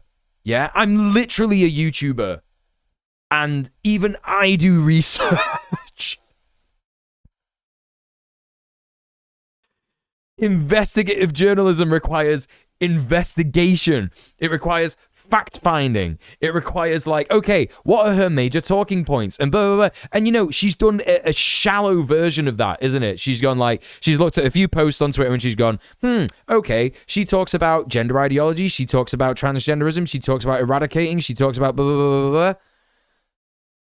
But she's not gone any deeper than any of that and gone like, okay, what are some really good scientific, you know, she always likes to say like, why are these things correct? Oh, because it's backed by science. Okay, well, let's find some science that disagrees with her. That would be the first thing that you would do, right? And then as soon as she said about the guy who invented gender is a pedophile thing, she'd be like, oh, John Money. Oh, well, actually, you're right, because this disproves the talking, you know, the conservative talking point that, you know, forcing people to be in a certain gender happens because this kid got gender dysphoria and detransitioned because John Money was a pedo and tried to force him to transition. So actually, that doesn't work. That thing that you're saying happens, it doesn't happen. You know, just so ridiculous. Good thing her opponent is equally lazy and unprepared. Okay, I don't understand what you're not getting about this. I don't understand what's not going in about this, yeah? That is not a good thing. That is not a good thing. There is nothing good that Taylor Lorenz has done it. Like, do you think in this whole thing, yeah, in this whole thing, that Chaya Raichik is coming off bad in any way? Do you think she's going to suffer? Do you think she's going to lose subscribers? Do you think that anything is going to change because of this? It is not a good thing. She is simply saying the things that she always says on Twitter, right? So she's not unprepared, actually. She's just repeating all the stuff that she says all the time. Yes, it's the Sartre quote. You know, don't make me get the Sartre quote out again. You know, she's a fascist and she's just saying the same things. You know, and I would also argue that she wasn't lazy and she knew that actually all she would have to do is just keep saying the things all the fucking time that she always says because she's a fascist and Taylor's a liberal and she has to fucking use logic where she doesn't. And that's the end of it. It's not good. It's just depressing all around. Okay, it is depressing. I'll give you that. But, you know, what we should be taking from this is we need to be fucking criticizing these fucking liberals way more because they are just enabling fascists. They are platforming fascists. They are enabling fascists. That is what's going on. Yeah? They need to be fucking stopped. They need to be bullied. I'm gonna fucking say it. They need to be fucking bullied and stopped from doing this shit. They need to be told how fucking embarrassing and how dangerous and how harmful this shit is. Fucking platforming and legitimizing these fascists' talking points, putting them on their YouTube channel, yeah? And then making out that they did this amazing investigative journalism. I think it's fucking dog shit. Do you know what I mean? That's what we need to be doing. Content publicly, then that content could go anywhere. That's what I believe. You know, it could go viral. Anyone could to fight against that depression and be like, stop doing this. Stop doing this. Yeah, deplatforming works. It could go to the wrong side, you know, what they call the wrong side of TikTok. Yeah. It could go, you know, people will see it.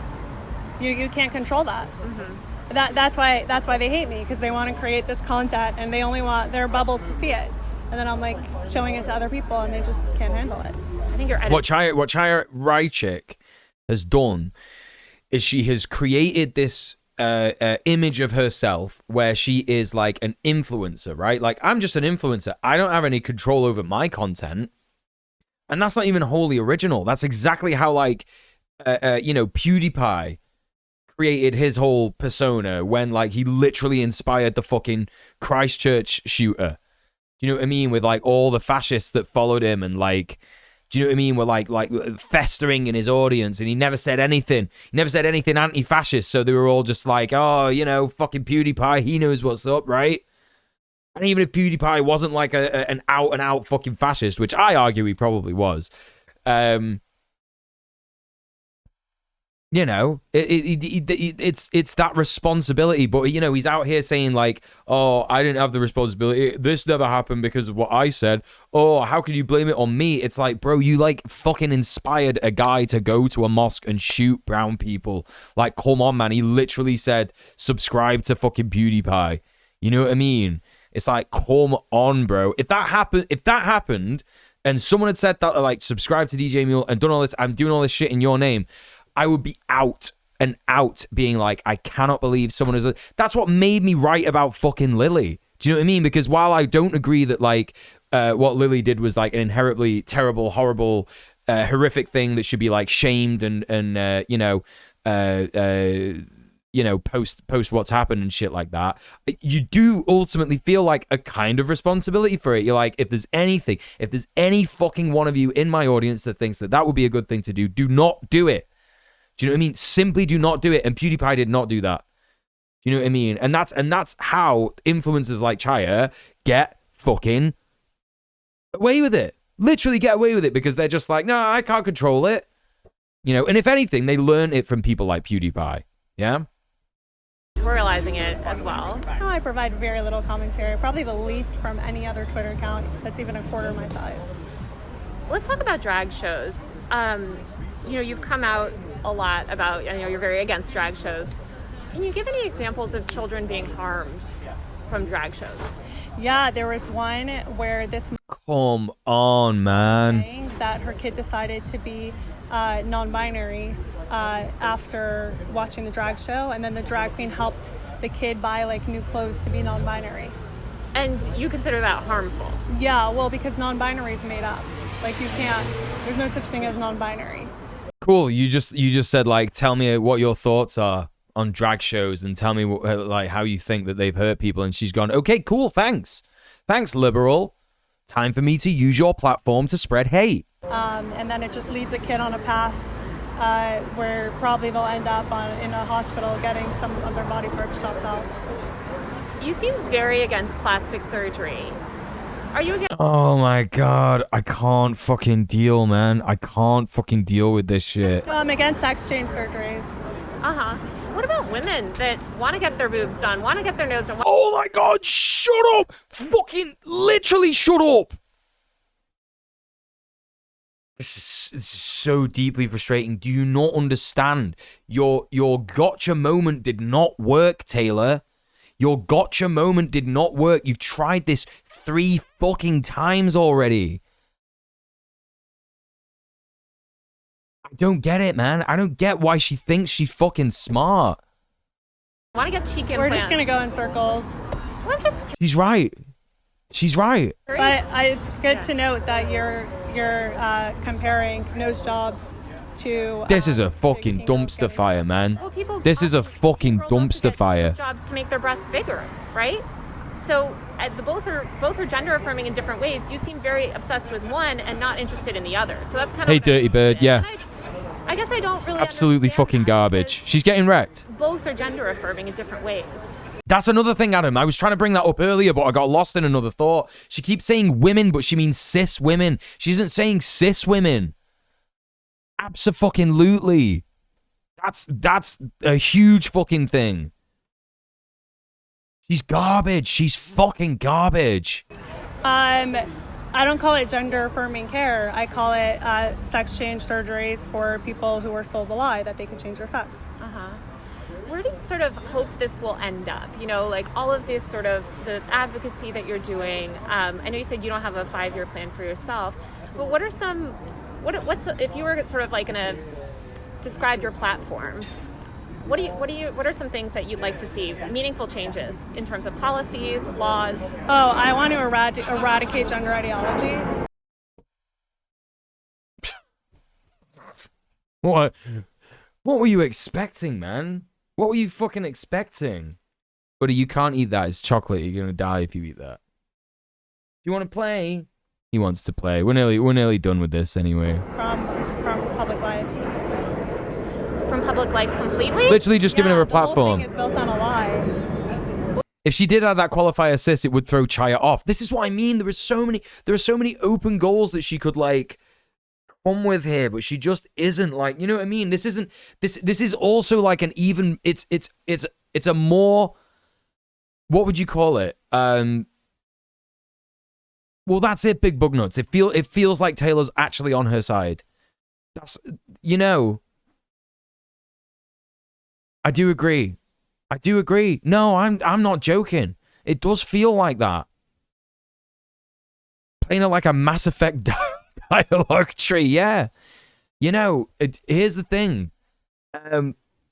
So many opportunities to push back. So many opportunities to be like, you know, she doesn't have like a laptop. This isn't like Destiny and fucking some fashion in bumfuck nowhere with a PC. Like, they're able to Google stuff and put notes down and shit like that. She's literally outside in a cafe, and you know, she doesn't have the ability to like do any Googling or anything like that. You could have got all your shit together, like boom, boom, boom, boom, boom, and been prepared for all these answers, but you just didn't. She just didn't.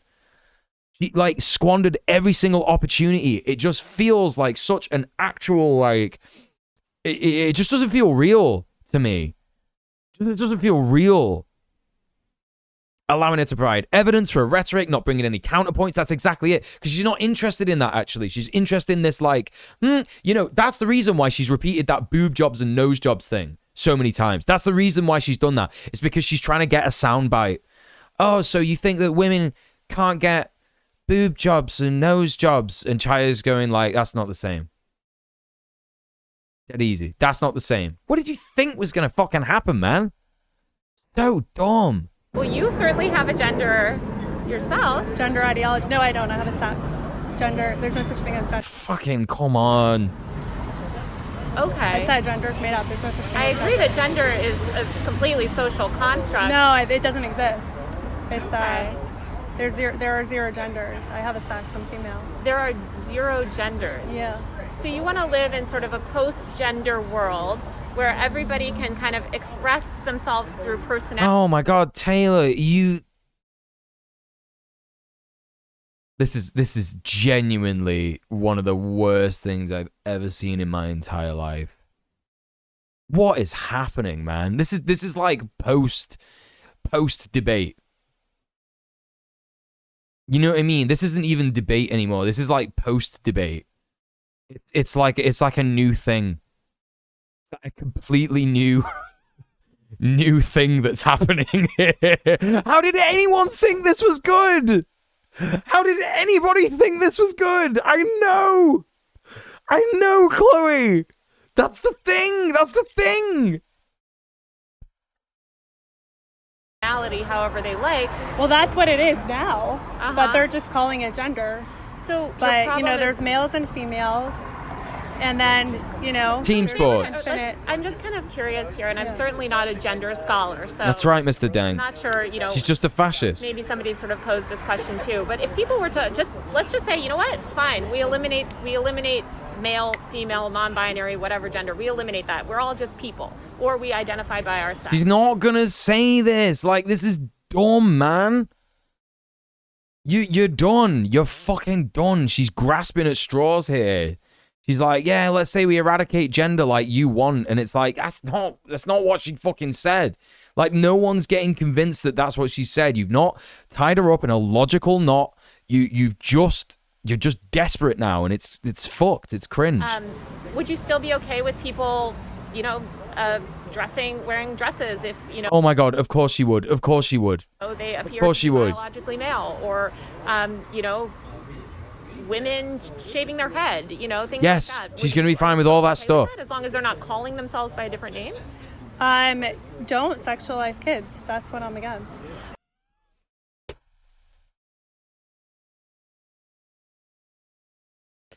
This whole thing can just be summed up with that, really, can't it?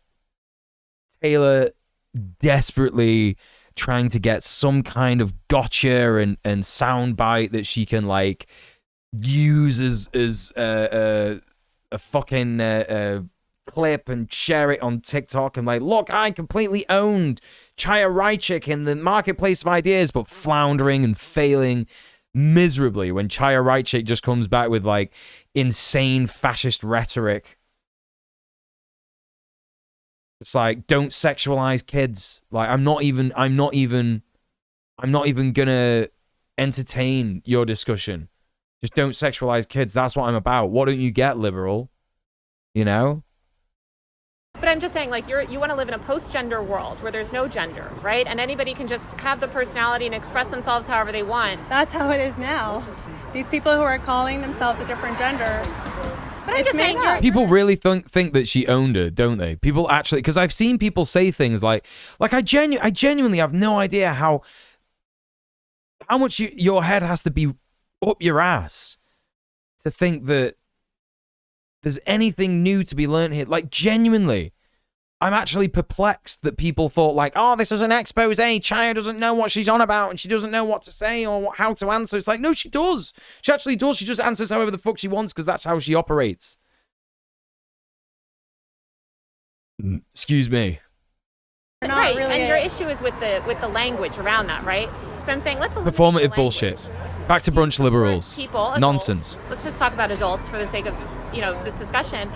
Do you support those adults having bodily autonomy, dressing, acting, painting their nails or shaving their head or doing whatever they want to do to express themselves?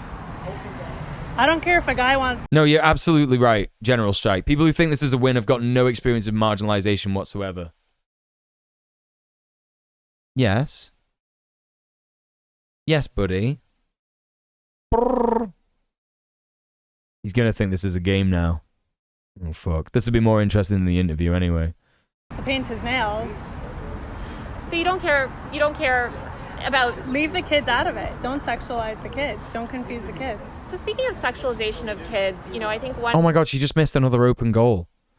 She could have said, well, you said that drag shows were sexualizing kids, and that is men painting their nails, pretending to be women. Like, what are you talking about? Like, that was a massive open goal. Group of young people that's constantly sexualized is young women. What are your thoughts, and why haven't you, come out more against some of the sort of sexualization of young women? This is fucking stupid, man. Media ecosystem. There's a focus on youth and women. There's a focus on sort of women under 25, women losing value with age. This is stuff, that's been I'm a woman in the conservative movement. I never once felt sexualized. You've never felt sexualized yourself, but I'm saying, why don't you speak out about sort of sexual abuse in the straight world, my God. So you just changed topics. No. I'm saying, like, you're saying we're against the sex. Oh my God, she did it, chat. She did it. Chat, she literally did it. I'm convinced this is an op. She made a deal with Chaya where she acts as a lib interviewer for money. It has to be, right? It makes no other sense. Look, she did the thing. She did the thing. If you press them too closely, they abruptly fall silent, loftily indicating by some phrase the time for argument is past. She's like, you just changed topic. No, you just changed topic. I'm not talking about this. You just changed topic. That's exactly what happened. Sexualization of kids. Yeah. One group of children that's constantly sexualized is young women. 13-year-old girls, 14-year-old girls are constantly sexualized on the internet, often by conservatives. So I'm wondering, especially given, what some commentary has come from like people at the Daily Wire, for instance, right? They've made comments about young women losing value with age, which is kind of a pedophilic ideology. Why not speak out on that? I've never seen that. I have no evidence. You've never seen young women getting sexualized? I focus on kids. And you've never seen young girls getting sexualized? I've seen young girls getting sexualized. I'm referring to the Daily Wire thing. I can't answer Okay, for that. but let's just talk about young girls. Why don't you speak out about that? Why don't you speak out about sort of heteronormative cisgender men, traditional men, sexualizing young girls, young female girls? I speak out about the sexualization of kids. But you don't speak out about sort of the sexualization of kids by straight people. I don't discriminate on who's sexualizing the kids. But if the kid's being sexualized. Well, but there's only one group of kids that you're talking about, which is you're concerned about sort of people being sexualized by Nothing in this video is good. I'm saying a lot of straight older men. Not necessarily the LGBTQ. I mean, if they're, I don't want straight teachers to be talking about their sexuality in schools either. So you wouldn't be okay with a straight teacher, for instance, discussing their marriage? I think it's weird. Why would someone discuss their marriage in a classroom? Honestly, these are all ancient talking points from conservatives about this issue. This is why Taylor is so unbelievably bad in this interview. You could have knocked this out of the park rapid. Like, no, yeah, you don't. No, you don't. You're lying. You would have just said you're lying. You're lying. I've never seen you once talk about I've literally never seen you once talk about straight teachers. Ever. It's just such an easy thing to debunk. It's an easy thing to pick apart. It's just nonsense. This is literally post-debate. It's like a reverse reaction video. I'm listening to something, but all I'm looking at is the cat cam. Hope the boy returns soon. I'm praying for the boy to return. He's very, very interested in playing at the minute. So you know what? I'll go quickly just for the last 10 minutes of this video. I'll go and grab the whatchamacallit. I'll go and grab the his little feathery thing.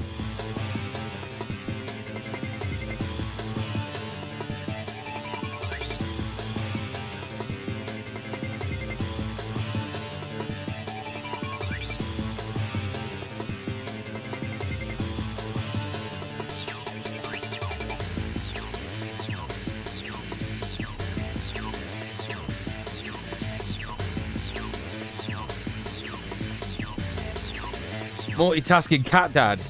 Literally a multitasking cat dad.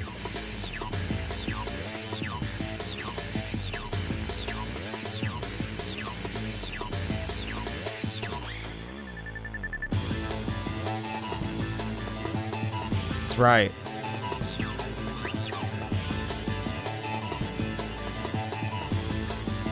All right. Let's fucking do this, chat. I don't know. You were a teacher. I feel like teachers sometimes do that. I do think that there is a sexualization of children. Wait, Chaya Raichik's a teacher? She's a teacher? Couples. I mean, I know that. Is she a teacher? She can't be a teacher, man. She just can't be. Chaya Raichik, teacher.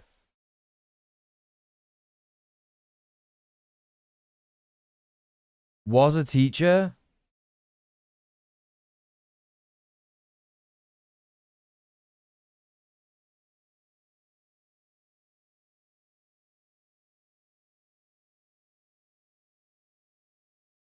Was appointed to make school safer. Is that what she's referring to? She's like the Oklahoma whatever. This is fucking dumb, man. This is fucking so stupid. I went shopping for a friend recently to find little baby onesies, and when you're looking for little boy baby onesies, a lot of them say, I want, where's my mommy's tits, or whatever. You see these kind of, I would say, sexual innuendo on babies. She's not even. That isn't even like the thing that those onesies say. That isn't even the thing. Okay, first of all, Taylor, she's already said that, like, she doesn't care. She thinks that, like, any kind of teacher talking about their sexuality, their marriage, or anything like that is not appropriate, right? So this line of questioning is defunct. It doesn't matter. And you're pushing it to the point where, you're trying to get this answer, and it's not even remotely fucking You're not going to get what you want. She said earlier in the video she has some teaching experience and that's why she was qualified to oversee the school stuff. Oh, so she's just lying. She's just fucking lying. She's just literally lying.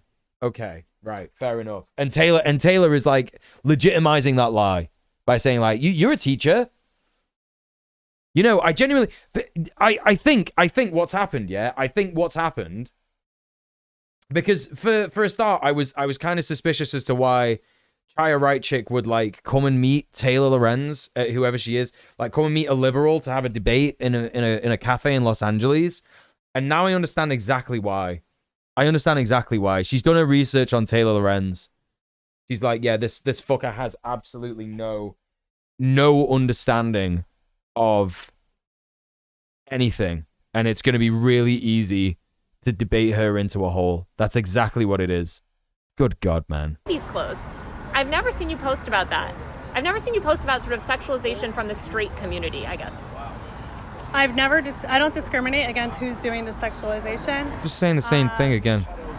I guess, like, what are you defining as sexualization? But I've never said, like, oh, look, here's porn in school and the librarian is not straight. No, I don't care who the librarian is. I don't care if they're straight or gay or trans or whatever they want to say they are. Yeah, I just think it seems... I guess I wonder why you don't focus on sort of like young... She's just lying. Women. I mean, were you ever sexualized as a young child? No. I find that interesting because I think all women kind of experience that, although it depends on your community. But I do think that there's a focus on women and age as well. And there's this notion that women... It doesn't depend on your community. Taylor Lorenz is so deeply misguided on so many things. She doesn't even understand feminism. Like, what community are you in where there's no men? What community are you living in where there's no men that aren't, and if there are men, they aren't influenced by the patriarchy? What community are you living in? Where are you living on the version, like the Celtic island that was off Brittany in fucking the 7th century, where they like it was just all women and there were no men allowed? Are you talking about the Isle of Lesbos? Like, what are you talking about? It's just not like even remotely. She's just not making sense. Lose value as they age. And I know I hear that all the time in my comments from conservatives. I've never once seen that. Actually. You've never seen that? No. I feel like I've never seen a conservative figure say that women lose value when they age. Why do you think there's such an obsession? She just lies and it's fine. That's the thing. Her ideology allows her to lie. Lie. She's a fascist. Liberals are so bad at understanding fascists. What about women and ages then? Women, I've never known there was an obsession. I don't know. Really? Yeah. Huh. Women and ages? Yeah. There is a notion, she's playing dumb. Platformed by conservative she's media playing dumb. that women lose value as they get older. You see this espoused constantly when people are talking about reproductive. She's just going to say, I've never seen that and I don't believe it. You're saying when they promote like family values, like, oh, you should get married and have kids? Is that what you call sexualization? No. I'm talking about more derogatory remarks made against women and their age. I bring it up because I think a lot of your fans seem to obsess about women and ages. And so it's misogyny at its core. And I never see you speak up about that. So I was just kind of curious about. Yeah, I mean, I guess I'm wondering, like why you don't speak up about the sexualization of kids. I don't think it's a problem. I guess I don't see as much. If I saw... Oh, Taylor, you fucking idiot, man. You fucking idiot. That is the stupidest shit. Who is this woman? Who is this woman? You know, I'd only heard about Taylor Lorenz like a fucking few weeks ago, and it was people just like getting really angry about her for being a liberal. And I was like, oh, okay, she's some random liberal journalist. Whatever, like, I don't need to know about this. Chaya Raichik just said, you don't care about the sexualization of children, and she said, I don't have a problem with it.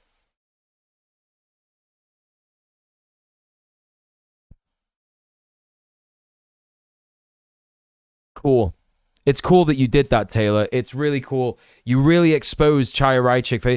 You had this footage. You could have cut that out. You could have literally cut that out and been like, I said this thing in the original footage, and obviously I didn't mean it. Ridiculous. That she's just not thinking whatsoever.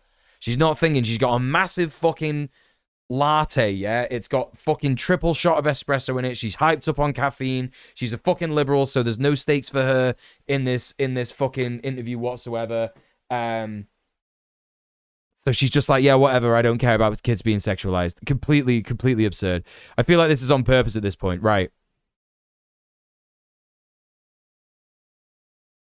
How does Chaya benefit from pretending not to know about this stuff? Is it literally just to make Taylor look silly? No, it's because the thing is that that's not what this is about. I think that people have a real hard time understanding this, and it's quite frustrating. But what you have to understand is that Chaya Raichik is not trying to appeal to liberals who already disagree with her, you know, fascist ideology or whatever. Like, she's not trying to prevent herself from no, I'm not mad at you. I'm not mad at you. I'm just frustrated that like people aren't seeing this for what it is. I'm trying to explain it as simply as I can. But you know, maybe that's on me. And like, you know, what you have to remember is that Chaya Raichik has not agreed to do this because she thinks it's a fair, good interview where she's going to answer all the things correctly or anything like that. She's using this as an opportunity to make Taylor look stupid, right? So you're right in the way that it's like Taylor's looking silly.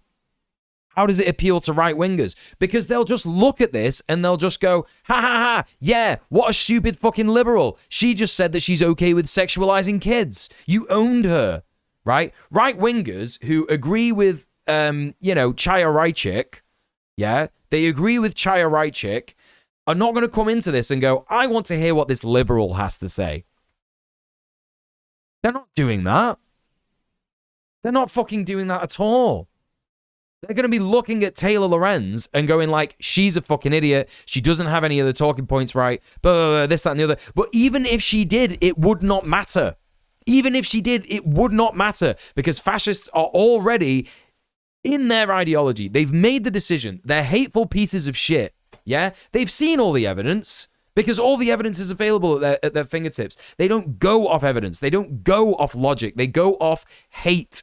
Hate, and the reason that they're at that hateful point in their lives is because they've been brainwashed to feel like that. And it's too late for them. There's no point in trying to convince right-wingers to not be right-wing anymore. It's a waste of time. It's a simple waste of time. Yes, look at this liberal, completely unable to stand up to Chaya's scrutiny. Yeah. She's making content. Chaya's going to use this footage to make Taylor look silly, and all liberals then by association. That's why she's doing it. That. And what she's done, I was like, why has Chaya Raichik agreed to come and do this interview? Yeah, why has she agreed to come and do this interview? It's because she's looked at Taylor Lorenz's work and she's gone, I'm going to fucking destroy this idiot. I'm going to fucking make her look so stupid, and she's going to think she's so smart. That's exactly what's happened. An example of a child being sexualized. You know? Of course, I have a problem with, you know, certain things. I will actually, you know, I will say. So do you think we should give kids porn in school? The images of like gay sex? I went to public school, and in public school, at least when I was growing up, we were absolutely given literature, you know, explaining sex, educating people. It had pictures of like anal. Yeah, I'm sorry, Alice. Like I do think that, like, you know, I got ADHD, and sometimes my thoughts aren't, especially with this, because this is so harmful. It's frustrating me to see it, and I'm getting stressed, and that is making it harder for me to like have coherent thoughts, I guess. So yeah, it's not your fault, innit? You know what I mean? It's definitely like gonna be me as well. Like I just like have to try and simplify my thoughts. It's you know, it's fucking streaming, innit? It's live. I've not scripted any of this, so but yeah. It's just an exercise in clout for Taylor. She hasn't done this because she deeply cares about trans people. She hasn't done this because she deeply cares about queer people. She's done this for clout, and she's making a complete fool of herself by doing that because she's not educated on any of this stuff. She's not done any of her research about Chaya Raichik. And Chaya Raichik is simply doing the fascist thing of going, yeah, I don't care about that. Sorry. Yeah, no, I don't care. I'm literally a fascist. I literally want to kill queers. I don't give a fuck. Next question. And Taylor's going, interesting you say that. How do you square that with your belief in this? And she's going, I don't care. I want to kill queer kids. I don't care. I want them to die. That's essentially what's happening, right? It's essentially what's going on. Oh, absolutely. And it actually talked about condom use. What grade? God, I mean, I don't remember, but certainly probably middle school. I think that's when we had sex ed. So you think like books like Genderqueer, This Book is Gay, we should give that to kids in school? Taylor is exuding weakness and stress in her body language, and Chaya looks aloof, almost bored. Are we doing the frame? Are we doing frame discourse?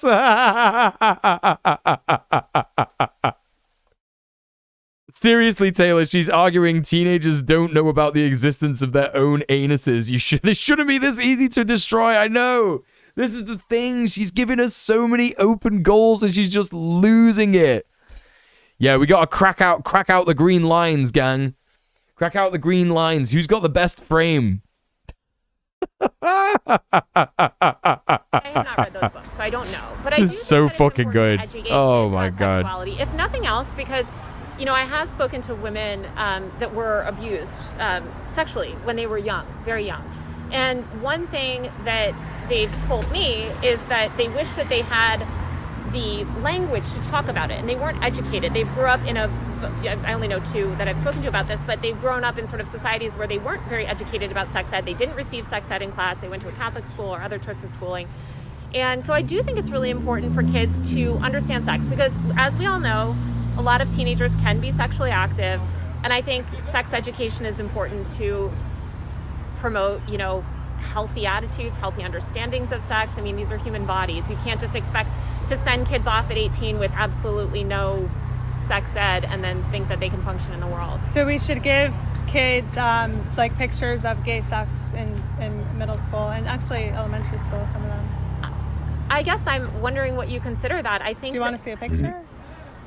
Well, I don't know, but Yeah, that's it, isn't it, Taylor? You don't know.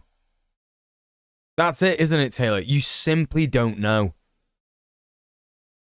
Just the dumbest shit I've ever seen in my entire life. Are you talking about the ones that you've posted? The dumbest shit I've ever seen in my entire life. I guess those don't look like what I received when I did sex ed, but I think sex ed is important because it actually helps. So you didn't have those types of things? She could have just said, yeah, show me. She could have literally just said, yeah, go on, show me. And then she would have seen what it is, which is probably like a medical diagram of like a cock and an ass, right?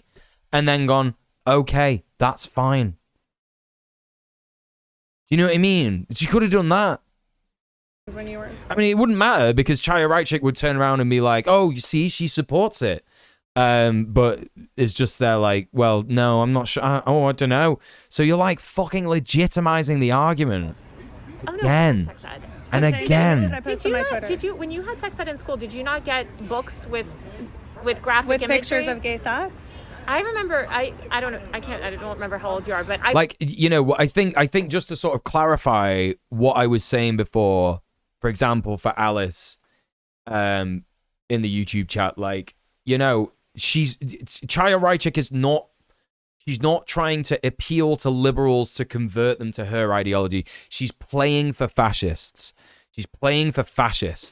Yeah? Wasn't she homeschooled? Wait, who? Chaya Raichik? I mean, that would be just like a massive own if she turned around and was like, yo, Chaya, weren't you homeschooled, dog? And then she's like, yes. And it's like, right, so you got like a bad education, right? So you're an idiot. That would be just game over.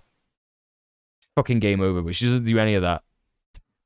It literally doesn't do any of that. I grew up in the 90s when HIV and AIDS was a big thing, and we certainly learned about gay sex in school. So those pictures. Which school did she fucking go to? I'm not being funny, but like, is she making? She's got to be making that up. I didn't learn about gay sex at all, and I went to school in the 90s. What schools in fucking like? Did she grow up in California? LA probably. Is that like a legit thing? Okay, listen, cool, good for LA, man. You know what I mean? I guess maybe that was because we had Section 28 in England. Must be that. Yeah. Do you know what? That's fair enough. That's me with the Brit brain there. Other countries existed, and surprisingly, America had more progressive laws about teaching people about gay people and gay sex in general. Or you had graphics like that? I actually don't know. I don't remember, to be honest. But I do think that it's really important. It doesn't matter if you didn't remember. You could have just said yes. Well, what those pictures are. Do you think that? I don't. I've seen. Oh, you kept referencing it. Well, I've seen you post things, but I don't pull know. It up. But I think, yeah, I guess I feel... Because we need to put this into context. Yeah. It touched on gay sex in 2008 very briefly in New York. We won't. Is that like post Supreme Court ruling on gay marriage, maybe? I don't know. Just asking for a literal example of one thing she's claimed would be impossible for Chaya, but Taylor won't do that. Right. Yeah. Literally. Know the context, of course, because we don't know the context of how those things are being taught. Oh, so we could give kids like pictures of gay sex as long as it's in the proper context? I don't know. I mean, it's up to the educator to determine, right? I don't know. I guess I'm kind of curious, Chaya, why you sort of focus so much about the LGBT. You keep mentioning gay sex, but you don't mention straight sex. I think lots of kids learn about it in school from other kids. World. Yeah. Oh, I don't want pictures of sex in school. Any pictures. So I you definitely don't think did. children should receive any sort of sexual education, straight or gay? I said I don't want pictures of sex in school. But you think that they... You had sex ed in Britain after Section 28 was repealed, and they still didn't talk about gay sex at all? Yeah. Well, there was Section 28 was repealed, but there was some bits of it that were still in law. I went to school in Scotland like 5 years ago, and the sex ed was still really bad. Gotcha. Should receive picture-free sex education. No, I think we discussed this earlier. Okay. Yeah. I'm curious kind of how you're thinking, you know, when you think about the way that you put out content and the way that you think about growing your media empire. Here, this is a blowjob. I don't know what book this is from. Genderqueer. Okay. So should this picture of a blowjob be in elementary schools? Oh! Dude, come on, man. Fuck. Oh, god damn it. I fucking hate Taylor Lorenz. Got to be fucking joking me. On my fucking Twitch stream. Are you kidding? Are you fucking kidding, dog? You just have that shit on your uncensored on your fucking Twitch stream? Oh, dude. Come on. Come the fuck on. I didn't fucking know that was gonna happen. Any Twitch staff watching, I didn't know that was gonna fucking happen. Yeah? I had no fucking clue that was gonna go down. That is insane that just fucking, came up on the screen. Are you joking me? Also, that book is definitely not in elementary schools. This is a really easy win. This is a really easy fucking win. Yeah?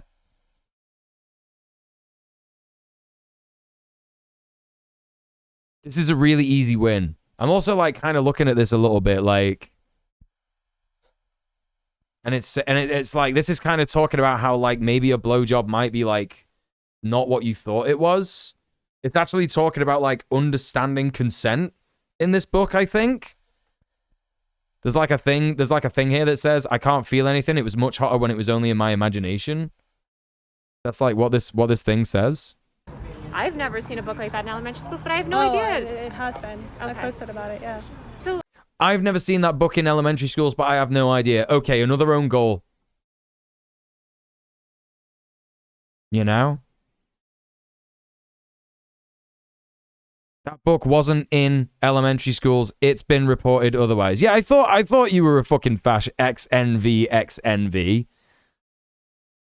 Yeah, I fucking thought you were coming into the stream and being like, why not criticize people for what they actually say instead of inventing things they didn't say? You're not even paying attention to the fucking stream, are you? Because we actually are doing that. Yeah, get out of here, you fucking loser. Tell me a little bit about... So should it be in elementary? These books are in elementary schools? Shut up, man. No, they're not. I have no idea the context. Shut the fuck up, dude. So in what context is it okay if it would be in elementary school? Absolutely no idea. I have absolutely no idea. I would not... I don't know, Chaya, because I haven't seen the rest of that book. I don't know what's in there. I don't know the context. But there is a context that it would be okay to give kids pictures like that of gay sex, anal sex, and I guess... Why hasn't anyone dug into Chaya's past before 2020? I can't find anything. She portrays herself as a public figure. Well, no, this is the thing. Yeah, she literally said, right? She literally said, I have just, I I got radicalized during COVID. I guess sex pictures in school. I don't know because you know who I would defer to on that.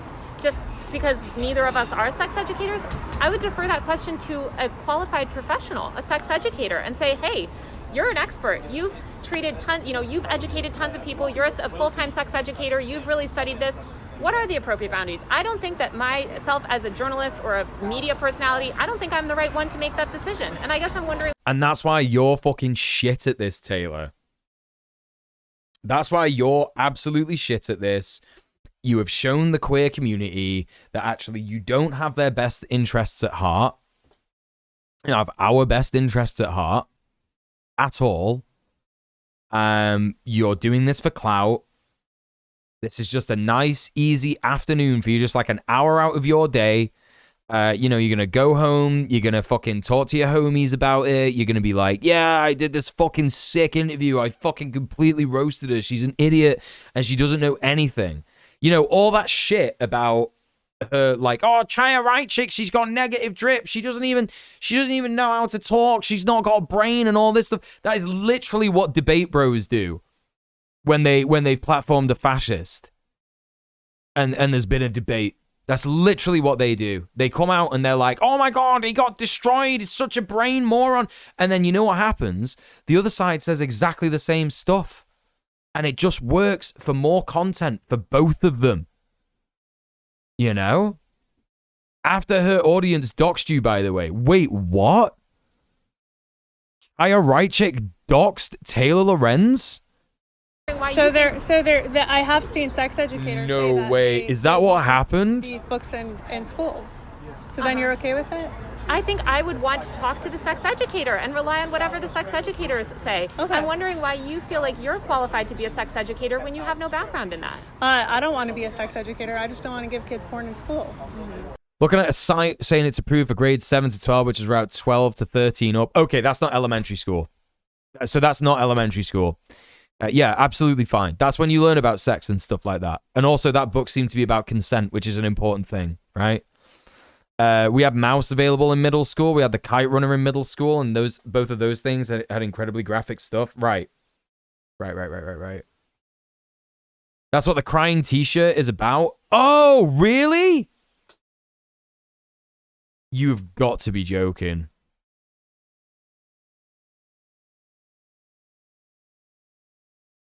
Okay, so that's actually what that image is about. She was like crying. So it doesn't really look like she's crying. I thought it just kind of looked like she was like sneezing or something. So she's crying because Chaya. So let me get this straight. Okay, let me just get this straight. We've not got long to go of this.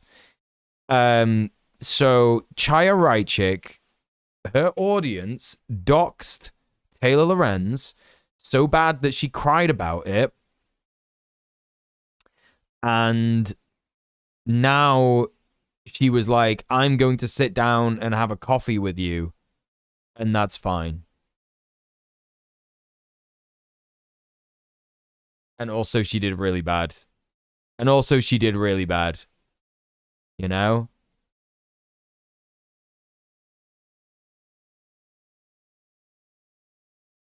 Yeah, I know, Sorka. That's what I'm fucking struggling with. That's literally what I'm struggling with.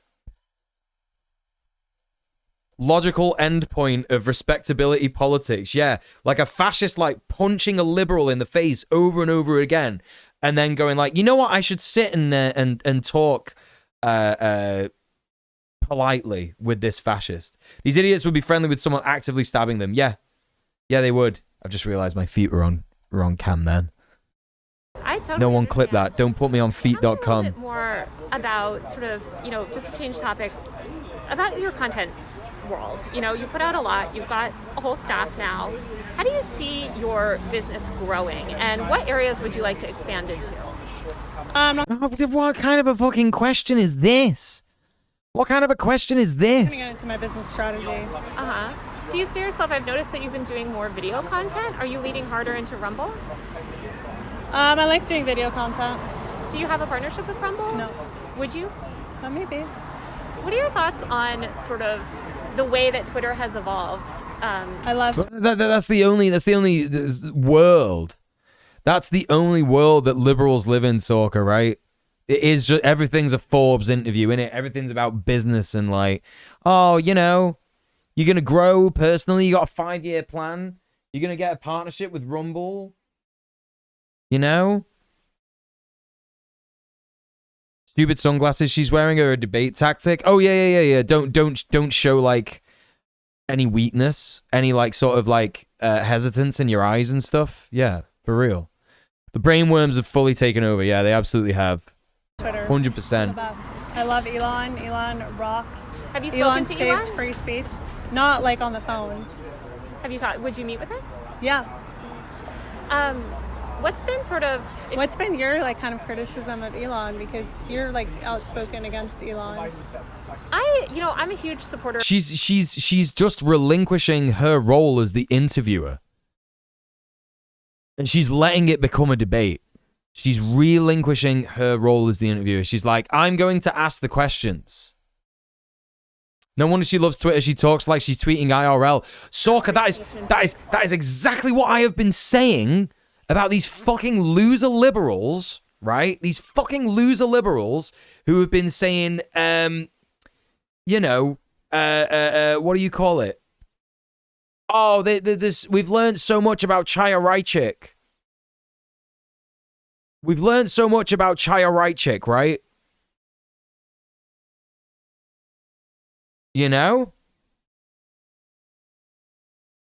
And it's like, no, we haven't. She's just talking like she's tweeting.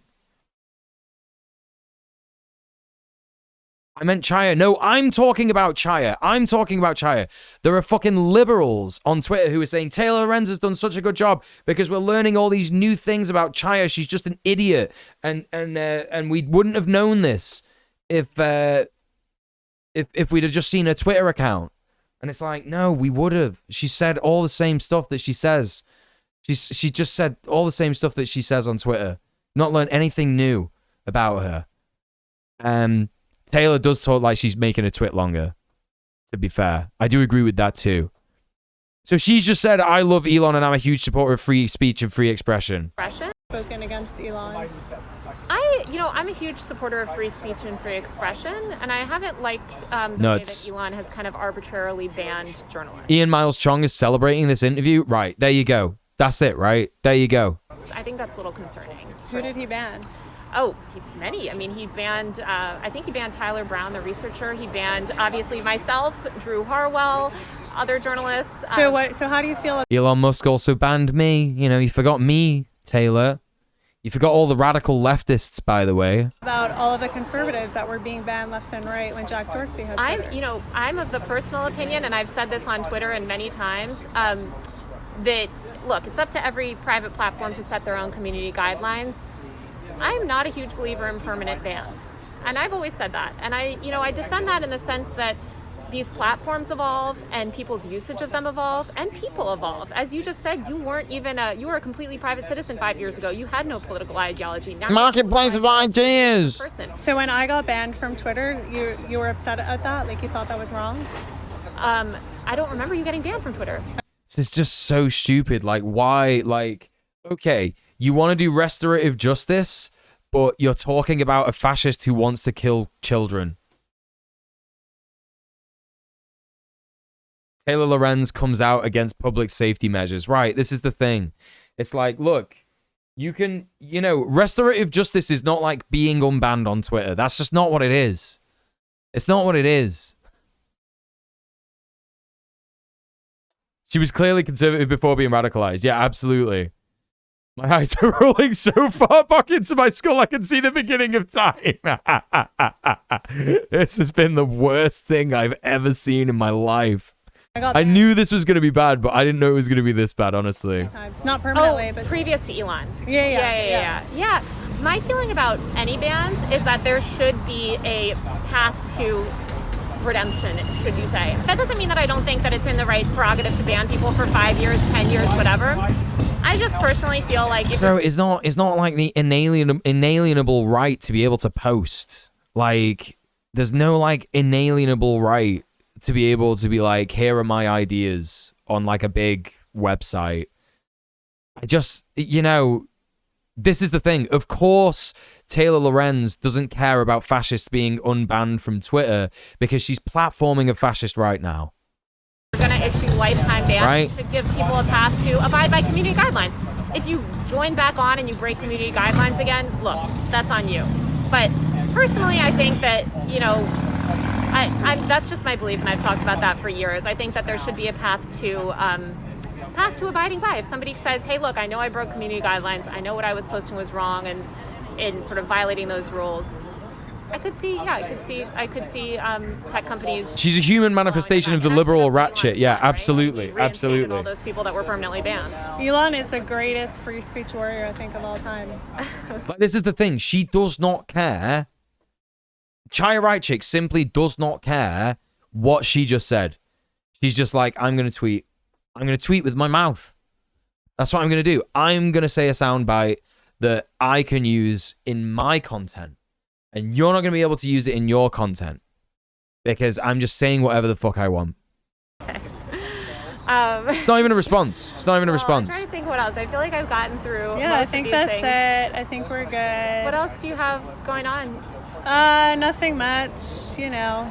I'll just continue making fun of the media like I do best. I still can't, I don't think you answered me to begin with, but what are some of your favorite media outlets? I said I like independent journalists. But who? Like some of the people I follow on Twitter have the best news. Like who? Like who are your top three? Chaya is ending the interview, yeah. You know, I like Ben Shapiro. It does feel like she commissioned it. Yeah. I really like Jack Posobiec. Shout out to Jack. He's great. I like Mike Cernovich. He's cool. Who else is there? She got like a fascist to sit down and be like, I'm a fascist. I hate queer people. I hate children.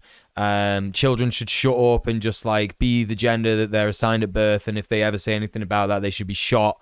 You know, they're literally like trying to make kids have sex with adults and all this stuff, just all this nonsense. Just said all this stuff. And I also love all these other fascists. Like I love them all.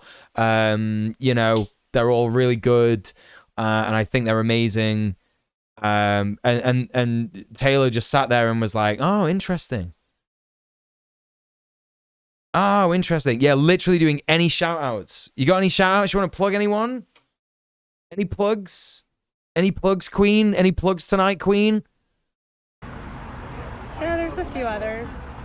Are you still on Substack, by the way? I know you had a Substack. The thing is that like what people forget is that there are fascists who believe in the things that Chaya believes, but they don't know Chaya yet. They don't know libs of TikTok, right? So there will be like British TERFs who don't know who Chaya Raichik is. There will be. They'll just be like British TERFs, and they'll be like, oh, she's talking my language. And then they'll start supporting her. Get thousands of fucking views. Do you know what I mean? Thousands more fucking views. Because it's the clout factory. Do you know what I mean? She's engaging in the clout factory. Taylor's engaging in the clout factory. At some point. Yeah. What are your top media place for news? 404 Media. Love 404 Media. Are you familiar with them? No. Great website. Independent journalists. Walter Bragman, who does Important Context. Great Substack writer. A huge fan of his work. God, there's so many. Matt Bellany, Lucas Shaw, Julia Alexander. Yeah, great people. Oh, fuck. I didn't mean to do that. Chat, do we know who any of those people are? Let's see how this ends. Cool. Yeah, try to see. I feel like that's it. I'm just trying to think. Let's get an Uber and get out of here. I'm gonna order an Uber. He's like, we're gonna get out of here. All right, let's make sure. Let's see. I know. Sorry. Thank you so much. Let's see. Oh my God, I think this died. Oh my God, it did. Wait, let's see. Hopefully.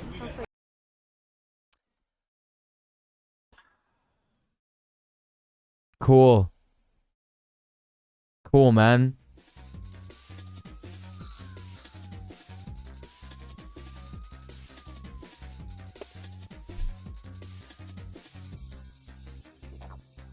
It's weird that the mask on Taylor is indistinguishable from Crystal Ball. Legacy Media is cooked. Hey, Alejandro. Yeah, right.